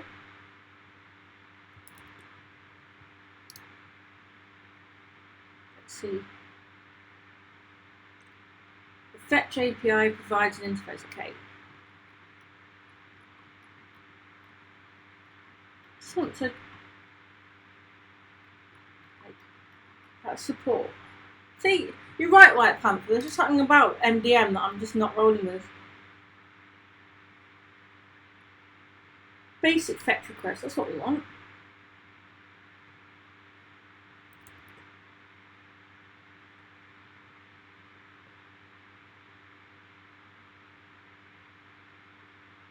That's XML HTTP request.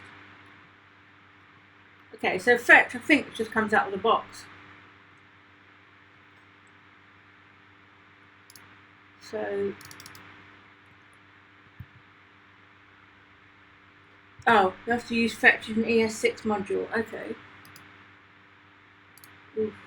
This is getting painful. 11T ES6.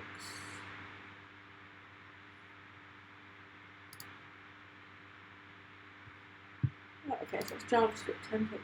It might already be there. I'm not sure. Let's see. I mean, we can always put it in, right? And the worst that happens is nothing happens.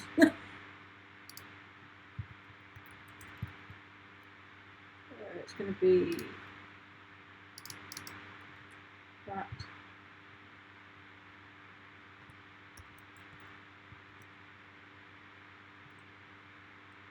Can you specify the header and fetch?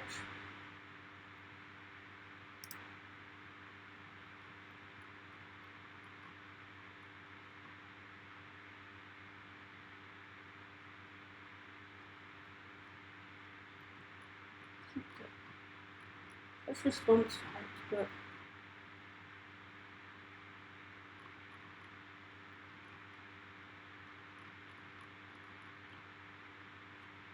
okay, anyway, we can do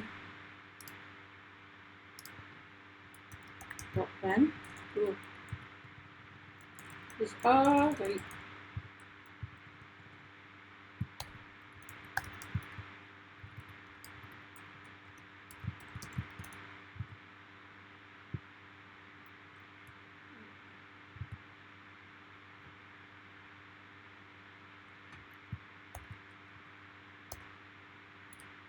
So the function was right. Yeah, it looks horrible, but don't do the arrows. Okay. So it'll be function, and then it'll be h3. It's going to be literal, isn't it? Response dot. You can just say console response URL.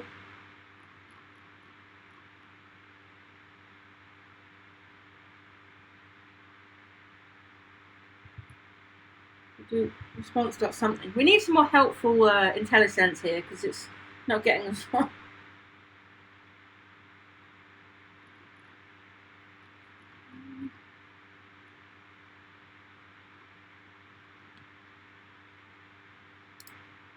I suppose we could just literally do response and get everything back.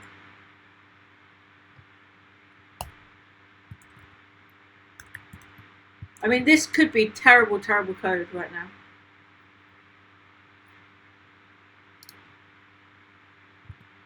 We probably ought to do some error caption first.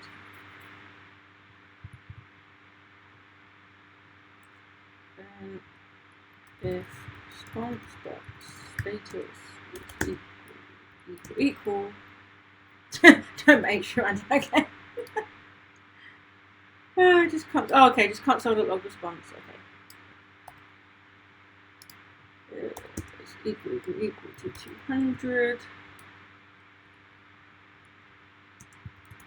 Then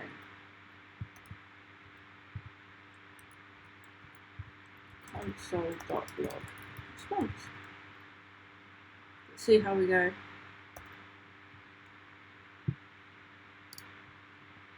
Otherwise, dot catch. We just take the exception in.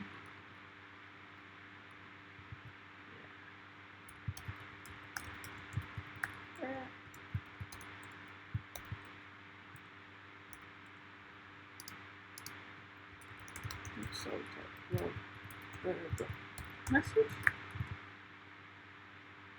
Oh no, just.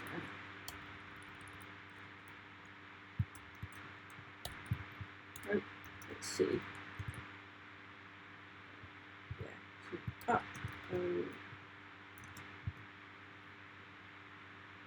Okay. That should work.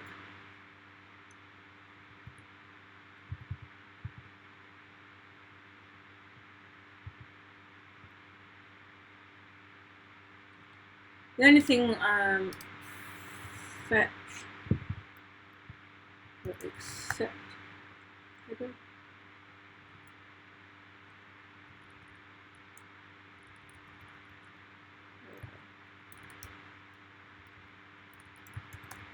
plain. Okay, content type is what I want.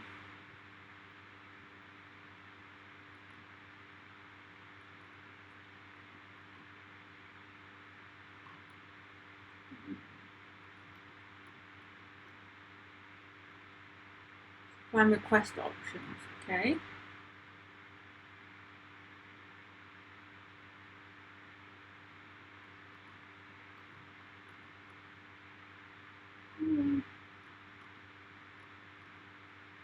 Let's see. How do I? Sure, we'll just get everything back first, and then we'll worry about all the rest. So if we go back to here.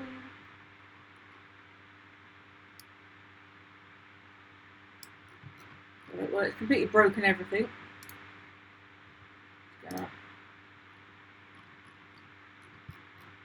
Just kill that and try again.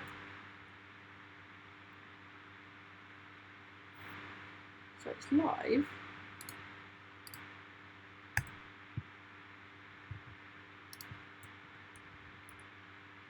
Where's the rest?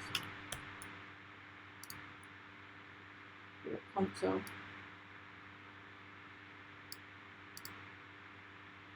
No, nothing's broken. It's just killed everything off. What's going on in network tab?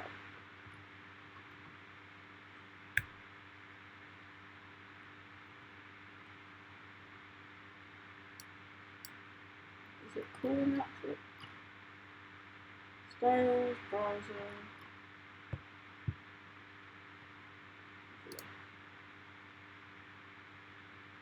No, okay. This is why we love development, right? When something's not working and you get 0 feedback.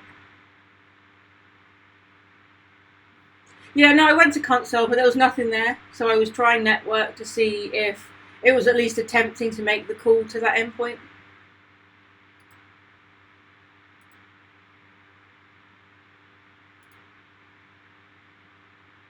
But alas, no. Ah, yes, okay. That's a good idea. Let's try adding in a random tag. So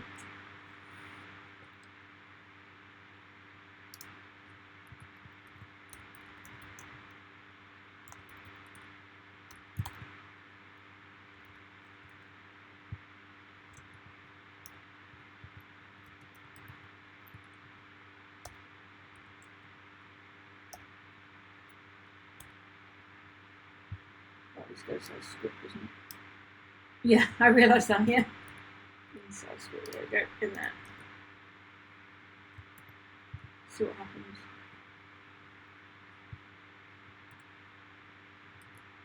Shouldn't have to reload the page, but I'm going to do it anyway. Okay, so it's not getting that far. So it doesn't like the script tag. So I might be trying too much with Eleventy.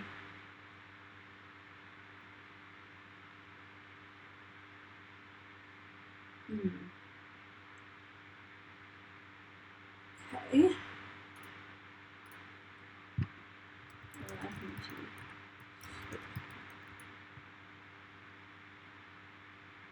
Inline modified JavaScript.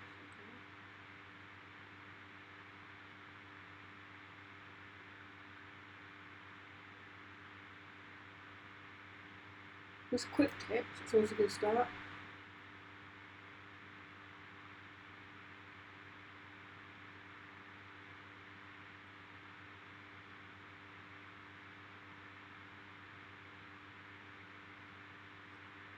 Yeesh.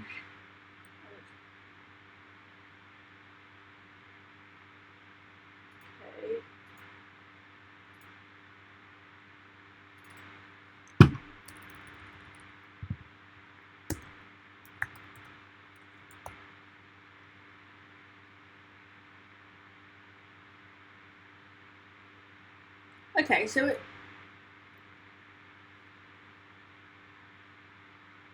Look, so older iterations, okay.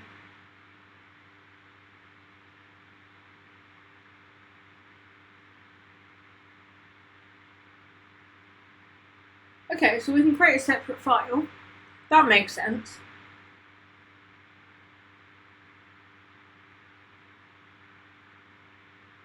So we can use node fetch. So step 1 is, yeah, we need a node module. So npm install -- save dev node fetch. See how well this works when I'm currently streaming. Nice. And inside data.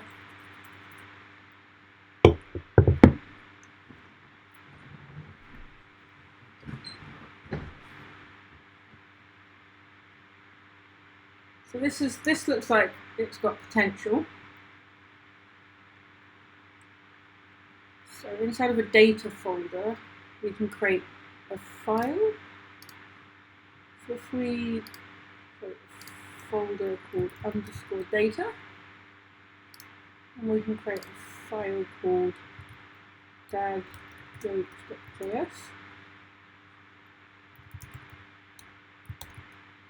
That's not what I wanted to do. Am I forgetting how to JavaScript now? Yes. Const fetch equals require node fetch. Believe it or not, I used to write Node. So when I worked at the BBC for a year, it was in a sort of like DevOps style like team, but it was very polyglot. So some of the stuff that we maintained was in Scala, and some of the stuff was in like Node. So I have written this stuff before. It's just late. Okay, so now we need. Okay, so module.export. It's going to be a function, isn't it? Equals async function. What argument should we take? None. Okay.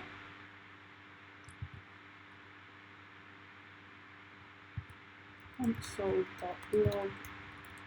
So we're going to say that we are fetching our hourly dad joke.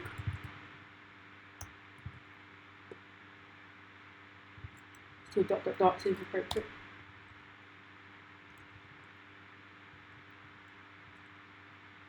Did you? Yeah, cool.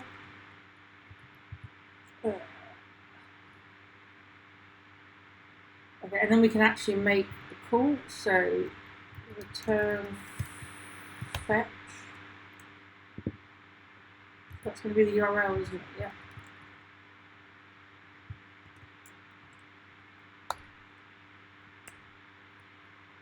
Cool. So fetch that URL.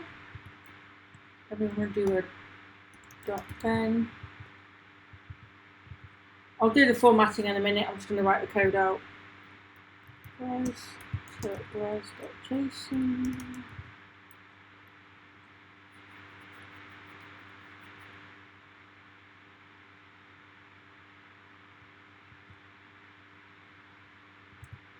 So we were talking before about fetch node fetch accept.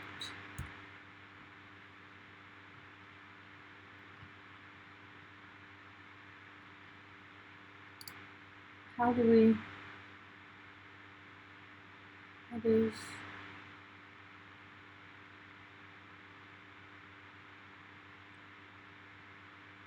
Okay, so we can do what looks like Stack Overflow. Yeah, so we don't need any of this stuff. We can do this bit, but rather than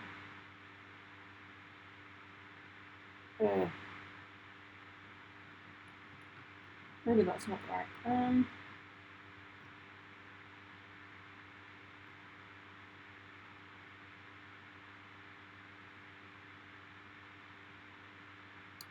Okay, so we can do something like that, right? So that will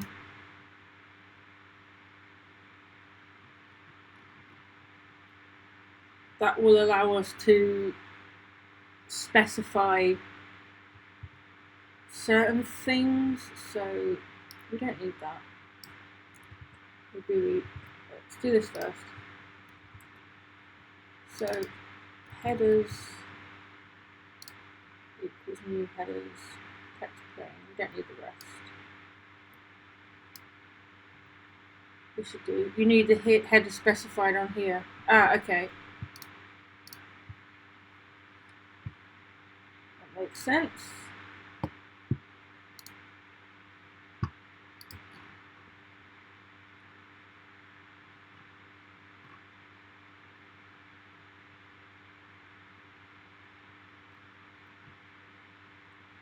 So the only headers it actually cares about are the accept header, I believe.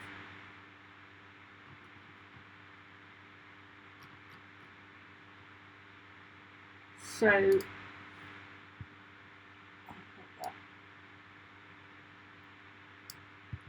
accept.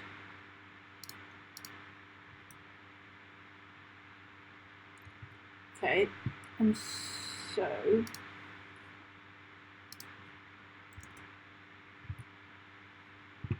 then we said yes. If you send it in Postman with just accept as text.plain, it literally comes back with the one joke, and that's just what we want. But you can export it. Okay. How do we code? That's the curl. JavaScript. Ooh. Maybe as native? Ooh, that seems like a lot of bleh. Something pretty simple. Oh my god. Yeah, do you know what? I seriously need to go to bed after this. I'm the kind of person that wakes up at like 5:30, 6 o'clock every morning. I'm normally asleep by now. It's just that you lovely people have honestly given me the best night I've had in over 6 months.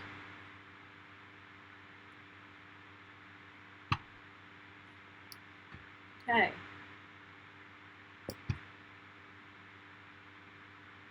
So that should do the trick.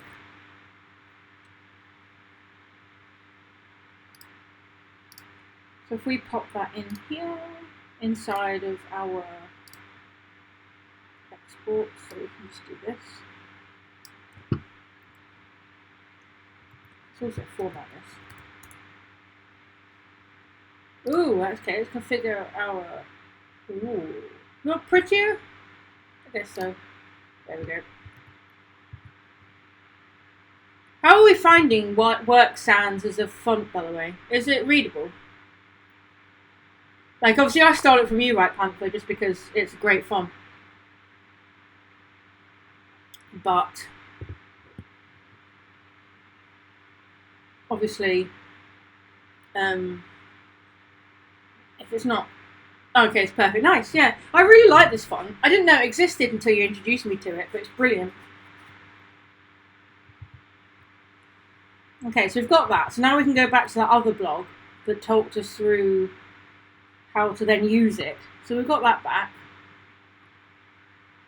Now on your template, you can output the count. Okay. Okay. Nice. So we can just do that. We got this. We can do this. We're going to have a dad joke scene before we know it. I worried a different time about how to do the whole hourly thing, but I'm just going to get it working for now. So then, in our index, we don't need any of this. We just need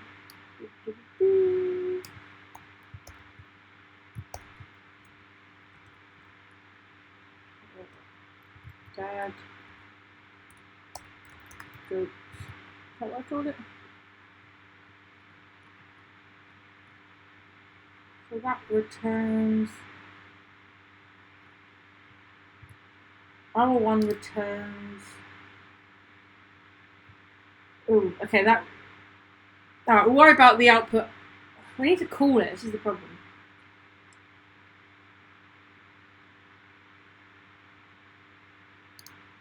If we wrap this... Just...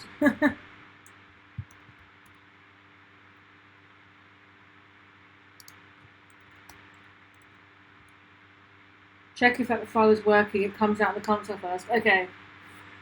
Well, my problem was how you'd call the file. So, yes, we've got it printing out the result to the console, but it's how we call it. So I guess we just call dad-jokes. Should do it right.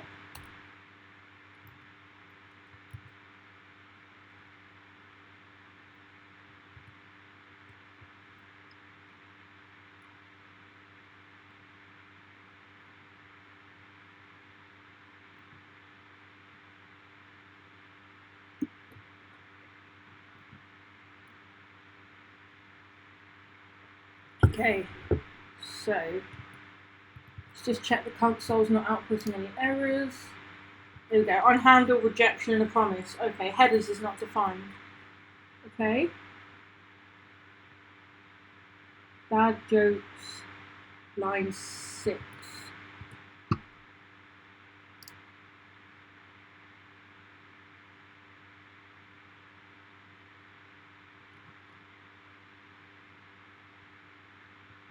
We get that from Postman. Yeah. Okay.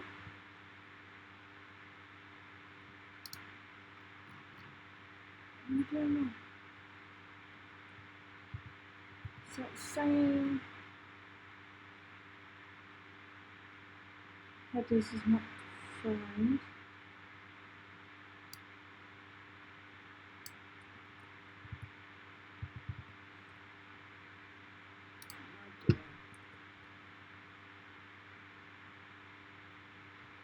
Alright, those people. Okay.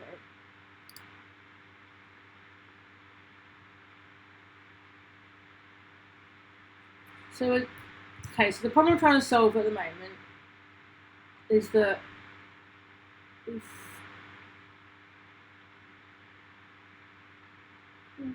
fetch.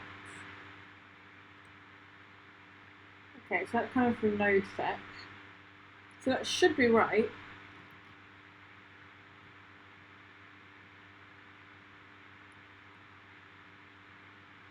No, I don't know if you need to. So, what was that blog? So the way Eleventy works, I think.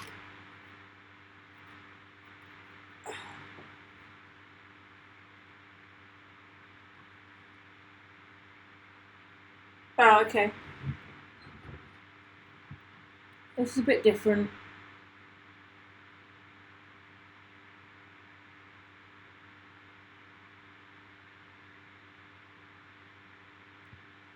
Okay, so this is saying that it's not client-side, but we actually want client-side, don't we? Yeah, I'm not sure either. Maybe we need to give up on this and accept it's late.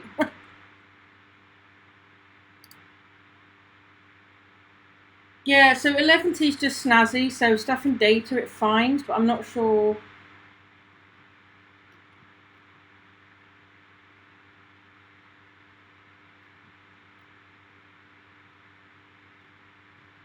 There's other examples. Let's have a look. If there's like a GitHub repo that we can look at.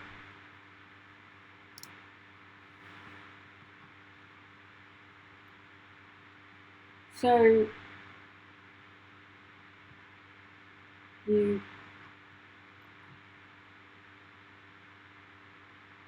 you need to return it properly. Okay. So and then just do return result. Will that work? Go for it. Come have a live share with me. Let's do it. It's not docked himself. No, it's fine. Everything's saved. I don't know how many people are still watching. It says 7 people are watching. I'm very impressed. I've been going for 4 hours and 40 minutes and I've had consistent viewers.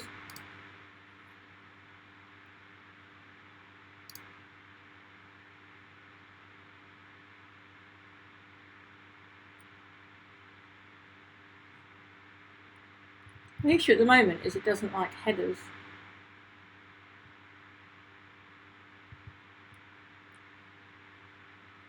Could be. You just want an excuse to get involved with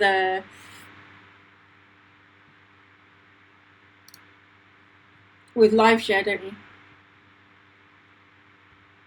There you go. You need to import it. Yeah, I thought that, but it's just it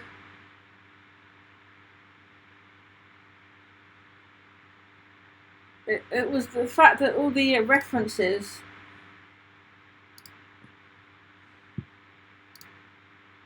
were talking about I've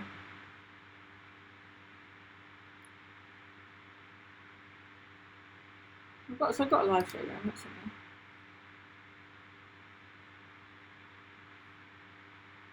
Yeah, of course it is here.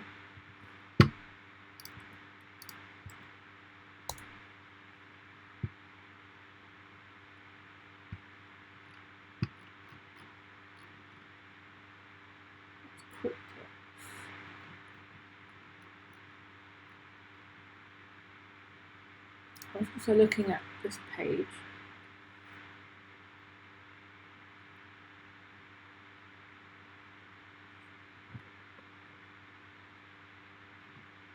Oh, that's what to use.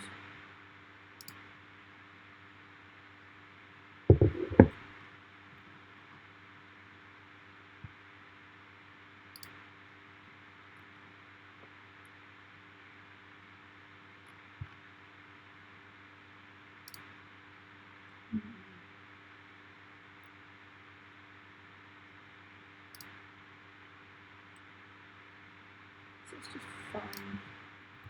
References to Twitter in this repo.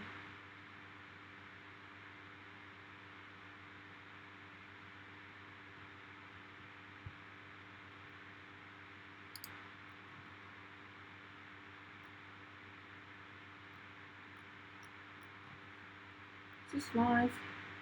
Let's see. Yeah, let's follow you. Live share. Follow participant. Yes. Go on. This is where I sit back and drink my pretend wine while the tech lead does the work.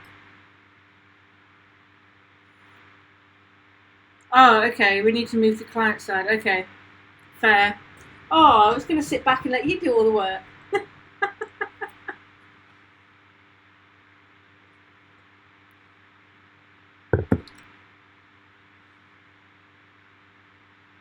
Interesting.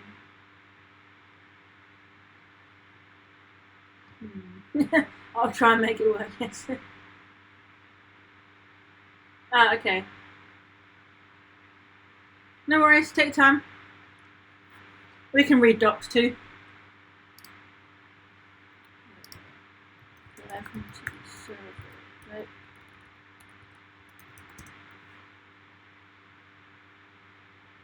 Oh, okay. Yeah, okay, so 11 to client side.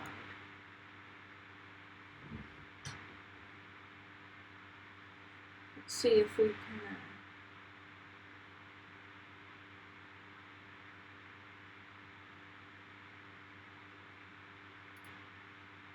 Let's have a look at some of these blog posts.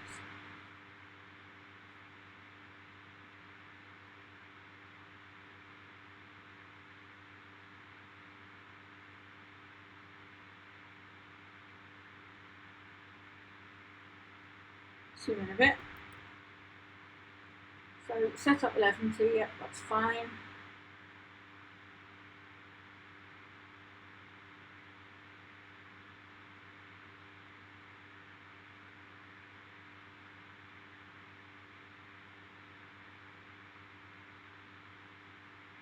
Okay, so it's similar again.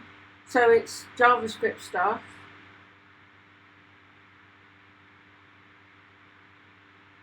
And then it's in data.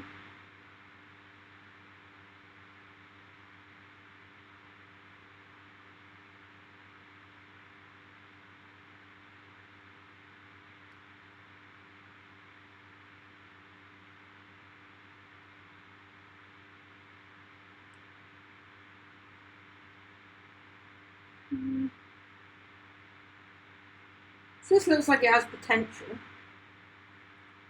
see what that prompt is up to. Cool, there we go. So I'm just going to drop a link into the chat. And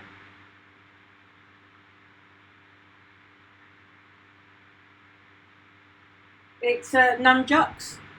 So you can do like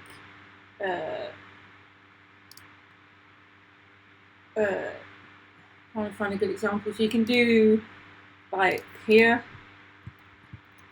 So these quotes are nunchucks as a templating engine. So you can then call, you'd be able to call dad_jokes, and that would work.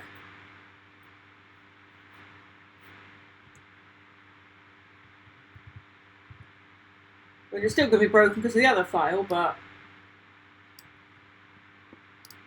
Oh, no, you're in... Okay, a bit.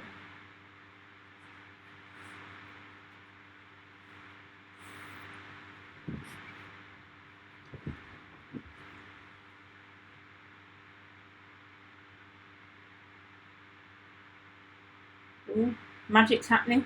Let's drink my pretend wine.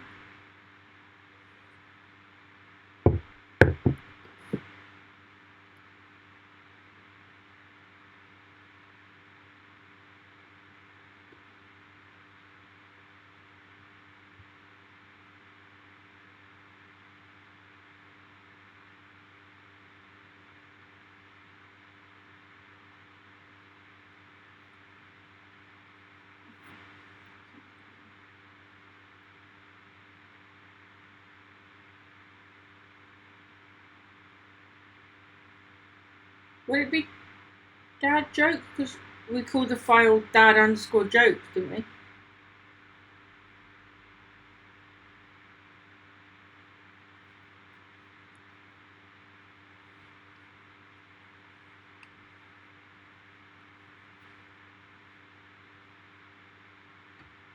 Okay.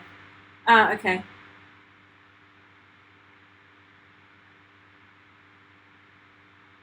Let's see.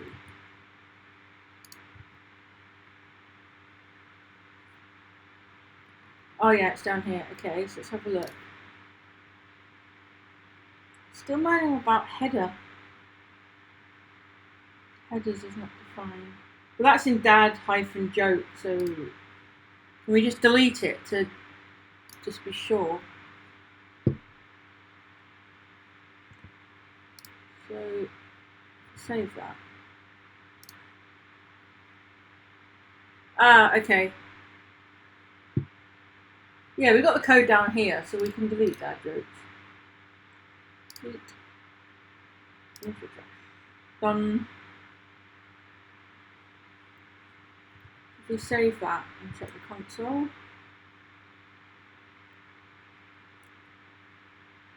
I'm just gonna kill this and start again because okay. Let's see what happens.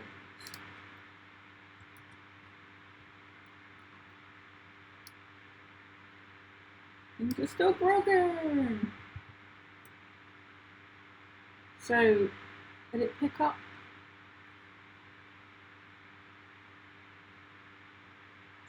Stuff. Yeah, so it's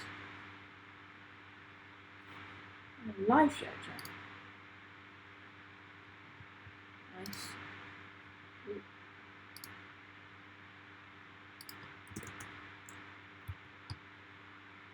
Okay.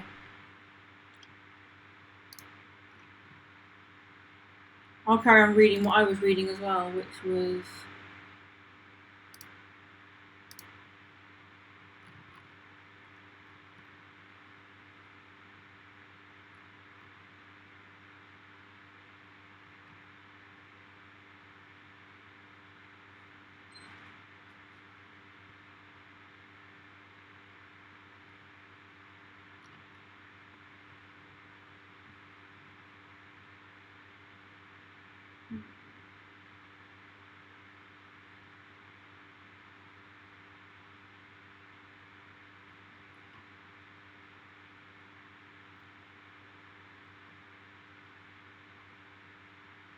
okay, this could be interesting. We need to add a basic HTML template. Okay. Well, that's okay. That's what we wanted.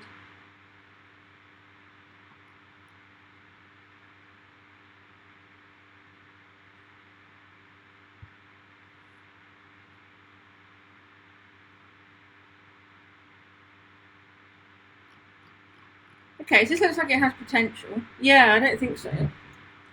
So looking at this blog,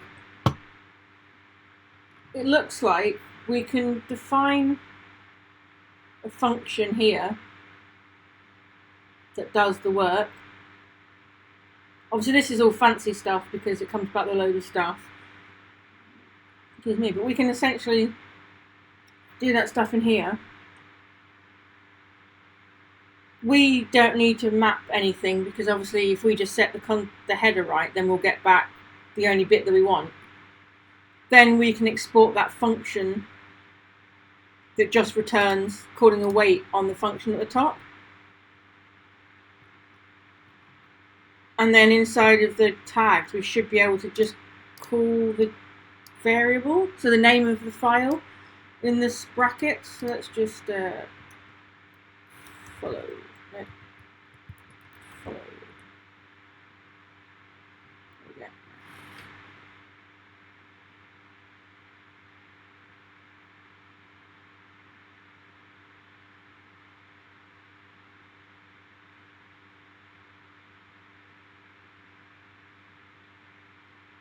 No worries. Let's be honest, none of us are going to be at our best at 5 to 11 at night.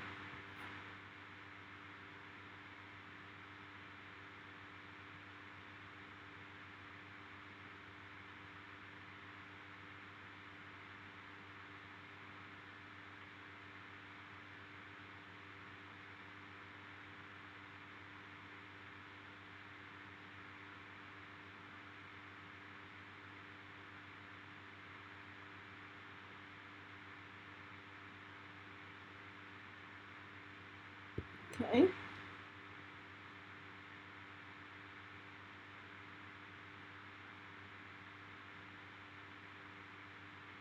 Is this a try it and see moment?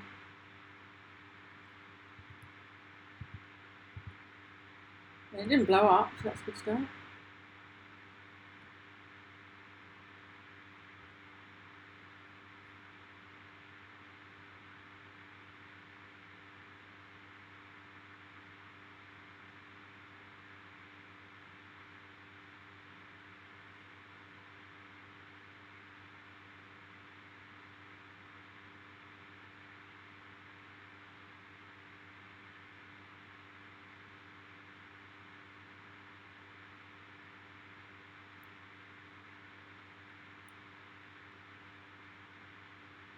Okay.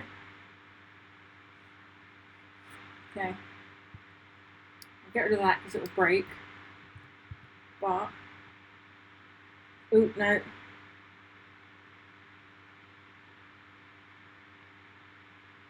Yeah. Ah. Oh yes. There we go. I should just let you do the work. Sorry. I think we've got a bit of a I'm being a bit of a backseat driver here. Sorry. Let's just check.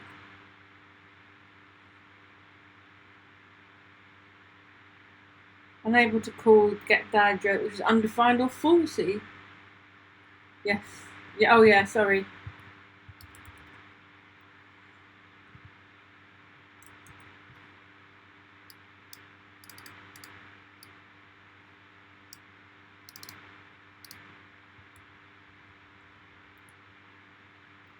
Yeah.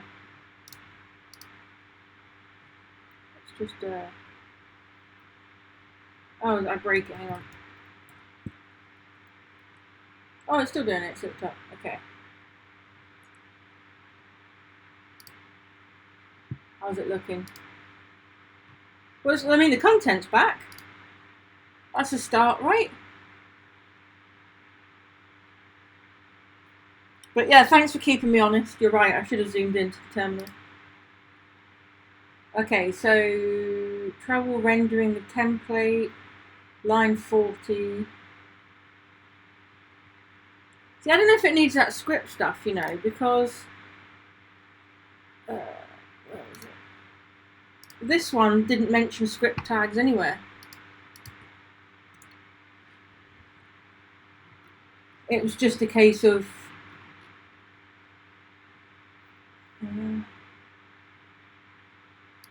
so I'm just wondering whether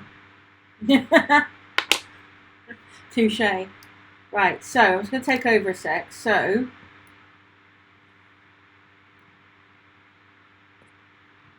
I think okay. Yeah, but okay.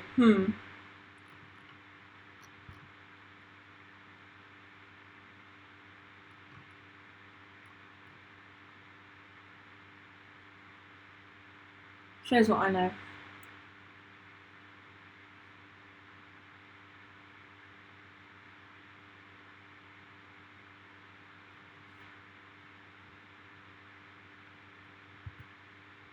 Okay.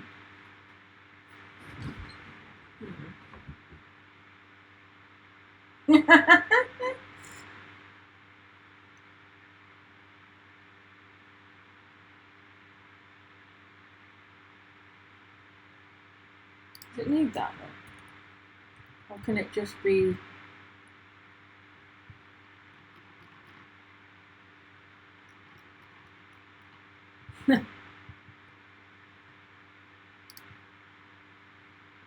Okay.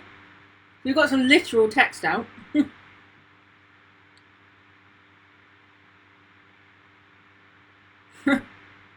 It didn't blow up.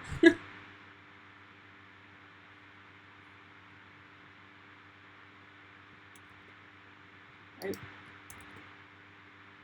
On which bit?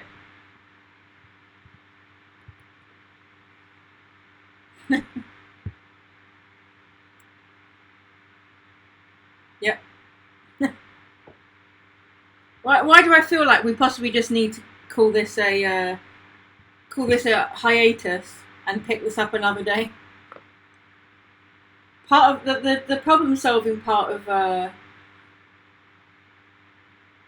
my brain is like, oh, I want to get this working, but I feel like we're probably not at our best right now. I mean, obviously we're fabulous 24/7, but you know what I mean. We've been thinking and writing code for nearly 5 hours. We possibly just need a break.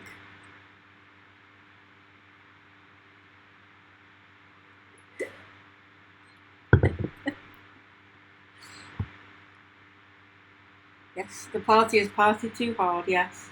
I vote that we call this a great success and chill for the evening. But we'll be back. I don't know when we'll be back, but we'll be back. And it's going to be great. Exactly, I report great success. You know, we have content, we have some styling in, we've got the start of a dad joke. Yeah, I call it a win. So yes, I'm going to go to bed. We're going to have a great time. And we will come back soon and we will try and solve the mystery of how we run client-side JavaScript in our Eleventy blog. But I will see you all another time. It's been fun. Thanks for hanging out. Should we have a look who we can raid first? It's always good to have a look who's live. Oh, you sleep well. Yes, it's been so much fun. Oh, Clancy's live. We'll raid Clancy. Clancy's great. So, raid Clancy. There we go. Night, everyone. Let's go.